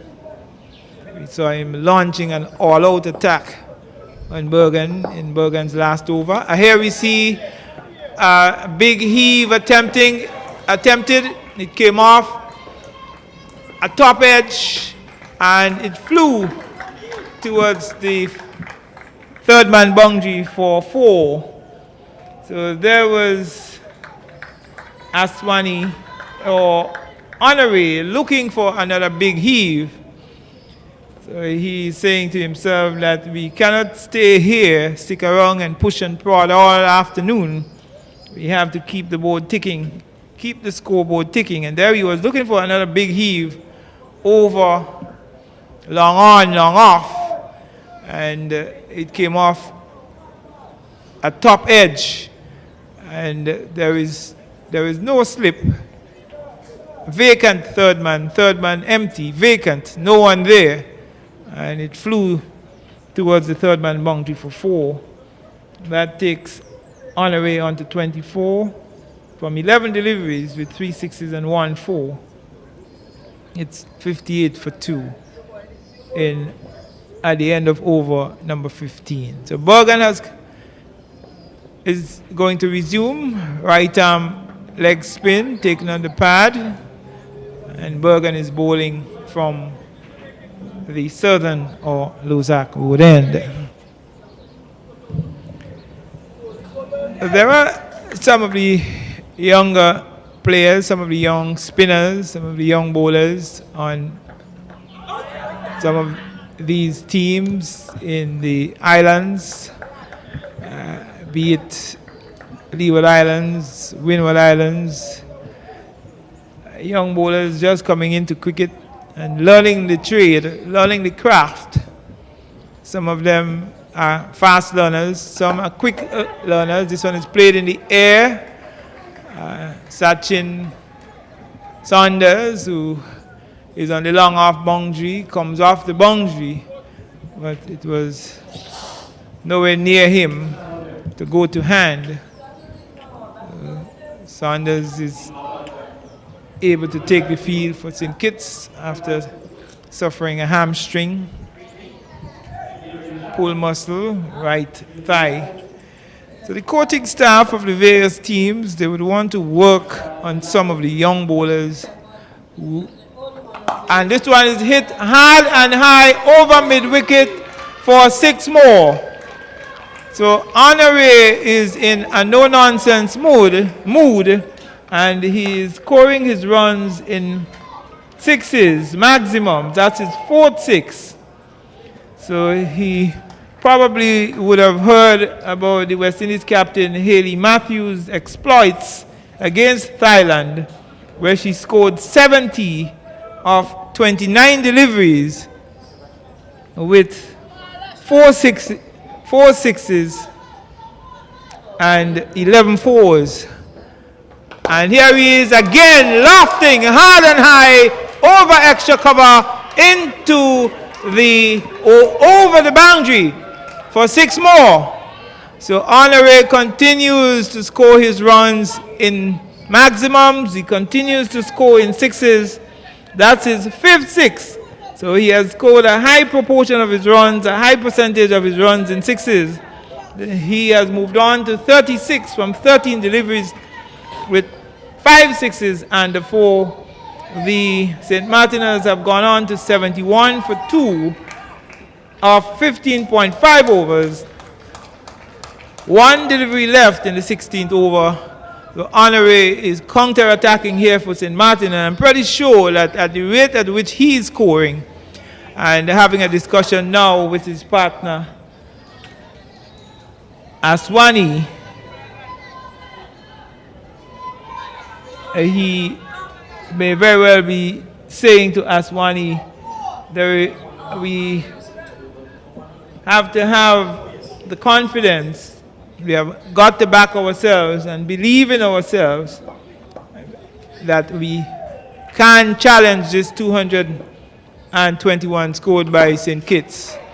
And he is correct in defense, back up the track on the offside. Final delivery of over number 16, 71 for 2. So Honoré is giving St. Martin quite a lot of hope here.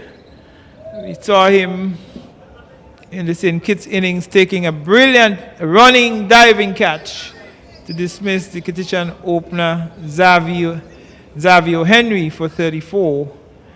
And he had to leave the field, but seemingly he is quite all right now, and he's putting up a good fight here for St. Maarten in the St. Maarten chase, the St. Maarten reply.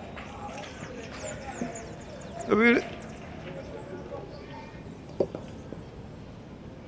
Tilokani continues from the northern or media center end as he beats Aswani outside the line of off stump.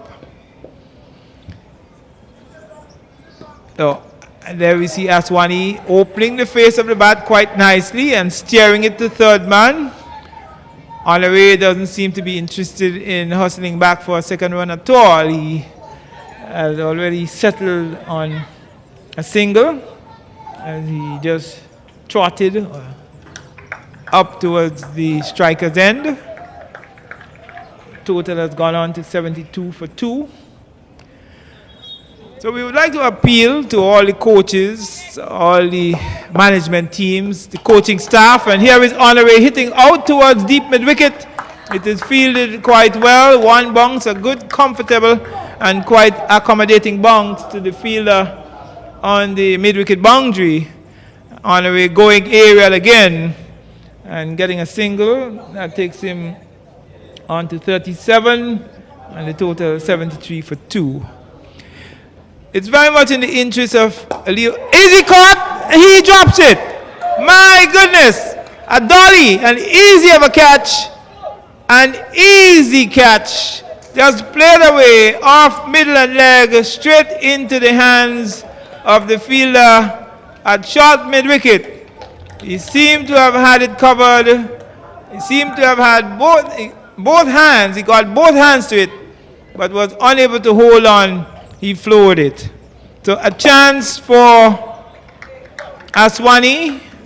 A chance for Aswani on 16 with the total on 73 of the fourth delivery of the over. And the over now comes, the fifth delivery of the over. A chance for Aswani on 16. Over number 17 comes to an end with Aswani on 16 and Tanik Honoré on 37.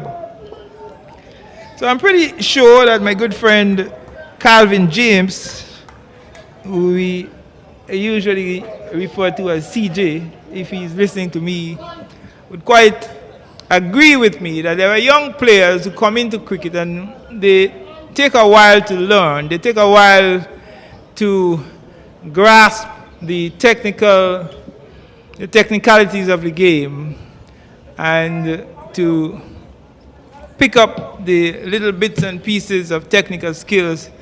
It would take a while, especially if we're looking at female players. Some of them may be keen on the game, they may be very interested in the game.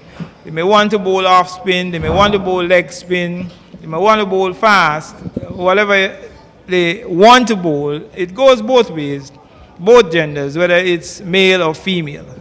And some players would learn to bring the arm over fully, early.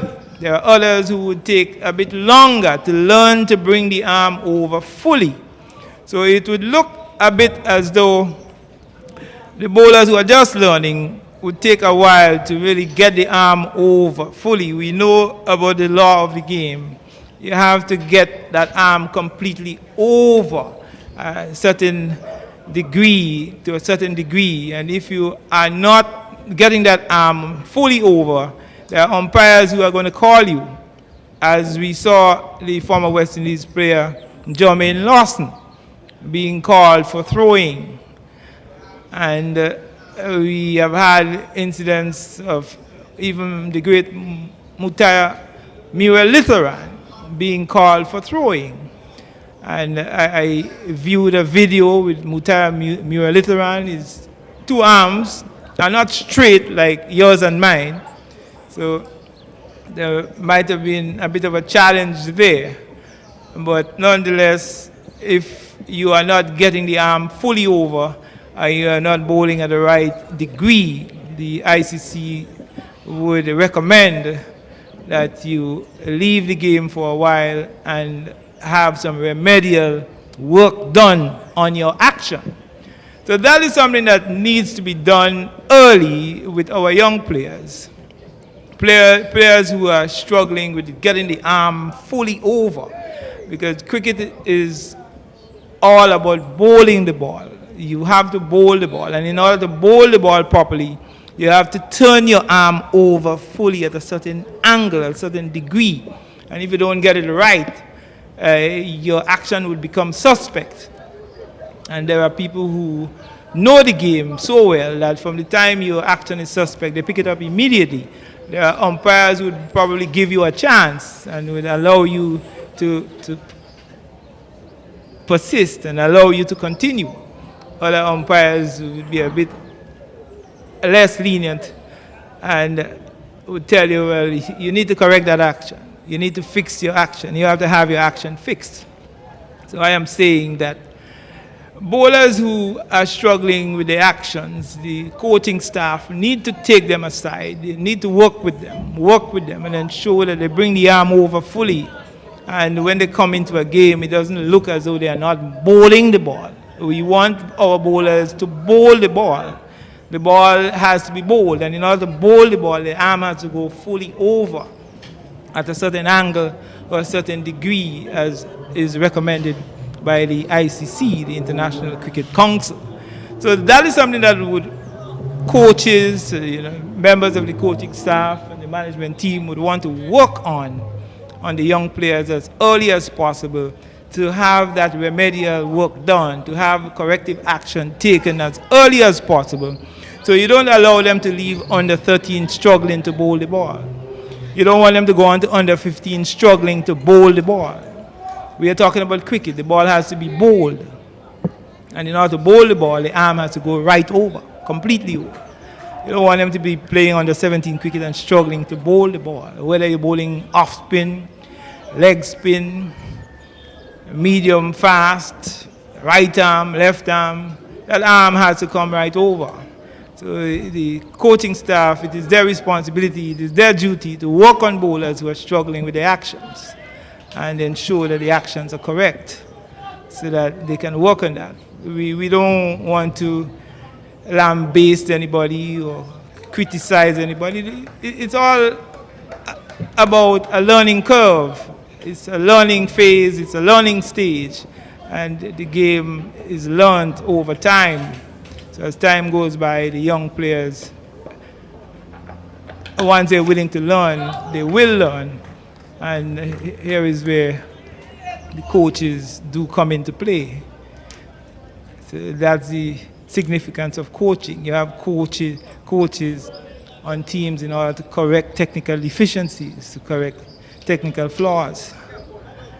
So that is precisely what we are saying. If you have any bowler struggling with his action, you take him aside, you spend extra time with him and you work on it. It's somewhat similar to studying mathematics. You're having a problem with a particular subject area, you spend extra time working on that. And we hear people all over the place saying mathematics is so hard and maths is hard. There's nothing hard about mathematics. You just have to practice. Practice, practice, and more practice. Same thing applies to sports. Same thing applies to cricket, bowling, whatever you're doing. You have to practice it in order to master it. And this one is hit straight out towards long on. It's not going to get into the boundary. The fielder at wide long on moves to his left and fields. So one more to the St. Maarten total. It goes on to 76. 76 for 2 of 17.3 overs. So we are at the halfway stage of the 18th over. Very good delivery there. Coming back into the right-hander, Aswani. Delivery that touched down on about off stump or just slightly outside off and cutting back into the right-hander. Push back down the track on the offside. And no addition to the total. There he is, flashing. outside the line of the off stump, a naughty stroke. Aswani knows that he has played a bad stroke. He has been there for a while. He has a strike rate of 51.52. He has scored 17 from 33 balls with 2 fours. Honore is batting well on 39 from 17 deliveries with 5 sixes and a 4. So Aswani would want to remain there. He has been in long before Honore arrived. He has been there much longer, and he would want to provide good support to Honore as they pick up another run. At the end of it, Aswani is on 18, 34 balls with 2 fours. St. Maarten, they move on to 77 for 2 in over number 18. So at the end of 18 overs, it's 77 for 2 with Tayanik Honore on 39, Chirag Aswani on 18. The folks in St. Maarten will be hoping that these two can stay there for as long as possible and take them as close as possible to the 221 scored by St. Kitts. But of course, they have Kunal Tilokani to contend with as he starts with a very good delivery. And he's given out. Leg before by umpire Charlene Maloney. She raises the dreaded finger. So that dreaded index finger goes up. And there was the right-hander playing slightly across the line of that delivery and trapped in front. So it was a well-pitched up delivery by Tilokani. And there was the right-handed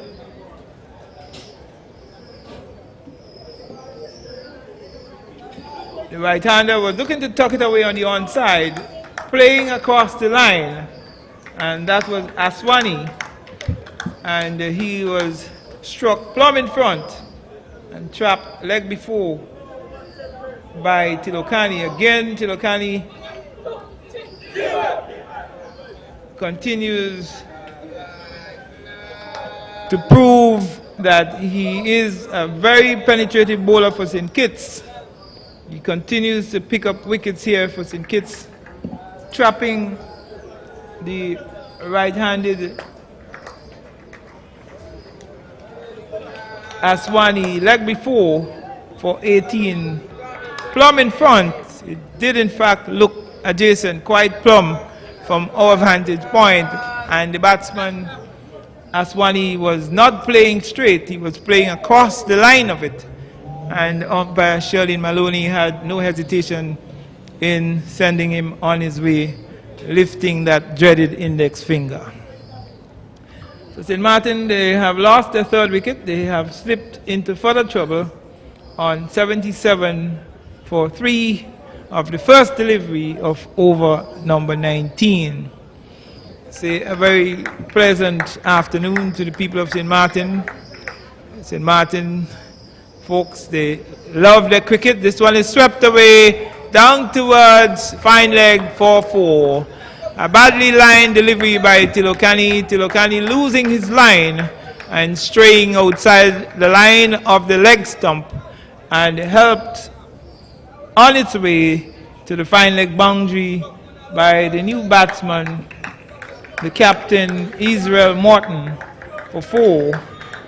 And Israel Maarten appears to be one of the younger players on the St. Maarten team, but he is the captain. He seems to be a player with quite a bit of talent. So we are going to watch to see his technical skills with the bat. There he is, laying back and chopping backward a point straight to Sachin Saunders, fielded cleanly, and the total 81 for 3 in over number 19. Maarten with a very straight bat on the front foot. On the front foot. And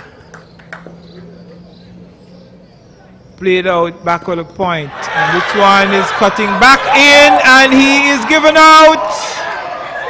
He is given out. A loud appeal by the Kititians. So Tilokani again beating the defensive prod of Maarten. Struck on the pad, and the St. Martin team, they have lost their 4th wicket at the end of the 19th over. The final delivery of over number 19. Maarten leg before to Tilokani for 4, with the North-out batsman being Tyonic Honoré on 39. St. Martin very much in dire straits here, as they would want someone to stay there with Honoré to build a good partnership, to get anywhere near or anywhere close to the 221 scored by St. Kitts. Looking at Tilokani's figures, very impressive figures indeed, of 4 overs, no maiden, 14 runs, 3 wickets. So, as I have said, Tilokani looks a very good all-round player for St. Kitts. He has proven his worth with the bat, and again coming back and picking up wickets at regular intervals for St. Kitts. 4 overs, no maiden, 14 runs, 3 wickets. He has bowled some 16 dot balls, 2 fours struck off his bowling, and an economy rate of 3.5.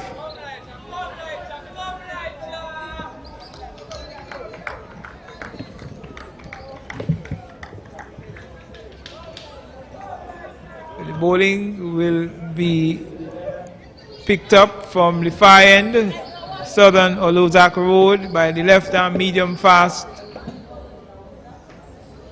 See if I have that right. No, I have it wrong. And this one is hit straight out towards long off. And the fielder on the wide long off boundary moves his right to field. And one more run to Honoré.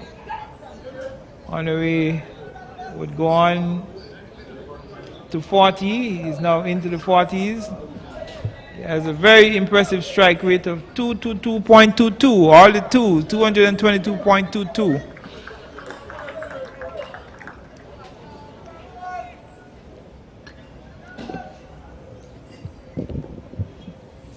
The right arm bowler for St. Kitts, bowling from the far end,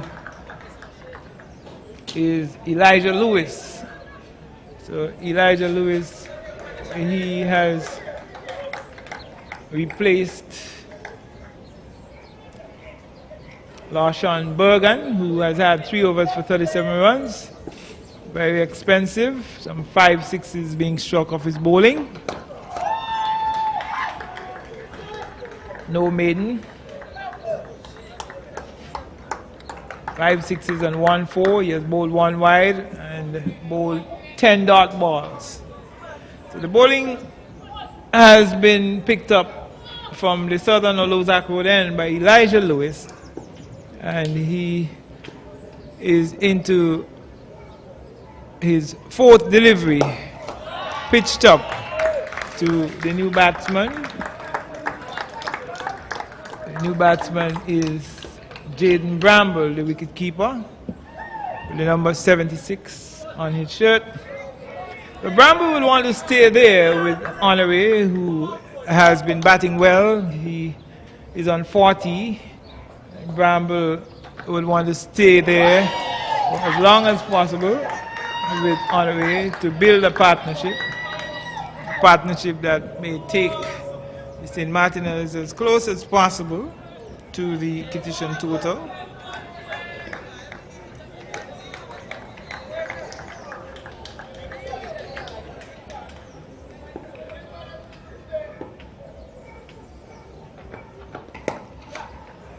And there we see Bramble getting off the mark, playing out towards deep cover. The sweeper on the boundary comes off the boundary and fields.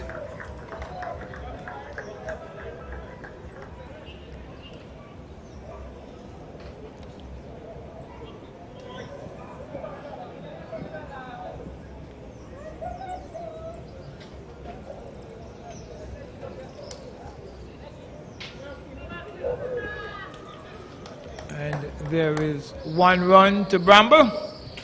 Bramble opens his account and the St. Maarten total pushes on to 83 for 4 at the end of 20 overs. They are scoring at 4.15. The required run rate is 4.63. And in the last 5 overs, they have scored 25 runs at 5 runs per over. And critically, they have lost 2 wickets. So they require a further 139 runs off 180 deliveries.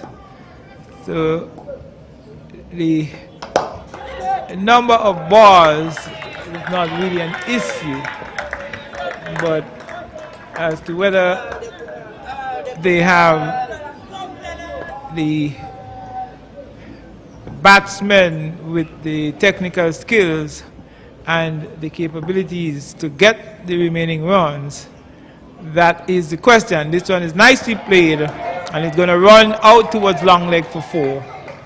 It was a badly lined delivery by Tilokani, and there was wicketkeeper Bramble getting inside of his wicket and just paddling it out towards long leg for 4. A nice looking stroke all along the ground, and Bramble advances by 4. The St. Maarten total goes on to 87 for 4 of 20.2 overs. The second delivery of the 21st over being put away by Bramble quite nicely for 4 runs. So Jaden Bramble is on to 5. And the Kittians so far, they have bowled some 6 wides. 6 wides in the innings.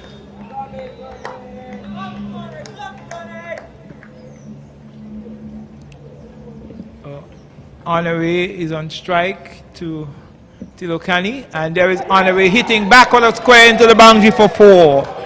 Another badly lined delivery by Tilokani. Tilokani straying on line with leg stump, and Bramble getting onto the front foot and swinging it around the backward of square into the boundary for 4. That takes Bramble on to 9. Jaden Bramble, the wicketkeeper batsman, on 9. And off the 4th delivery of over number 21, St. Maarten chasing 222 for victory, 91 for 4. So of course, the wicket column is cause for concern now for St. Maarten. That is their cause for concern. They have lost 4 wickets.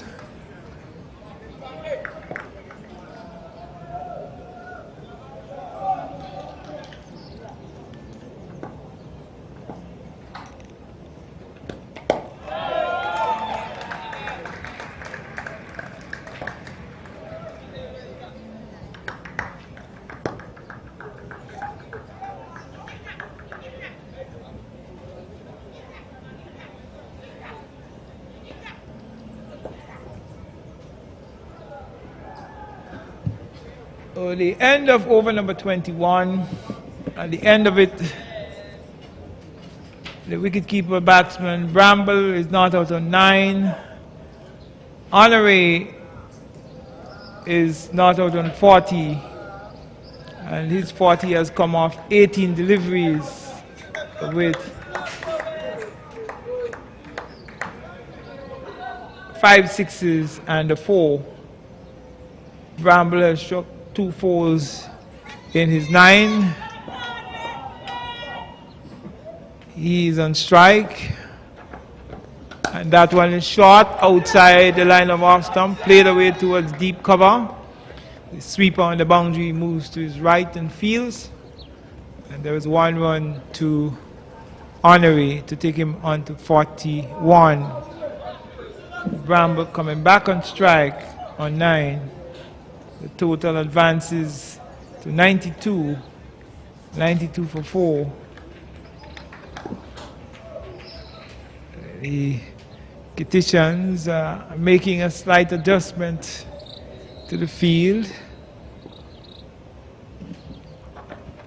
And this one is paddled away towards fine leg for a single. On line with the hip by Lewis, Elijah Lewis, a little bit offline. Paddled away by Bramble. He's on to 10, and the total advances to 93 for 4.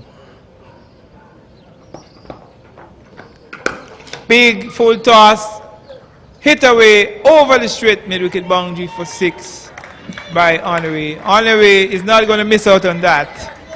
He has shown that he has the ability to clear the boundary just about anywhere here in Warner Park.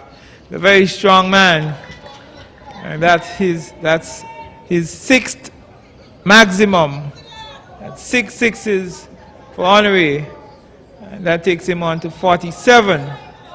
Total 99 for 4. The St. Martiners are closing in on their 100.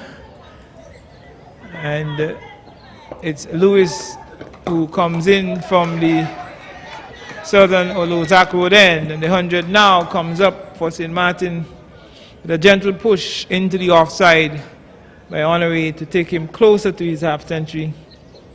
He's on to 48, and Bramble is back on strike at the northern end. Looking at the bowling for St. Kitts so far, looking at the statistical data of the Kittitian bowlers.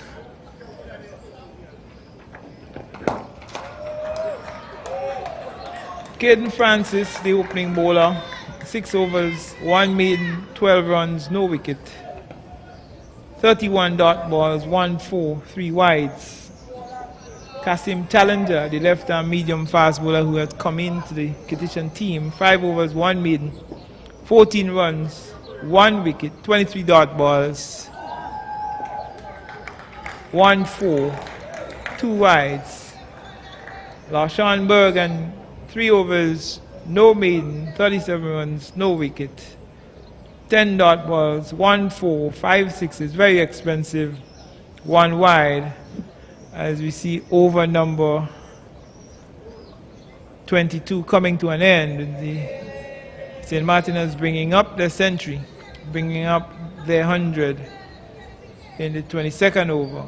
They're now 100 for 4 with Honoré, who had batted quite well on 48, and Bramble not out on 10.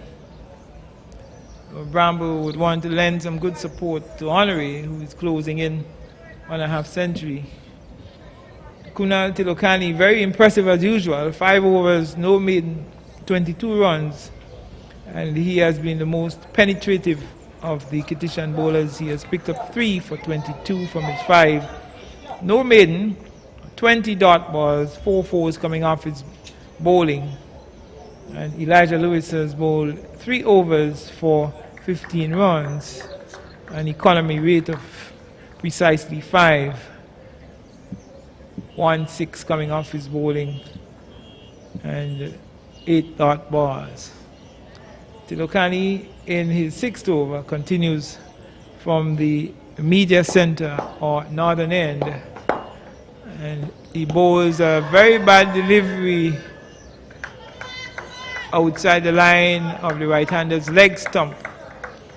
There was Honoré looking to bring up his half century with a big heave over, long leg, backward square leg, somewhere in that region on the onside, and seemingly might have pulled a muscle of some sort. The wicketkeeper Bramble has gone down to have a word with him and showing him that he should try and kick that pull muscle out. Try to kick the strain out. So we've seen a number of players, a few players having a few strains, pull muscles, cramps.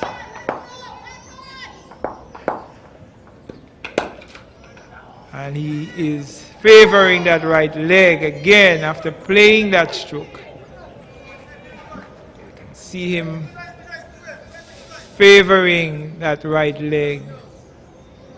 Big pull muscle there for Honoré.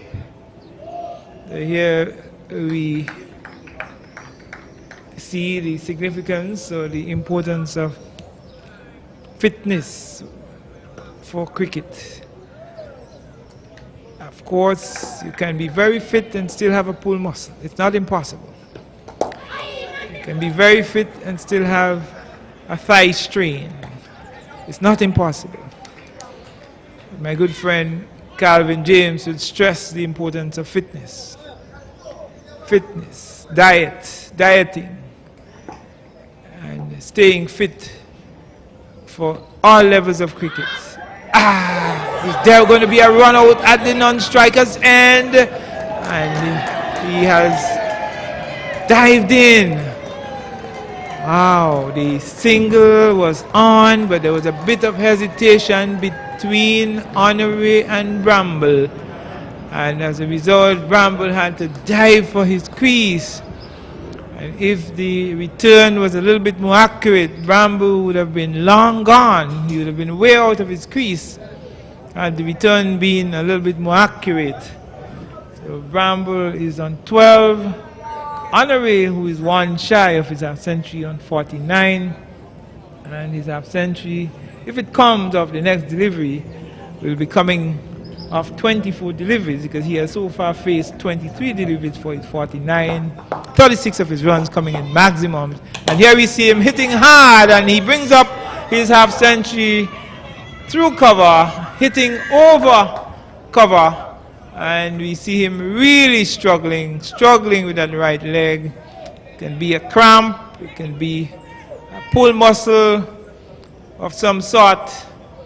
And very soon we may very well see the coaching staff going onto the field to administer some support to Honoré, because he seemed to be really favoring that right leg. But it's a good half century by Honoré. 50 of 24 balls with 6 sixes and a 4. Strike rate of 208.33, and he has been batting for just about 17 minutes according to our screen here. So Honoré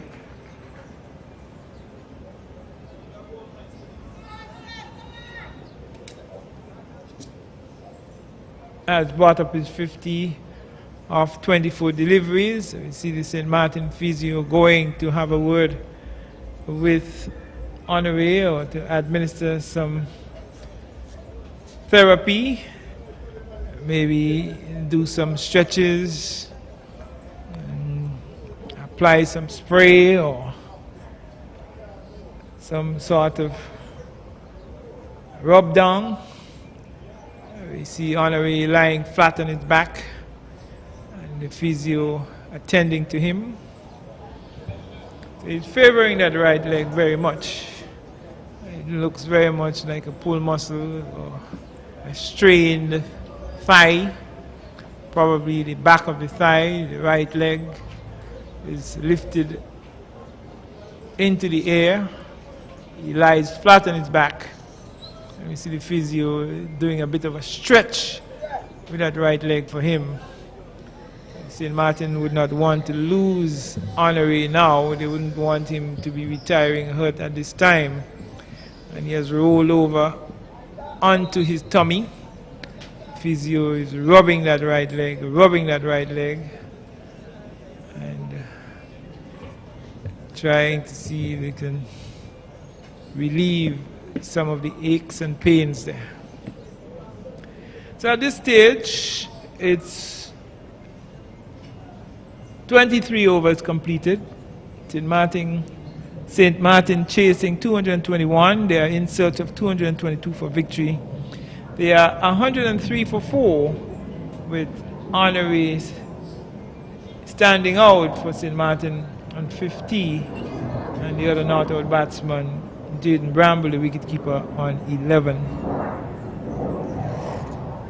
They are scoring at 4.48 runs per over. The required run rate is 4.41. In the last 5 overs, they have lost 2 wickets and scored 26 runs. And at this stage, the St. Martiners, they need a further 119 runs of 162 balls. So there are more than enough balls to score the runs, but with Honoré favoring his right leg and nursing a bit of an injury, that may be a setback to St. Maarten. And as to the capabilities of the other batsmen, that is left to be seen. So St. Kitts seem to be very much in the driver's seat at this stage, where we continue to see that cricket is really and truly a game of glorious uncertainties. It's certainly a wonderful game, a glorious game. It's probably the most glorious game ever created or invented by mankind. The game with the most statistical data. You can find statistics on just about every aspect of cricket.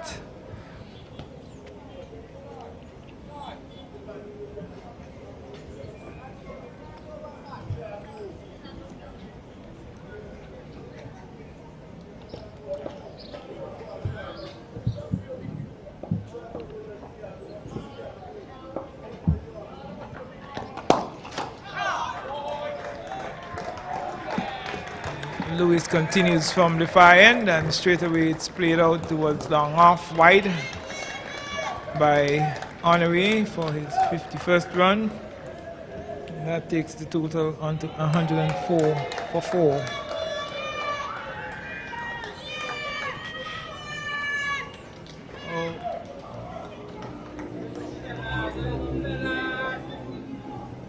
He seemed to be looking at this one is swung away through forward square. The fielder on the deep mid-wicket boundary comes off the boundary to his right to field. And one more run to the big wicketkeeper batsman of St. Maarten, Bramble. That takes the total onto 105 for 4. And Bramble has gone on to 12. And this one is again hit hard and high. Is the catch going to be taken? No, it doesn't go to hand. It drops. It lands safely between the wide mid-on and the deep mid-wicket. It didn't have enough to carry to the fielder, any of the fielders there. And one more run to Honoré to take him on to 52. Bramble on 12.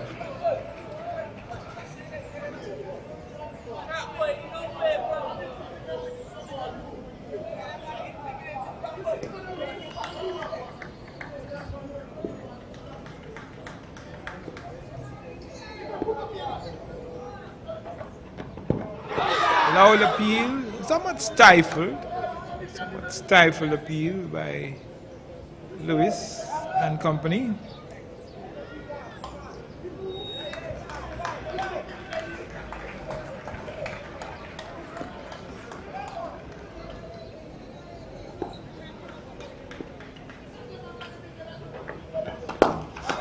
That one is driven out towards extra cover. Diving attempt by the fielder moving to his left from wide mid-off. And 2 more runs to Bramble. Bramble moves on to 14. St. Maarten 108 for 4 at the end of 24 overs. They are scoring at 4.5. The required run rate is 4.38. The last 5 overs yielding 27 runs at 5.4. With 26 more overs to go, that's 156 deliveries. St. Maarten under 19, they need a further 114 runs at an asking rate of 4.38. So it is left to be seen if the St. Martiners would make a fight of it, make a fight of this. They haven't done too well in the tournament to date. Up to this point, they haven't done too well. And sometimes when teams perform very poorly early on in a competition,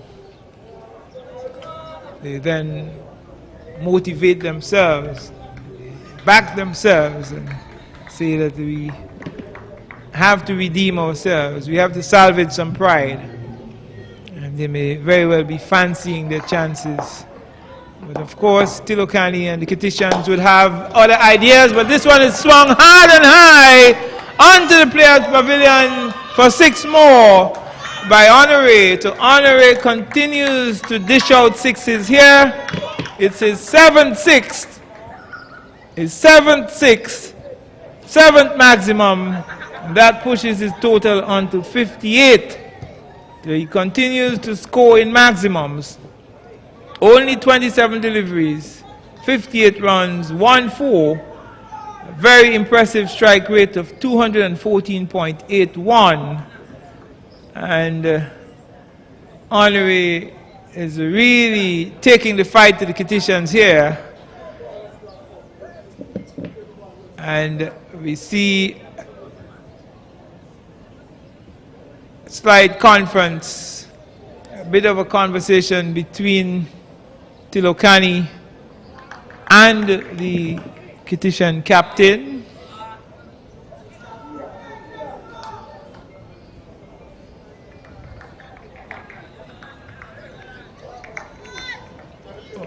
There was a bit of a delay in retrieving the ball. Ball went on to the players' pavilion, so that was another big 6 by young Honore. Honore again looking to play through the onside, and it goes towards a short backward square for a single. Honore pushes on to 59.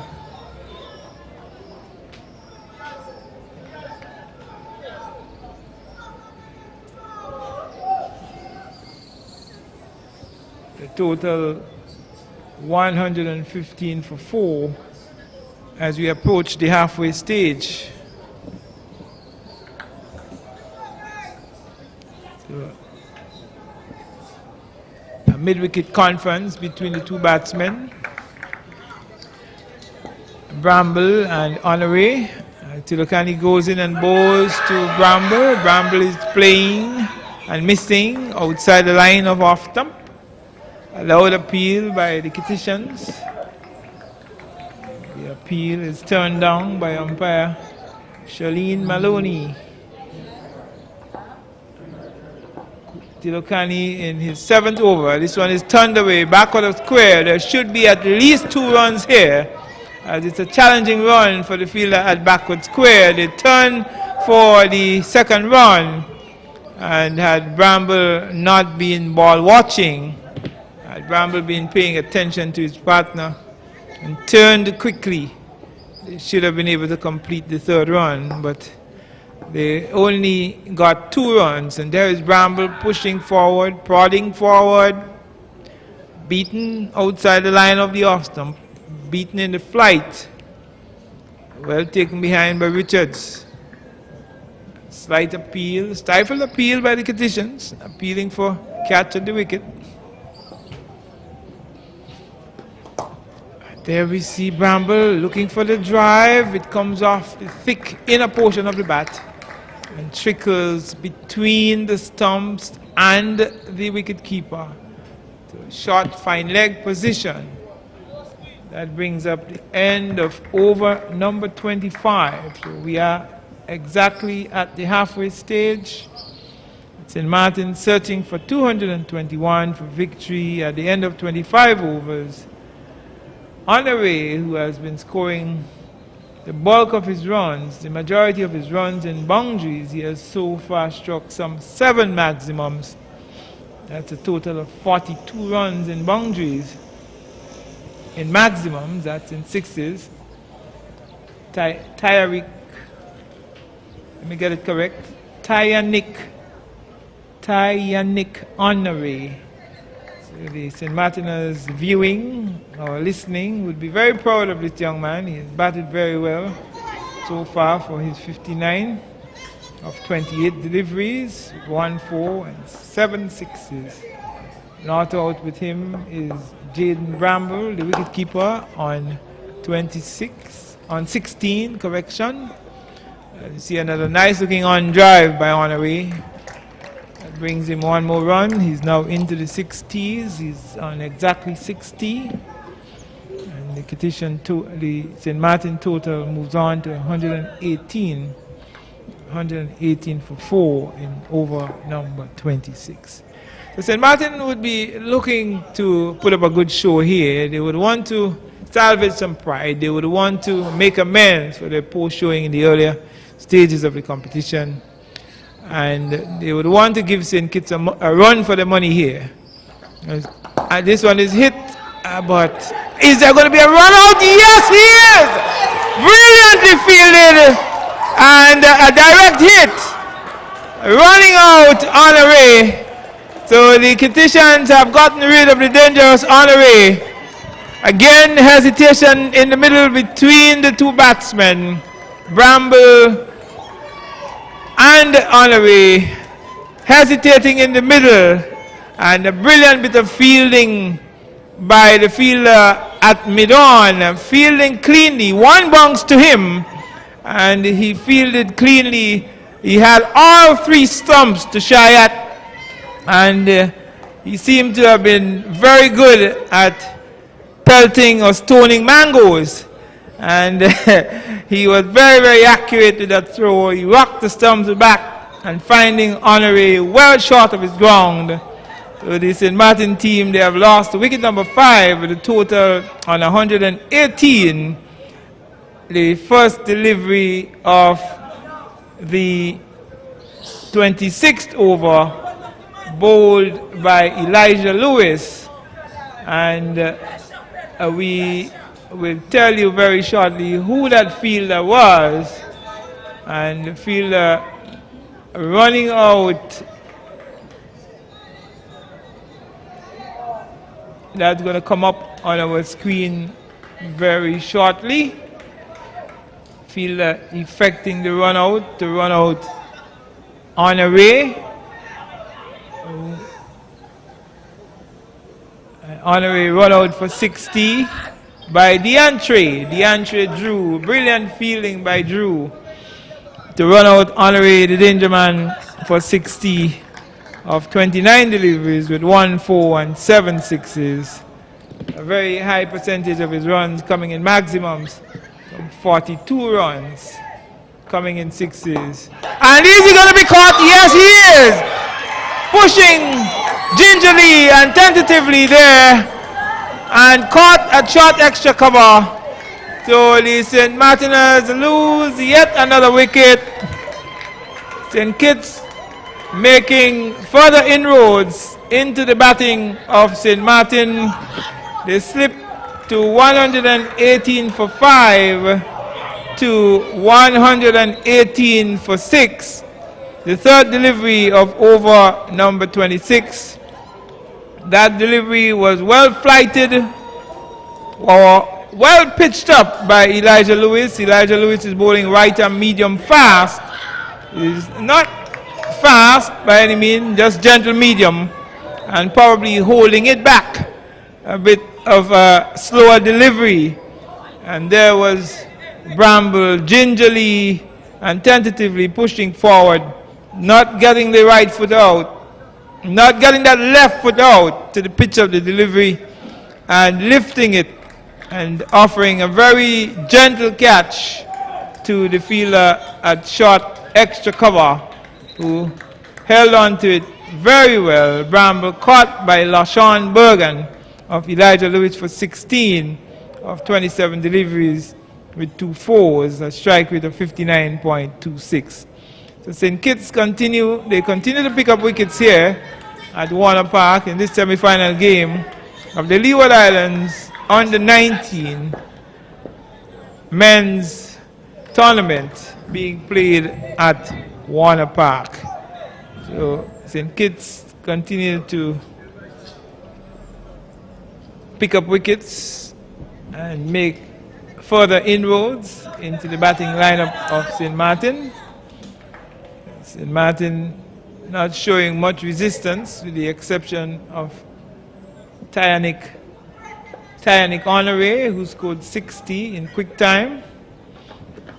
And outside of Honore, we have had 18 by Aswani, 12 by Singh, Bramble 16. So they are the only batsmen getting into double figures outside of Honoré. Sidwa 2, Maarten the captain 4.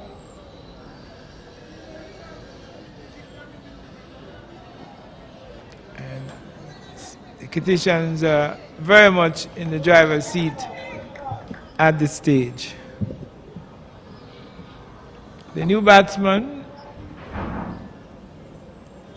replacing Bramble, and a loud appeal, and he's given out. Leg before to Elijah.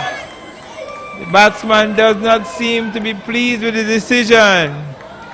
He has lifted both hands with the bat into the air and probably asking himself, saying to himself, why did the umpire send me? Why did the umpire give me out? He's not happy with the decision. In his opinion, that ball would have been missing leg stump. That's from his reaction. St. Martin slipped into more trouble, further trouble, 7 for 119 in over number 26. And the batsman being Amery Hines. Leg before to Elijah Lewis for no score. So the two batsmen of the crease are now Raduma McRae, the young McRae, yet to score, and Amelie Graham joining him, yet to score. 6 wides, 1 leg by, 7 extras in the innings so far. And the Kittitians are sitting high and dry with St. Martin 119 for 7 in 26 overs. They require a further 103 runs of 145 deliveries. So the left-hander is on strike. That's the left-handed Amelie Graham. McRae is at the non-striker's end. The Kittitians are looking to tighten the screws on St. Martin. Graham has 0 on his shirt, and he's facing up to Elijah Lewis, right arm medium fast from the far end. It's played out towards square cover, just to the left of umpire Charlene Maloney.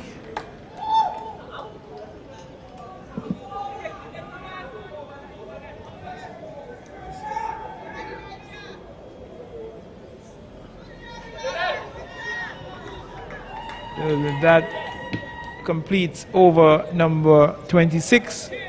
26 overs gone. 2 batsmen of the crease yet to score. Raduma McRae and Amelie Graham. The last batsman gone. The last batsman dismissed was Amery Hines. Leg before to Elijah Lewis for no score. The total on 119. So it remains 119 for 7. The St. Martiners would have thought that they had a chance with Honoré going full guns. Honoré blazing away with 7 sixes. Tilokani has kept it tight. Generally, he's into his 8th over. 7 overs, no maiden, 34 runs, 3 wickets. Lewis has picked up 2 for 21 from 5. The other wicket taker is Challenger, 5 overs, 1 maiden, 14 runs, 1 wicket. Francis, 6 overs, 1 maiden, 12 runs, no wicket. Bergen, 3 overs for 37 runs, very expensive. Some 5 sixes struck off his bowling by Tyanick Honoré. The young McRae, right-handed,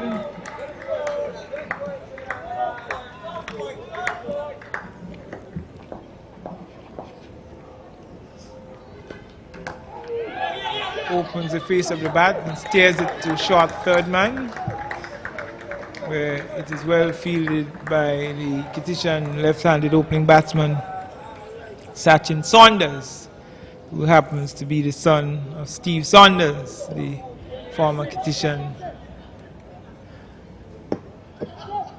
batsman, and now a member of the local cricket association here.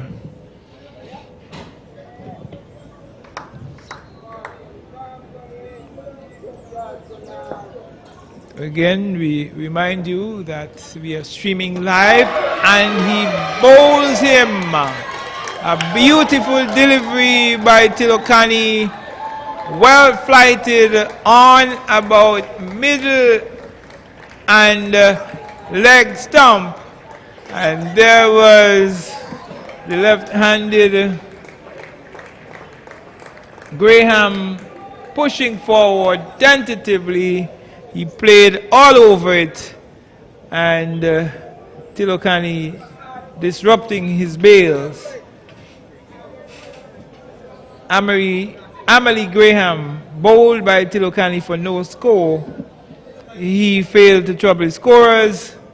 The total now 120 for 8 in over number 27.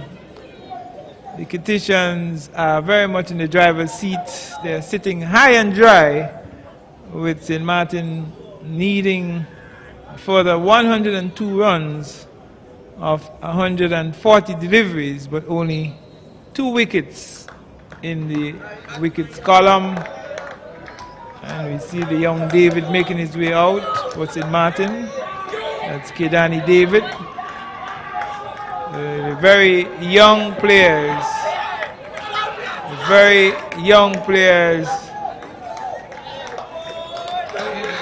probably the youngest 2 on the St. Maarten team now at the crease. That's Kedani David and Raduma McRae. And a bit of sledging there by the Kittitians, sledging away at young Kedani David, trying to evade them as he made his way out to the middle. And there was no need for that at this stage, because St. Kitts are very much in the ascendancy. As he bowls David playing back to a delivery pitch and off stump, and not pushing forward, and playing back, and Tilokani on target, disturbing the off stump, rocking the off stump back. So the writing is very much on the wall now for St. Maarten, slipping to 120 for 9 in the 27th over. David, a 1-ball duck, first ball duck. That's Kedani David, bowled all over the place by Kunal Tilokani for no score. The young David faced only 1 delivery and failed to trouble his scorers. The final batsman in for St. Maarten, that's Vanty Williams, who had a very expensive spell where he bowled 2 overs of right and medium fast for 22 overs, an economy rate of 11. The St. Kitts are playing all over St. Maarten. They have played very good cricket. They did not try to score extra fast. They kept wickets intact. They built their score of 221.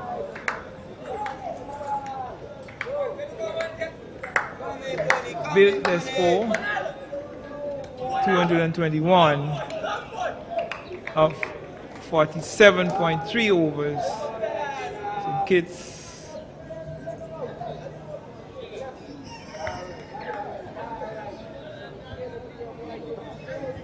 and the writing is very much on the wall now for St. Maarten, with Tilokani going in, and he's given out. He's given out. He's given out leg before. So St. Maarten lose this game here at Warner Park by 100 and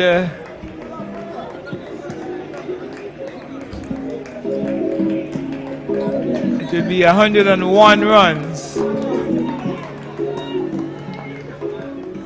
120 plus 101 would give us 221. Yes, it's confirmed now.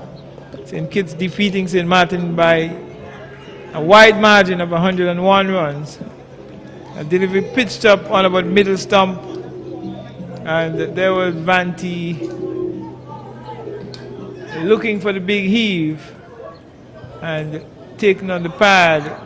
A loud appeal by the Kittitians, and the appeal upheld by umpire Charlene Maloney, sending Vanti Williams on his way leg before to Kunal Tilokani for no score. So Tilokani picking up a hat trick actually, where he had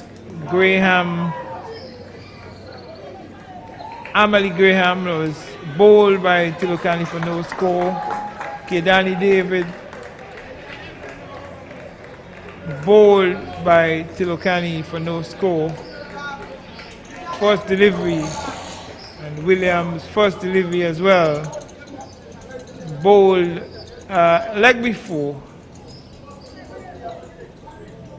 And our screen has bowled.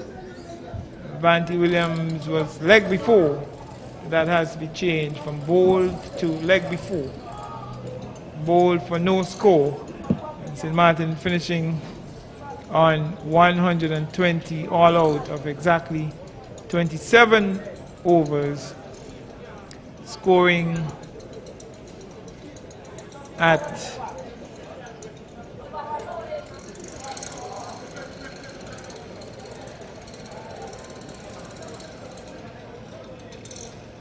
the wickets fell for St. Maarten. It was 5 for 1 in over number 6, 5.1 overs. The first delivery of over number 6, that was Krish Sidwa.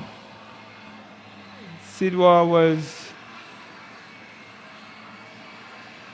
leg before to Kasim Challenger for 2. Then we had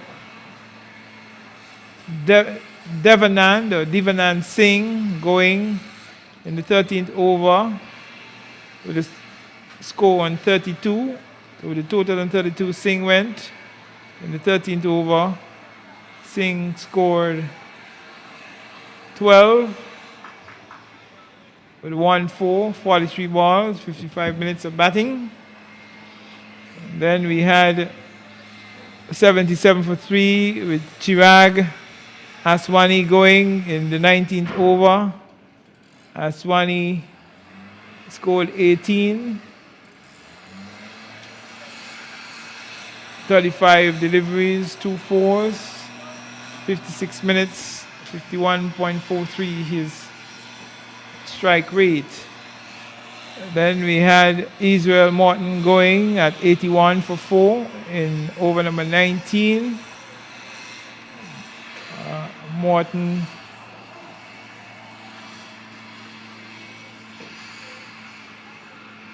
was leg before to Kunal Tilokani for 4. Tanik Honore was next to go in the 26th over with a total on 118. And Honore scored an even 60 from 29 balls with 1, 4, and 7 sixes. 59 minutes, 206.9 his strike rate. Jaden Bramble went in over number 26 with a total on 119 for 7. Bramble scored 16 of 27 deliveries with 2 fours. 32 minutes, 59.26 his strike rate. Then we had Amory Hines going in the 26th over again with a total on 120 for 8.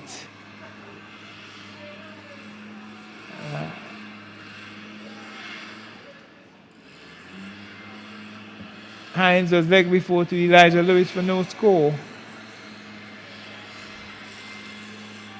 Amelie Graham went in over number 27, 120 for 9.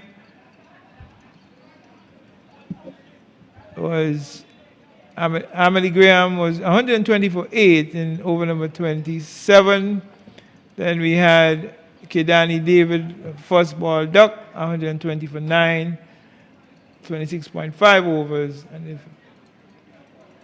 120 all out. Vanti Williams going for a big swing and being trapped LBW, leg before, by Kunal Tilokani, who had a hat trick at the end. And he was the most successful Kittitian bowler, picking up 6 wickets for 31 runs. From his 8 overs, 35 runs conceded, 4 fours, 1 6. The other wicket takers were Elijah Lewis, 5 overs, no maiden, 21 runs, 2 wickets, 15 dot balls, 1 6. The opening bowlers, Caden Francis, 6 overs, 1 maiden, 12 runs, no wicket. Kasim Challenger, 5 overs, 1 maiden, 14 runs, 1 wicket. Lars Schanberg, 3 overs for 37 runs. An economy rate of 12.33, very expensive. It's 3 overs costing him 37 runs with some 5 sixes and a 4, only 10 dot balls. And Tilokani, the most successful and the most impressive bowler, 8 overs, no win, 35 runs, 6 wickets for 31 runs. In terms of the Kittitian batting,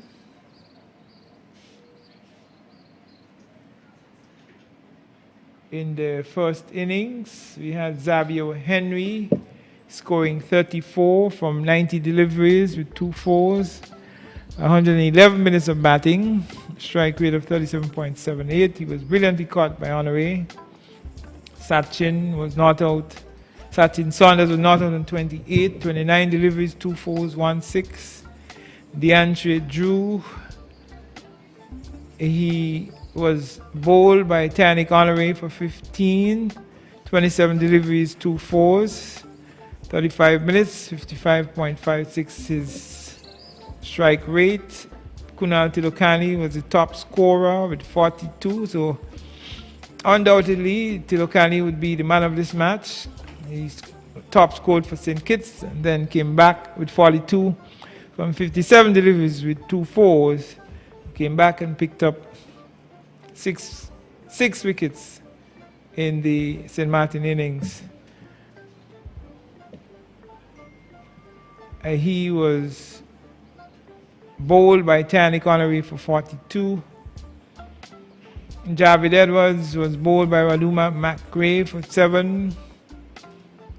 Ewart Richards caught Israel Morton, the St. Martin captain, of Titanic Honorary for 15. 23 deliveries, 2 fours. Sean Bergen caught by Israel Morton and Raduma McRae for 29, of 24 deliveries with 3 fours. And Caden Francis had a swashbuckling 29 of 19 balls with 2 sixes. Elijah Lewis, no score, caught by Bramble, the wicketkeeper of McRae. Devante Walters, LBW, like before. Kidani David for 2. Kasim Challenger run out by Vanti Williams for 3. 13 wides, 2 leg byes, 2 no balls, a total of 17 extras in the innings. So the Kittians lost wickets at 73 for 1. That was DeAndre Lewis, DeAndre Drew, Sachin Saunders retired hurt at 46 at 46. And the score was on 46. Saunders retired hurt. He was on 28.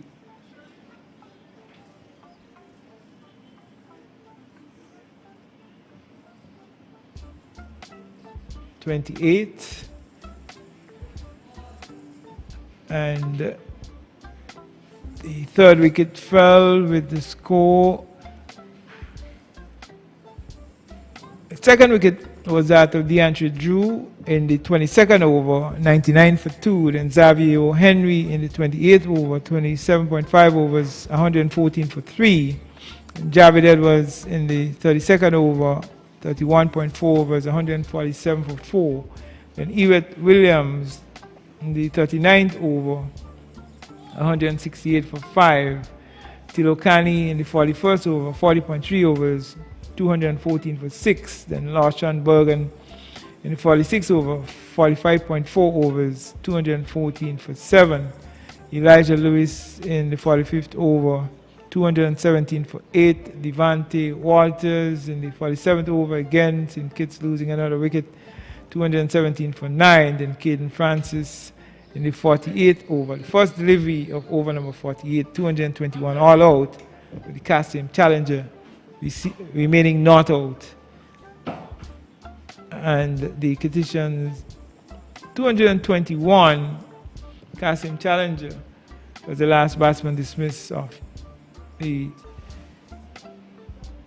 in the 48th over, 47.3 over St. Kitts batted, and they scored the 221.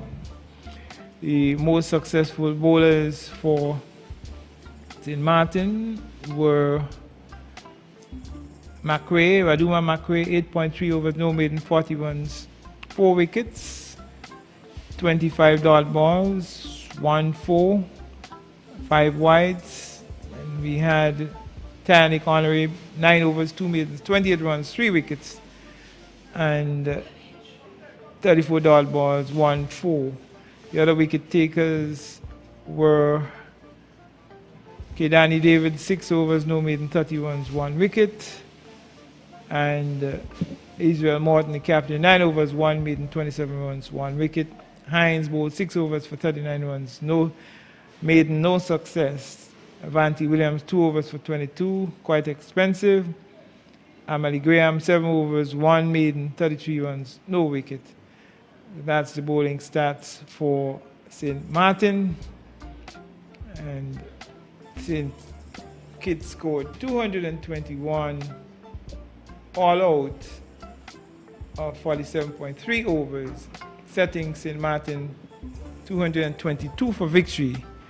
St. Martin did not put up much resistance. They didn't put up a strong showing at all.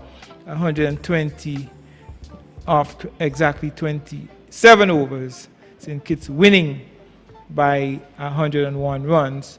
So with St. Kitts defeating St. Martin here at Warner Park by 101 runs in the semi-final played here, the Leeward Islands men's under-19 cricket tournament, and Antigua routing Nevis at the Connery ground, it means that the finals tomorrow would be between Antigua and St. Kitts. So we will see a repetition of Thursday's game where St. Kitts played Antigua.